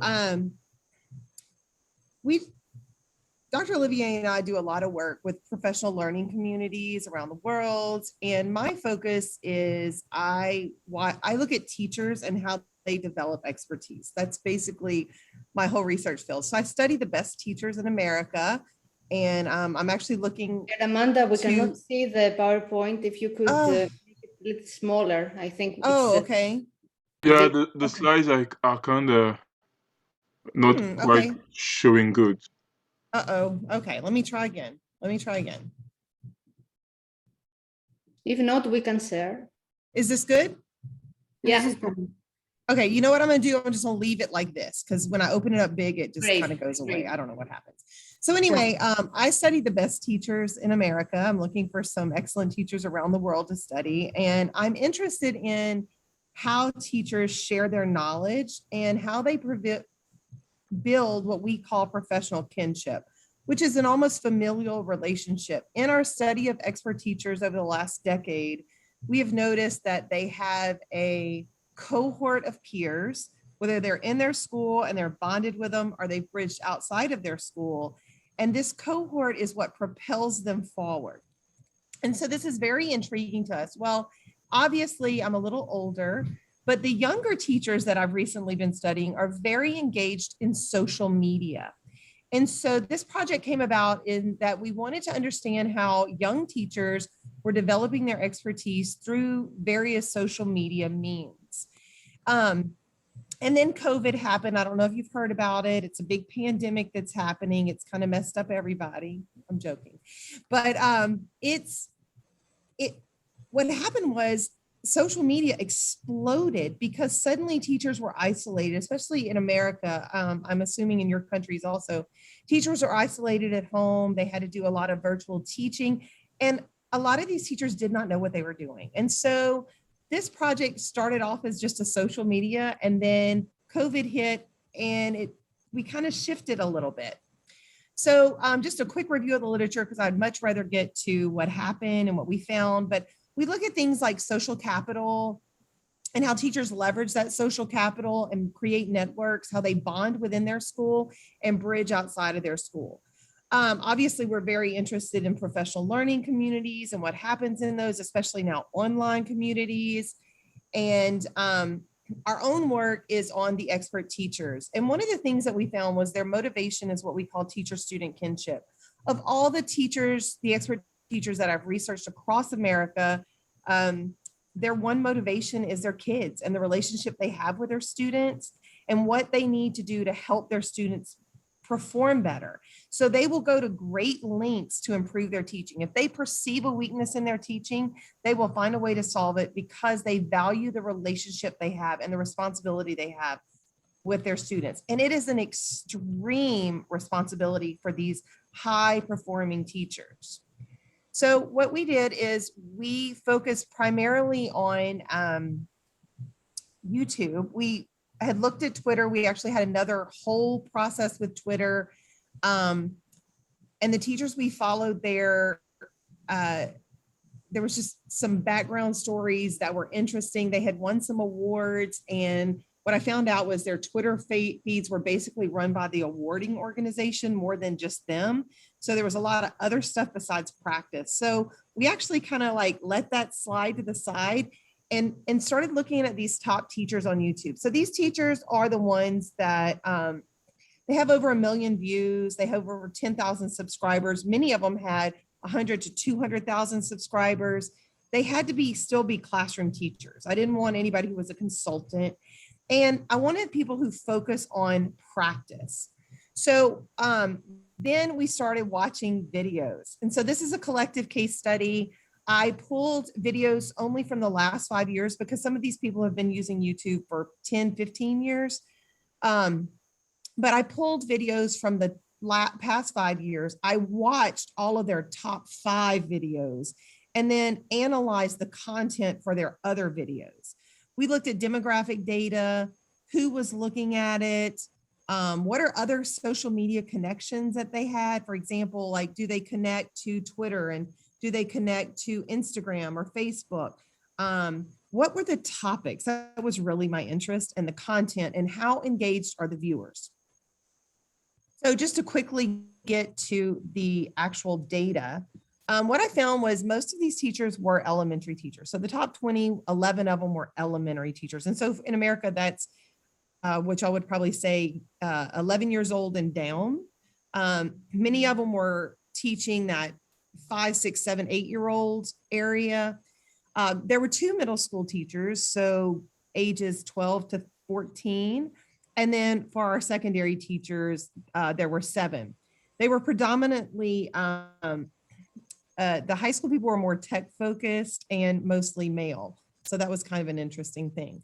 When you looked at how many engagements they had, this was just the sum and just kind of the mean to give you an idea of what was happening. But I mean, there are 7 million subscribers to these 20 channels, 172 million views of just these 20 channels. So you can see there's a lot of interaction. One of the channels had over 48 million views. So teachers around the world are really watching these people, and they are seeing what their videos have to share. So we had 3 research questions. One of them was, how do teachers use social media to share and receive content? So the first slide is going to be about the sharing. Most of the videos were actually pretty short, 2 to 10 minutes, but there was 1 or 2 that were over an hour. They had less views, by the way. The female teachers primarily shared information from their classroom. So just like I'm sitting in a classroom right now, this is not my classroom, but they were sitting in a classroom, or if they had moved to virtual, they were in their virtual classroom at home. They were very personal. They used very personal language. They would, talk to people about like, oh, this morning I woke up, I had breakfast, and or they would share like outfits they were wearing to school. They shared their classroom setups. It was just very much like we're having coffee with a good friend, okay? The males were much less likely to even show their face on screen. Usually it was more of like just a PowerPoint or a how-to video or a doodle. They were not as, I don't want to say as engaging, because the videos were very interesting, but they weren't personal. They weren't sharing stuff about their families. They weren't sharing things about their students. It was just like, here's how to use Google Slides. Here's the video. This is what you do.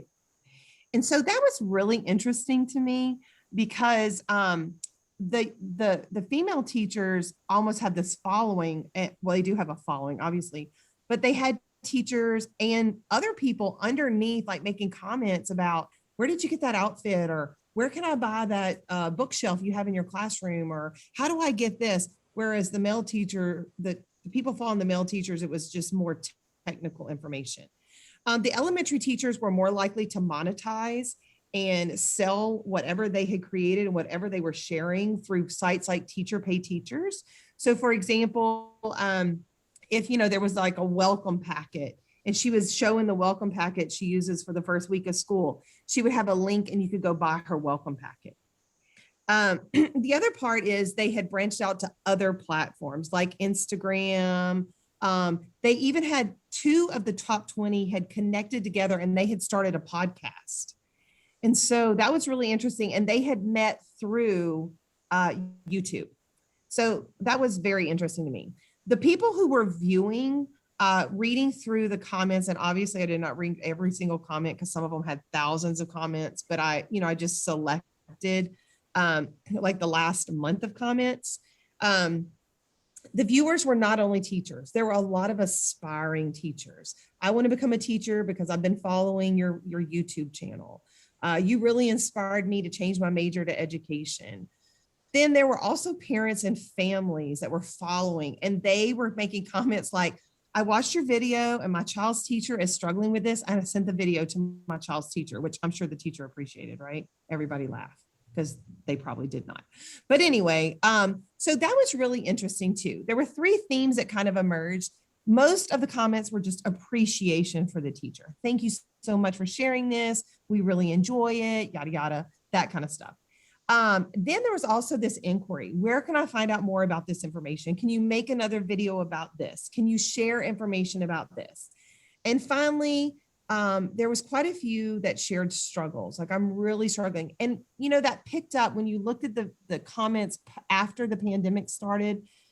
There was a lot of comments about, I just can't do this. I don't know what I'm doing. Can you give me help? And in many cases, either the host shared some information or other people shared information. And there were people who would share their email and say, hey, email me, I've got something to help you with this. So there was kind of this emergence of community there, which was very interesting to me, especially teachers who live in very rural communities. I know that most of you think America is New York City and San Francisco, but it is not. We have a ton of rural areas where people are very isolated. Many of them still don't have access to internet or Wi-Fi. And so the pandemic really caused a lot of issues because they had to get caught up. So research question 2 was, what forms of knowledge are shared and received? And so I sorted all these videos based on the knowledge.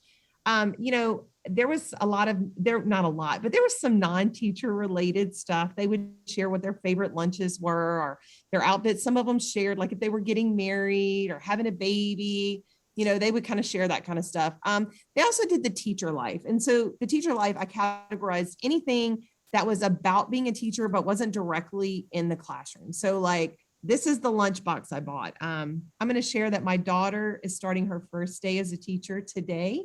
Year 1, day 1, it's her very first day as a teacher. And I actually went and ordered her the lunchbox I saw on one of these YouTube videos because I thought it was such a great lunchbox, right? So it was kind of things like that, which were really interesting. A lot of these were tech tools, you know, Google Slides or Padlet or, you know, Zoom, whatever. A lot of videos were about that, especially after the pandemic started. There were a lot of videos about virtual teaching, and these weren't just about the tech tools. These were about how to organize your virtual classroom, what to do with kids virtually, that kind of stuff. There was also a set of organizational teaching, like how to organize your classroom. Unfortunately, there was not a lot of stuff about actually formal professional learning. And so, the last question was, how do teachers use social media platforms to increase their social capital? Honestly, I don't know if they're really increasing their social capital because there was a disproportionality of engagement. There might be a high engagement of the video, but a very low number of comments. And so I know there's a lot of lurkers who just watch and they don't really engage. So honestly, it's very inconclusive about if they create some social capital. I think there's a small group there that make connections and they consistently follow and they consistently connect, but they're not really making a learning community. It's more like, let's grab this video, grab this activity and move forward. Most of the comments were appreciative. And I feel like the social capital was limited. Not saying it's not powerful, these videos, but I don't think it's really building community. So the teachers were very savvy. They went in, they grabbed what they needed. They look at different things. The hosts really obvious, all of them had a passion and they really wanted to share their information. One of the teachers, the top one, actually, her district told her she could no longer do the channel. And she quit and moved to another school. So their networks are really limited, but they still exist. There's very limited evidence of the professional kinship. The monetization is crazy. These teachers are making some bucks. Like some of them are making over 6 figures monetizing their channel and selling their products. So that's pretty crazy. The social media does allow for open access regardless of location, because obviously you can be in Louisiana and talk to people in Greece, right? And so that's one of the really interesting pieces. So we are continuing this project. We've actually submitted it to a couple other conferences, and we're going to go in and analyze all their other connections that they have and continue building on this project, because we're just really interested how teachers are building their professional learning communities once they're isolated. And that's all I have. This is my contact information, and y'all are just great for having us. And we really appreciate all the work you've done for this conference. Thank you. Thank you very much. That was quite interesting. And I'm sure this is just the beginning of all the research that will come about what has really happened during the coronavirus period in schools, and how can we use this knowledge of social media. Thank you. Yeah. So questions could be put in the chat box. And now the next one on the list is Dr. Alessandro Barca from Bari, Italy. Here, I cannot. Dr. Michelle Baldassare, not here. What about one we skipped, Dr. Elida Lasky, who is from Boston College, USA? Wow. There's only Catherine. That's Catherine Derry. Yeah. From University of Ottawa. She here? Yes, I am. Yeah. Then we'd like you to tell us about social learning theory and academic writing in graduate studies. Okay, sounds good. Should be able to share my screen, right? Yes. Let me just get set up here. I was actually posting a question for Amanda, so. Okay.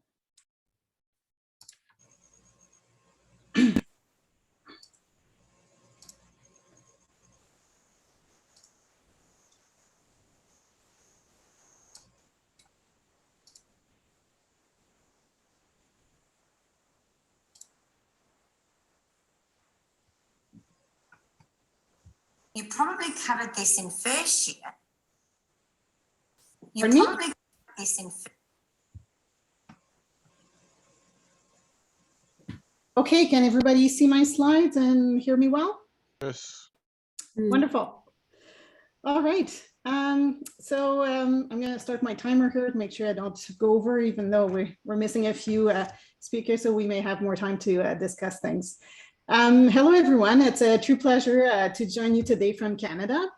As everyone else, I would much rather be in Greece today, but I really appreciate the effort of the organizing committee to make this conference take place online. I'm a current PhD student with the Faculty of Education at the University of Ottawa, and Ottawa is the capital in Canada.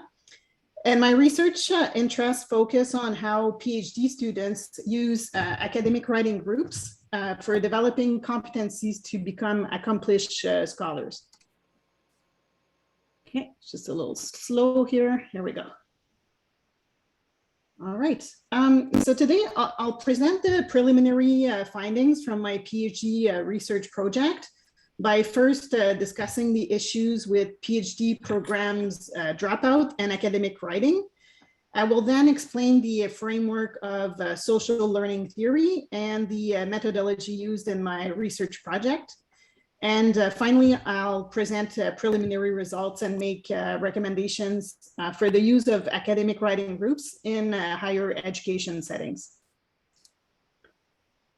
So starting with the problem statement, since the start of my PhD program, I've been very interested in higher education issues and more specifically in particular challenges faced by students registered in the last echelon of graduate studies, so PhD.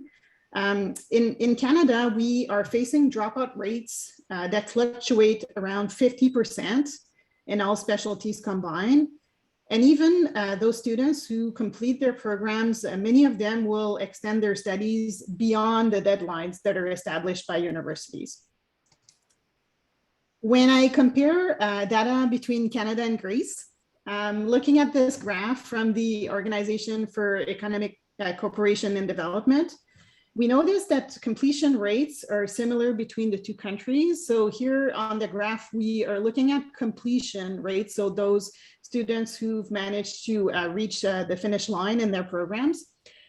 So both countries are around 50% on average of completion rates.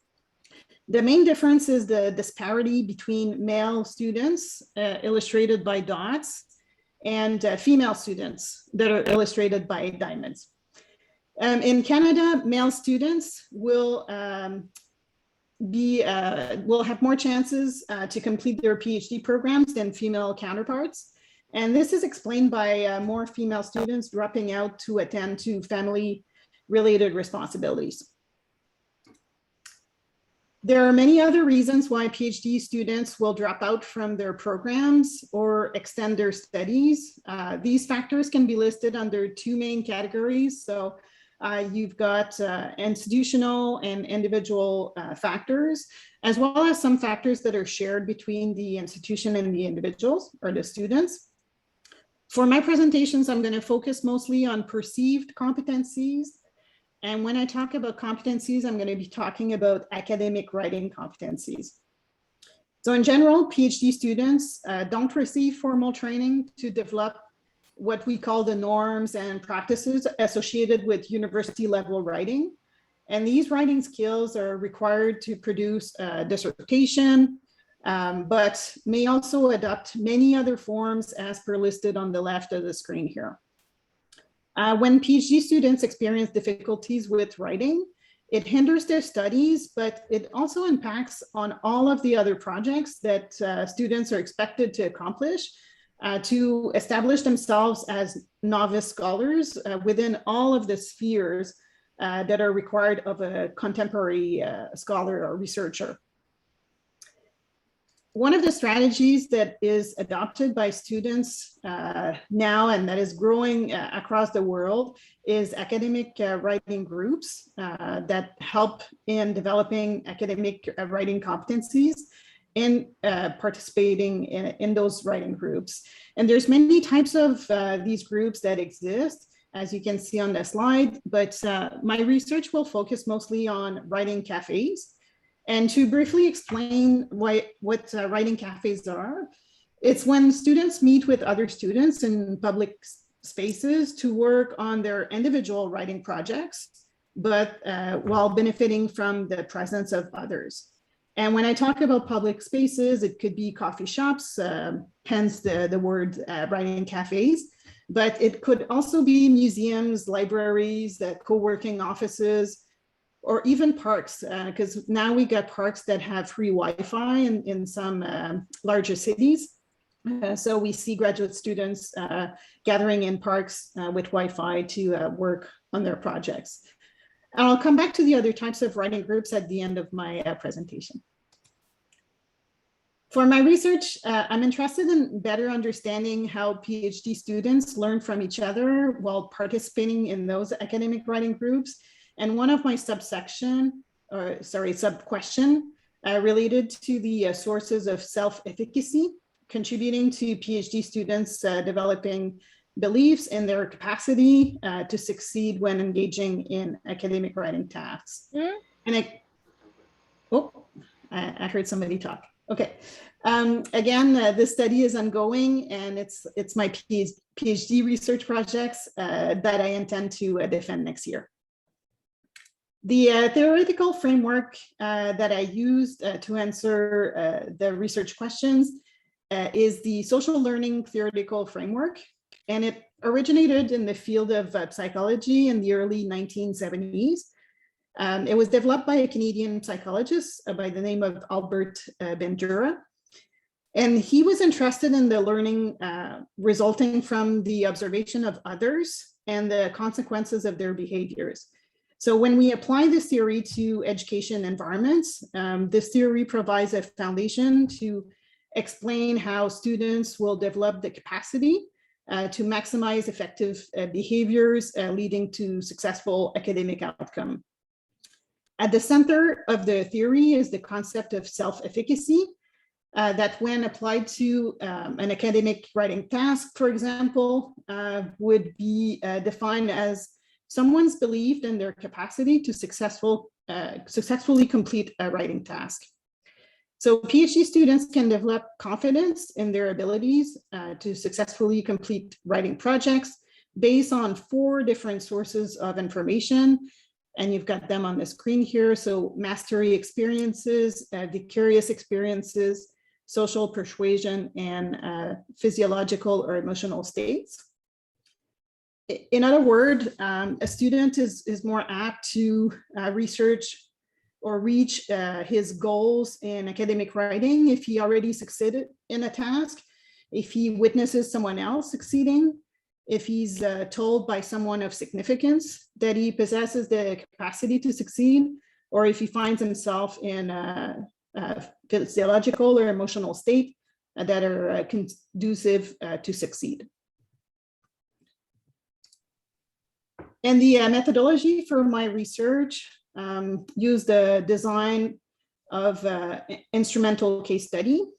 And I recruited participants from a Facebook group called Taisez-vous ensemble, which is the French translation for a movement called Shut Up and Write that emerged in 2007 in the United States, where writers would gather in coffee shops to write together.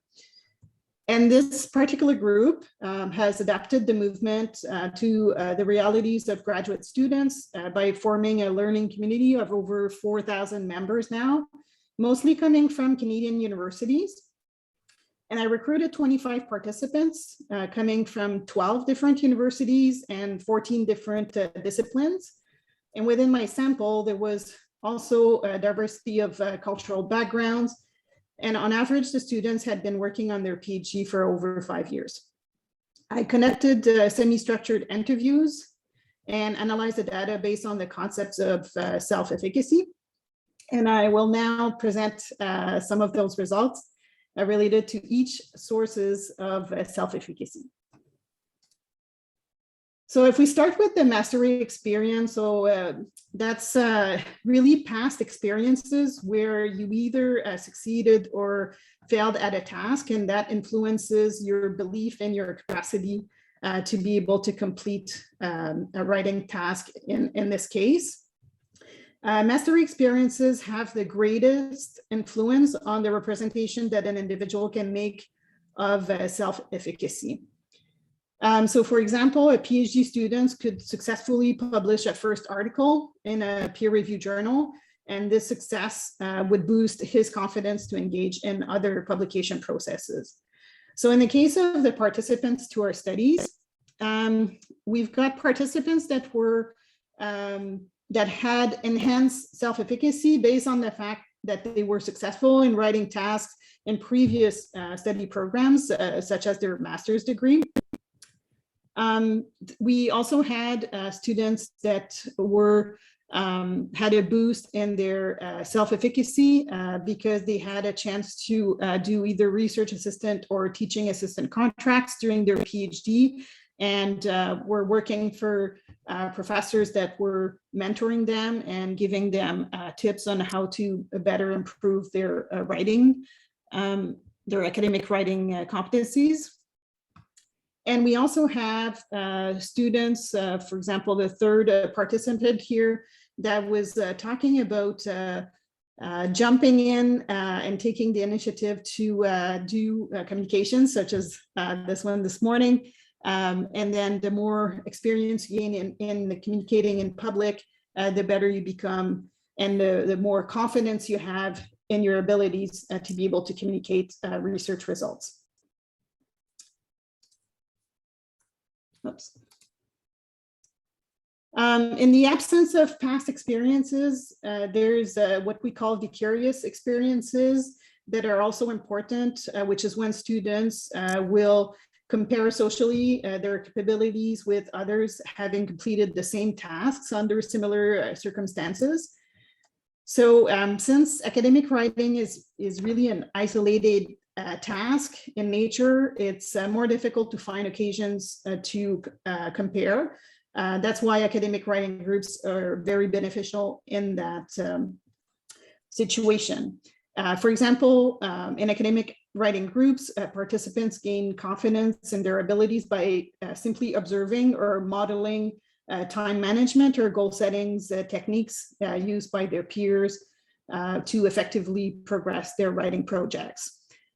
And if we look on the slide here, we've got, again, 3 different examples of vicarious experiences. So the first one was a student that attended a peer's dissertation defense, and that really boosted her confidence that she also may be able to reach the finish line one day, since she had faced similar circumstances than her peer. You also have the second example here of a PhD student witnessing one of her peer giving up or dropping out of the program, but in this case, she was not necessarily facing the most favorable conditions to succeed either. So she was, that actually decreased her self-efficacy. And then you've got the third example here where you have PhD students that will normalize some of the challenges that they face because their peers face the same challenges, and it becomes common, such as having a manuscript submitted to a peer review that gets rejected. Social persuasion also reinforces self-efficacy, especially if the encouragements are coming from a trusted source, someone of significance, and the expectations are realistic.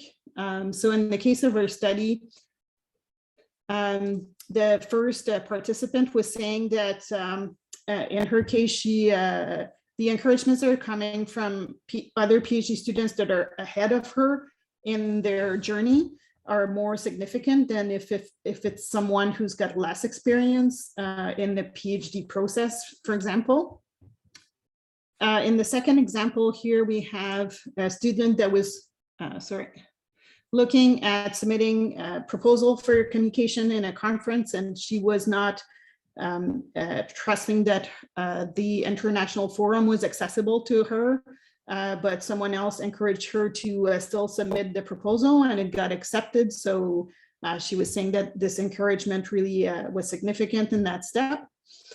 And then the last one is one of the participants to our study that was also encouraging others and tweaking an introduction to a scientific article by the use of metaphor to hook the readers in. And by the fact that she was giving encouragements, it boosted her confidence that she had the skills herself to also write solid work. And the last source is physical or emotional states. So in the case of our study for physical environments with writing cafes, most of the participants are looking for an ambiance of natural lighting, music that is more of a background music with instrumental type of music, not with lyrics, for example, and not too loud. They're also looking for, they're gonna make furniture and a comfortable space where they can spread out with their books and their computer and they feel comfortable. And obviously good food, good coffee is also good to feed the belly and the mind. And then in terms of emotional states, we've got PhD students that express that they work better if they're under pressure with deadlines coming up. Others that are concerned about performance anxiety and participating in academic writing cafes will help them to temper that anxiety, normalizing their challenges with others. And then the last one is about the pandemic. Obviously, that had quite a significant impact on PhD students with losing motivation to write because they feel isolated in front of their computer at home, for example.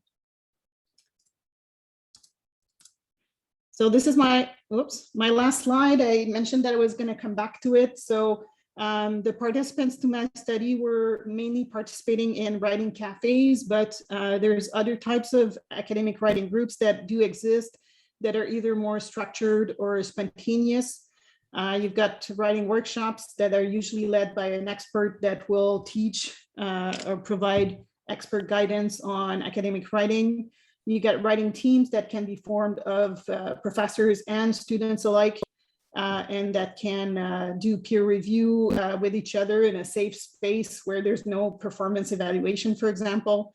You get writing retreats where participants will go away from campus in a more inspirational location, such as a cottage or a spiritual site, and they do intensive writing for a number of days in a row.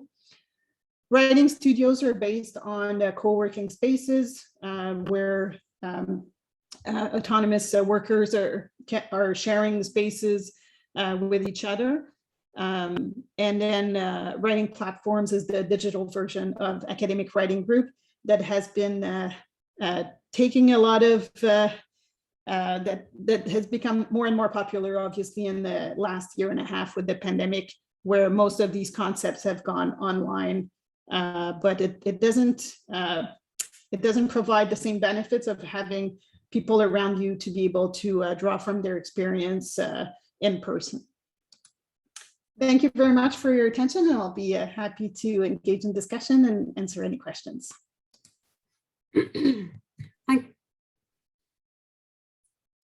Thank you very much, Catherine.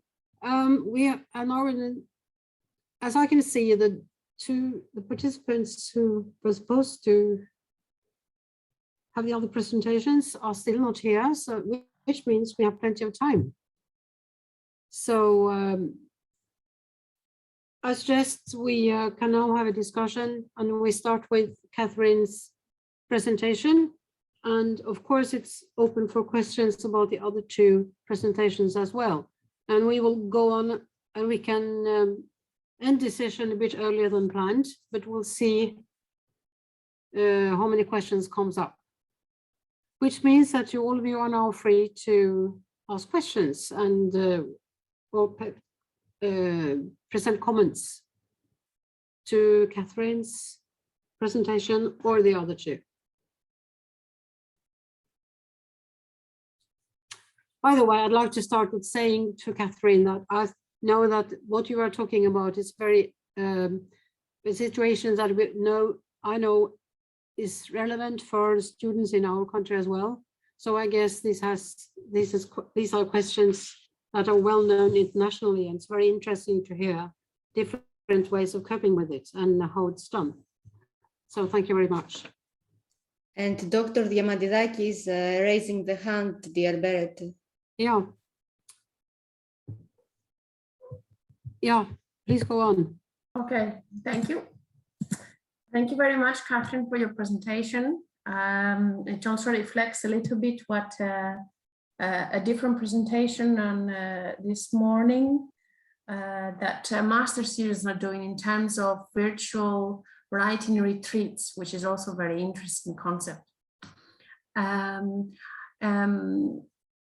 PhD students are different in many sense, in a great sense, in the sense that each research is unique and it's innovative, and in each discipline everybody writes differently, although there are similar expectations in terms of academic writing.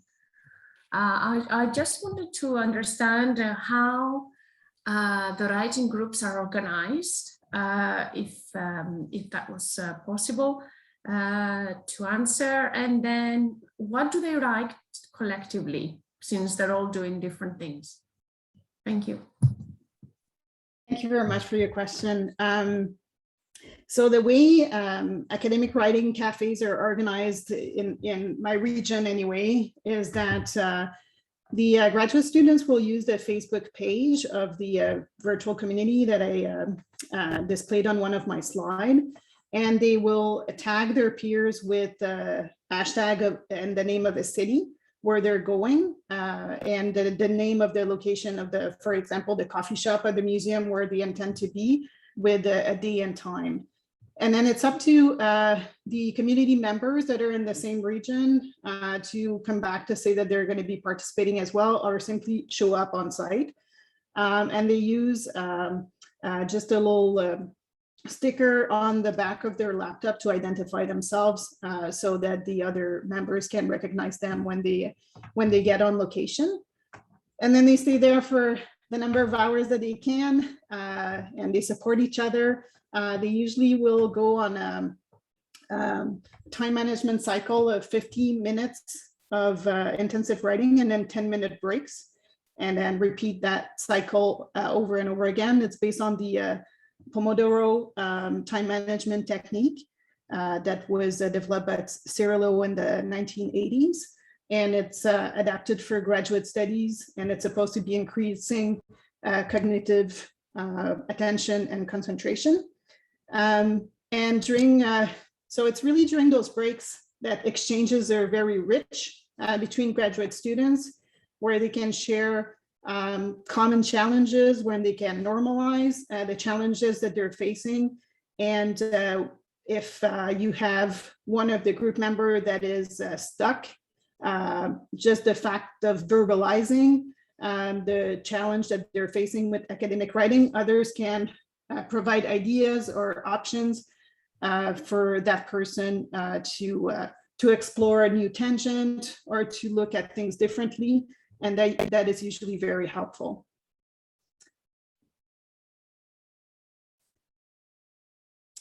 I saw another question. Oh, go ahead. I can see that. Oh, I'm sorry, I didn't hear. Evangelos, Evandros, please. Turn off your camera, dear Foutini. Sorry, what did I do? Connection. I think connection. Yeah. Yeah, it's my connection is not very good. Can you see me now? Hear me? It's Okay. better to better to turn off your. It's better to turn off the camera so we can hear you. Yeah, can you hear me now? Yes, we do. Yes, it's better. Your screen was frozen for a second, but now I can hear you. Yeah, it said that my connection is unstable. It's not very good where I am, sorry. So it is clear that they're all right in their own thing, and it's more to do with the social and helping each other in that sense of community to keep going and understanding some, let's say, some rules of academic writing and helping each other in that sense. Thank you, Catherine. Yeah, exactly. And that's a very good point that you're mentioning, is that they're working on their individual projects. But what we've noticed is that most of the participants come from humanities or social sciences, simply because for hard sciences such as chemistry, for example, physics and the likes, often they will be members of labs, and they already have a network or a team that they're working with on a regular basis.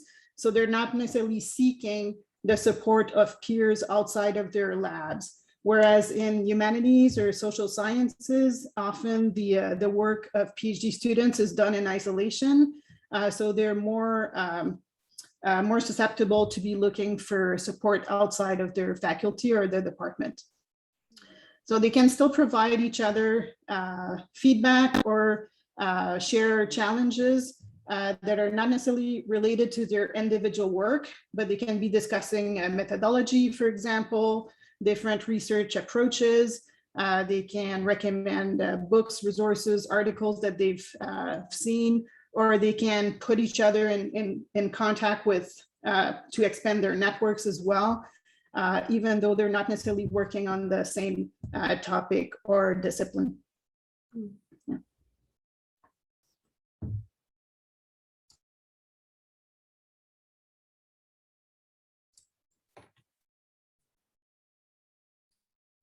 Are there any more questions or comments? We have some maybe at the chat box.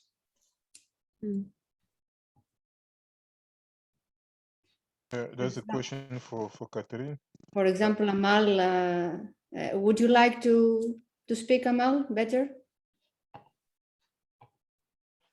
Hi, bonjour Catherine. I will ask in English for the purpose of comprehension. So Catherine, how are virtual café organized, and what is the difference you notice between the virtual space and in real space?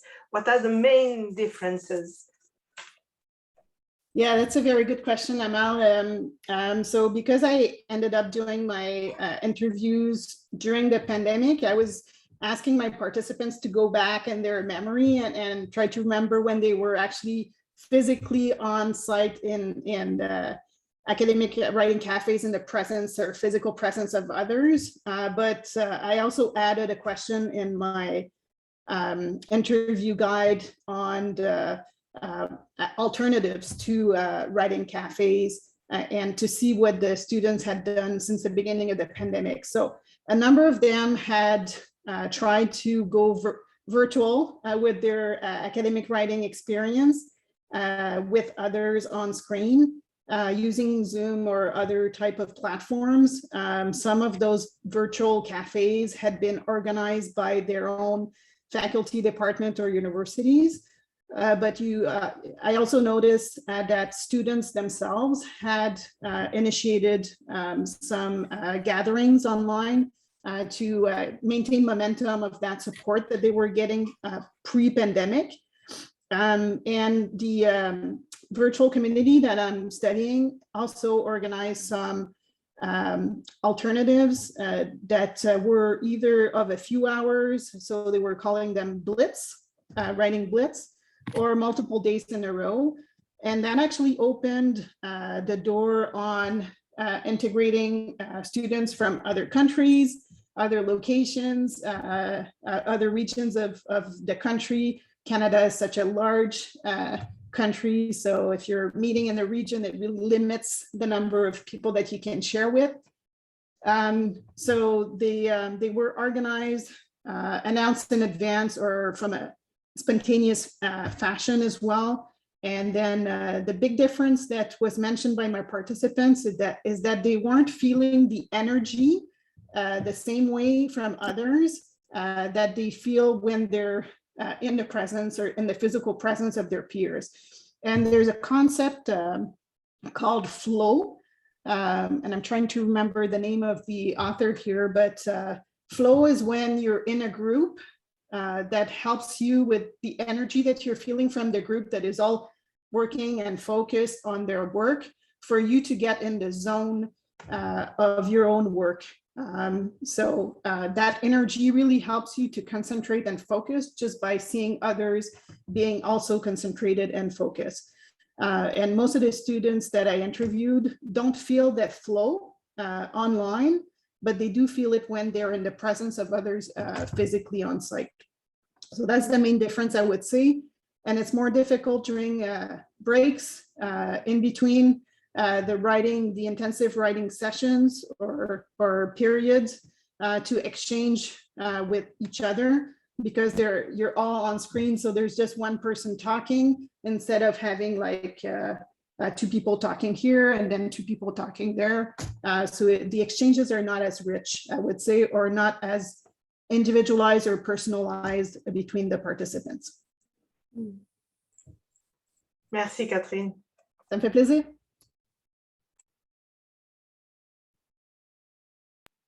Yeah, Margarita. Okay, can I don't know, wait for Beret's, because I raised my hand. Can I? Okay. Yeah, please. Thank you, Beret. Thank you. I would just like to say it's how encouraging and inspiring it is seeing the work of all these academics, especially working with students and caring about their interactive tools. And this is very inspiring and encouraging. And congratulations to all the three presenters now. I don't know if Amanda is here with us, because she, if I understood well. Yes. Okay. I'm still here. Great. I would like to ask, you are creating some YouTube videos, if I understood well, and would you like to talk to us a little bit more about this, because this seems to be quite interesting for all other academics as well to be inspired by this. Yeah, I've just been following the YouTube channels of other teachers who are creating these channels. One of them is the Pocket Full of Primary. If you want to go look at it, it's very interesting. But actually my cohort, some of my colleagues, we've been talking about creating our own YouTube channel and our own podcast to focus like on our research and share our information. It just seems to be the younger, maybe 35 and below, it's where they really get all their information. So like I said, today is my daughter's first day as a teacher. And what did she do this weekend? She spent the weekend, you know, looking at YouTube videos of teachers. And she actually has been in grad school in Cardiff University. And so when she came home, like she's used YouTube to figure out how to do her methodology. And I mean, she goes and reads the academic journals too, but she follows people on YouTube. So it just seems to be like a lot of younger people especially get their information here. But what I'm worried about is the community doesn't evolve there. It's just a quick walk in, get my information and walk out. And they're not necessarily building relationships with other professionals. It's very quick information, but it's not relationships. And we all know that in order to have that collective efficacy and to have that professional kinship, you need a relationship with people and you need to talk to them on a consistent basis. And so, you know, we're just kind of digging into it. We've just started digging into this, and it's really interesting. But I do think that YouTube can be a vehicle for this. I just don't see it happening right now.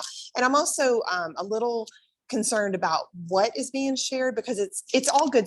It's all good, but it's just surface level stuff, like how to set up your classroom. It's not like how to really engage with the students, if that makes any sense. So I hope I answered your question. Yes, thank you so much, Amanda. Thank you. Congratulations about your daughter. Good. Oh, I'm so excited. So anyway. She has a great example, because we see how communicative you are as well. So this kind of... Well, I'm about to go communicate with 50 teachers here in America, and I'm going to go present expert teaching to them. So thank you guys so much, and I will see y'all all tomorrow. Before going, I will call all the participants that are not engaged with the Communication Institute of Greece and would like to, please email us, because we are a great community and we want also other great people in. We would be pleased. And Berit, thank you, and take the role of the leader again. Yeah, so I'll have to ask, are there any more comments or questions? Or if not, we will close the session. Otini is raising a hand. Yeah. Please talk. Was that? Yeah, thank you. I was really interested from Ling's presentation, and also very much interested in blended learning approaches and technology in education. And I was just thinking and problematizing on the impact on macro instead of micro.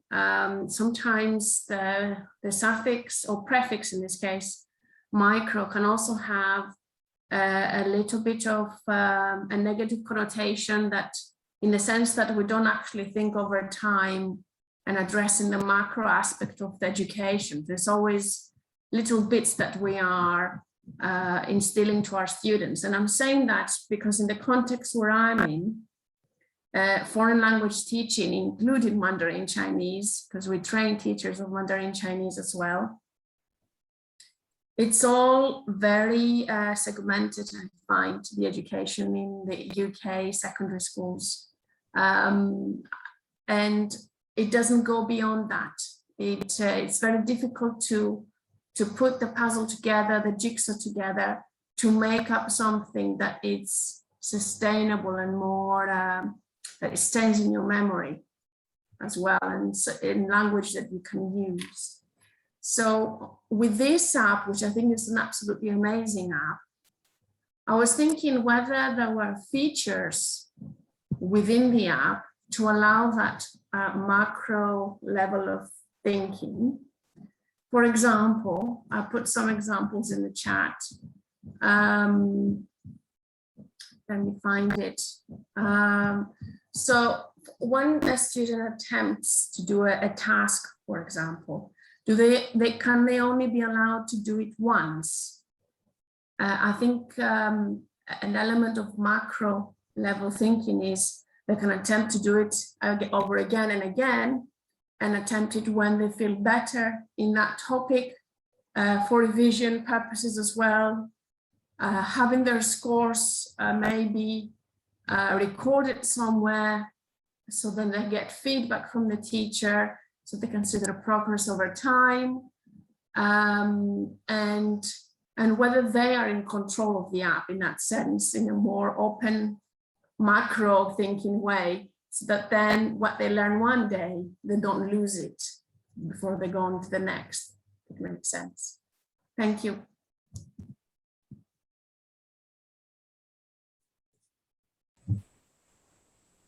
The strategy we designed this app is we just based on the previous one, just that you say maybe you use this today and then next day you will not use it anymore. But actually we just based on the previous knowledge. For example, in the first in lesson 1, we inputted 10 new words on there. And in the lesson 2, we put another new 10, excuse me, another 10 new words on there, but include the previous one. So the student, when we practice, they definitely will use the previous knowledge, previous things.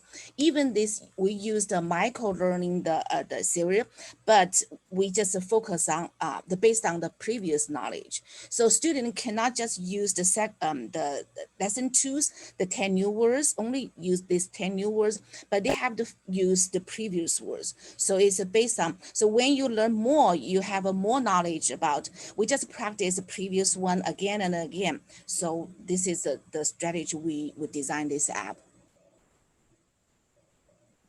Thank you. Hopefully I answer that, yeah.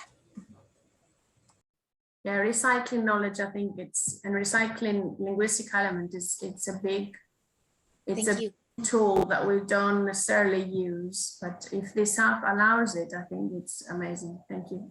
Thank you.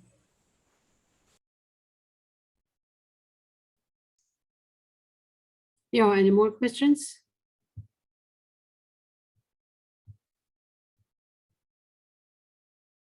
Yes, Evangelos,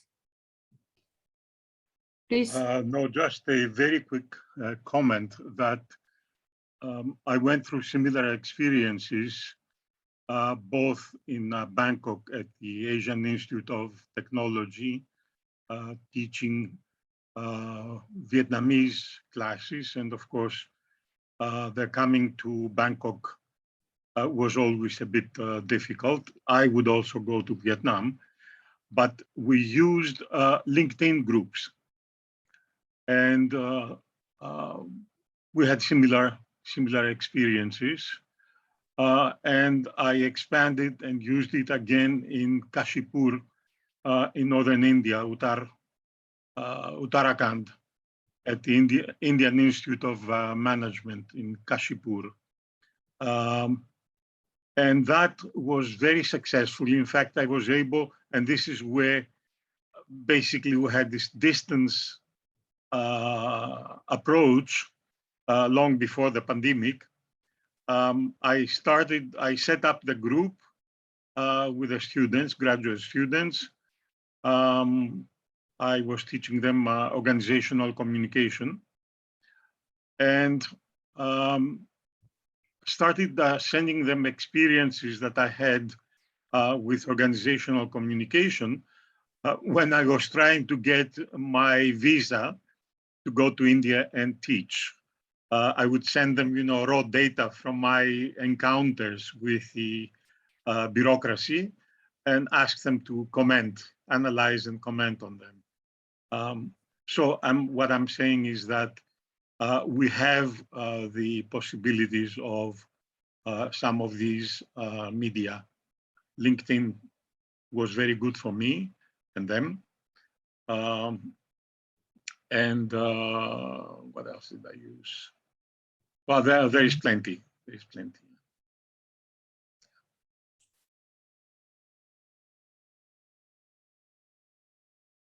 Okay, do we have any other question, comment for this excellent session for me, even if we didn't have two of the presentations without these presenters letting us know? So I think this was excellent. I want to thank all the presenters, all the academics that are with us from this morning. Berit, you are an excellent timekeeper. If we had a best prize for a chairperson, you would get the prize. Thank you, everyone. This was a great, and as I say, I am very much encouraged and inspired, because even if my specialty is not in education, I believe that education and interaction in education and ways to interact with students is the best we can do, especially now in the pandemic, where, as we said in this conference and in the one a week ago, academics are not only academics now, they are social workers, they are psychologists, they need to do a lot of great things, and of course they are human beings as well, so they need inspiration, and we take inspiration via the interaction we get and via the projects you just present and the way you are presenting them. And yes, we can communicate even via remote modes. And for me, particularly, is the academic and the personality of the academic that counts a lot more than the tools that we are able to use. And we have said it as well many times. So thank you, and I call you for the last day tomorrow, where also we have a special surprise at the end, where Asmina and Johnny from Australia, so the wonderful kids of our Vice President Sofia Karanikolas, are going to sing something, and there is Haris that will show us some steps of a Greek or more dances, just to have an experience, a cultural experience, since we are not able to be there face to face. Thank you very much. Congratulations to everybody. And see you tomorrow. Thank you. See you tomorrow. Bye-bye. Bye. Bye. Bye.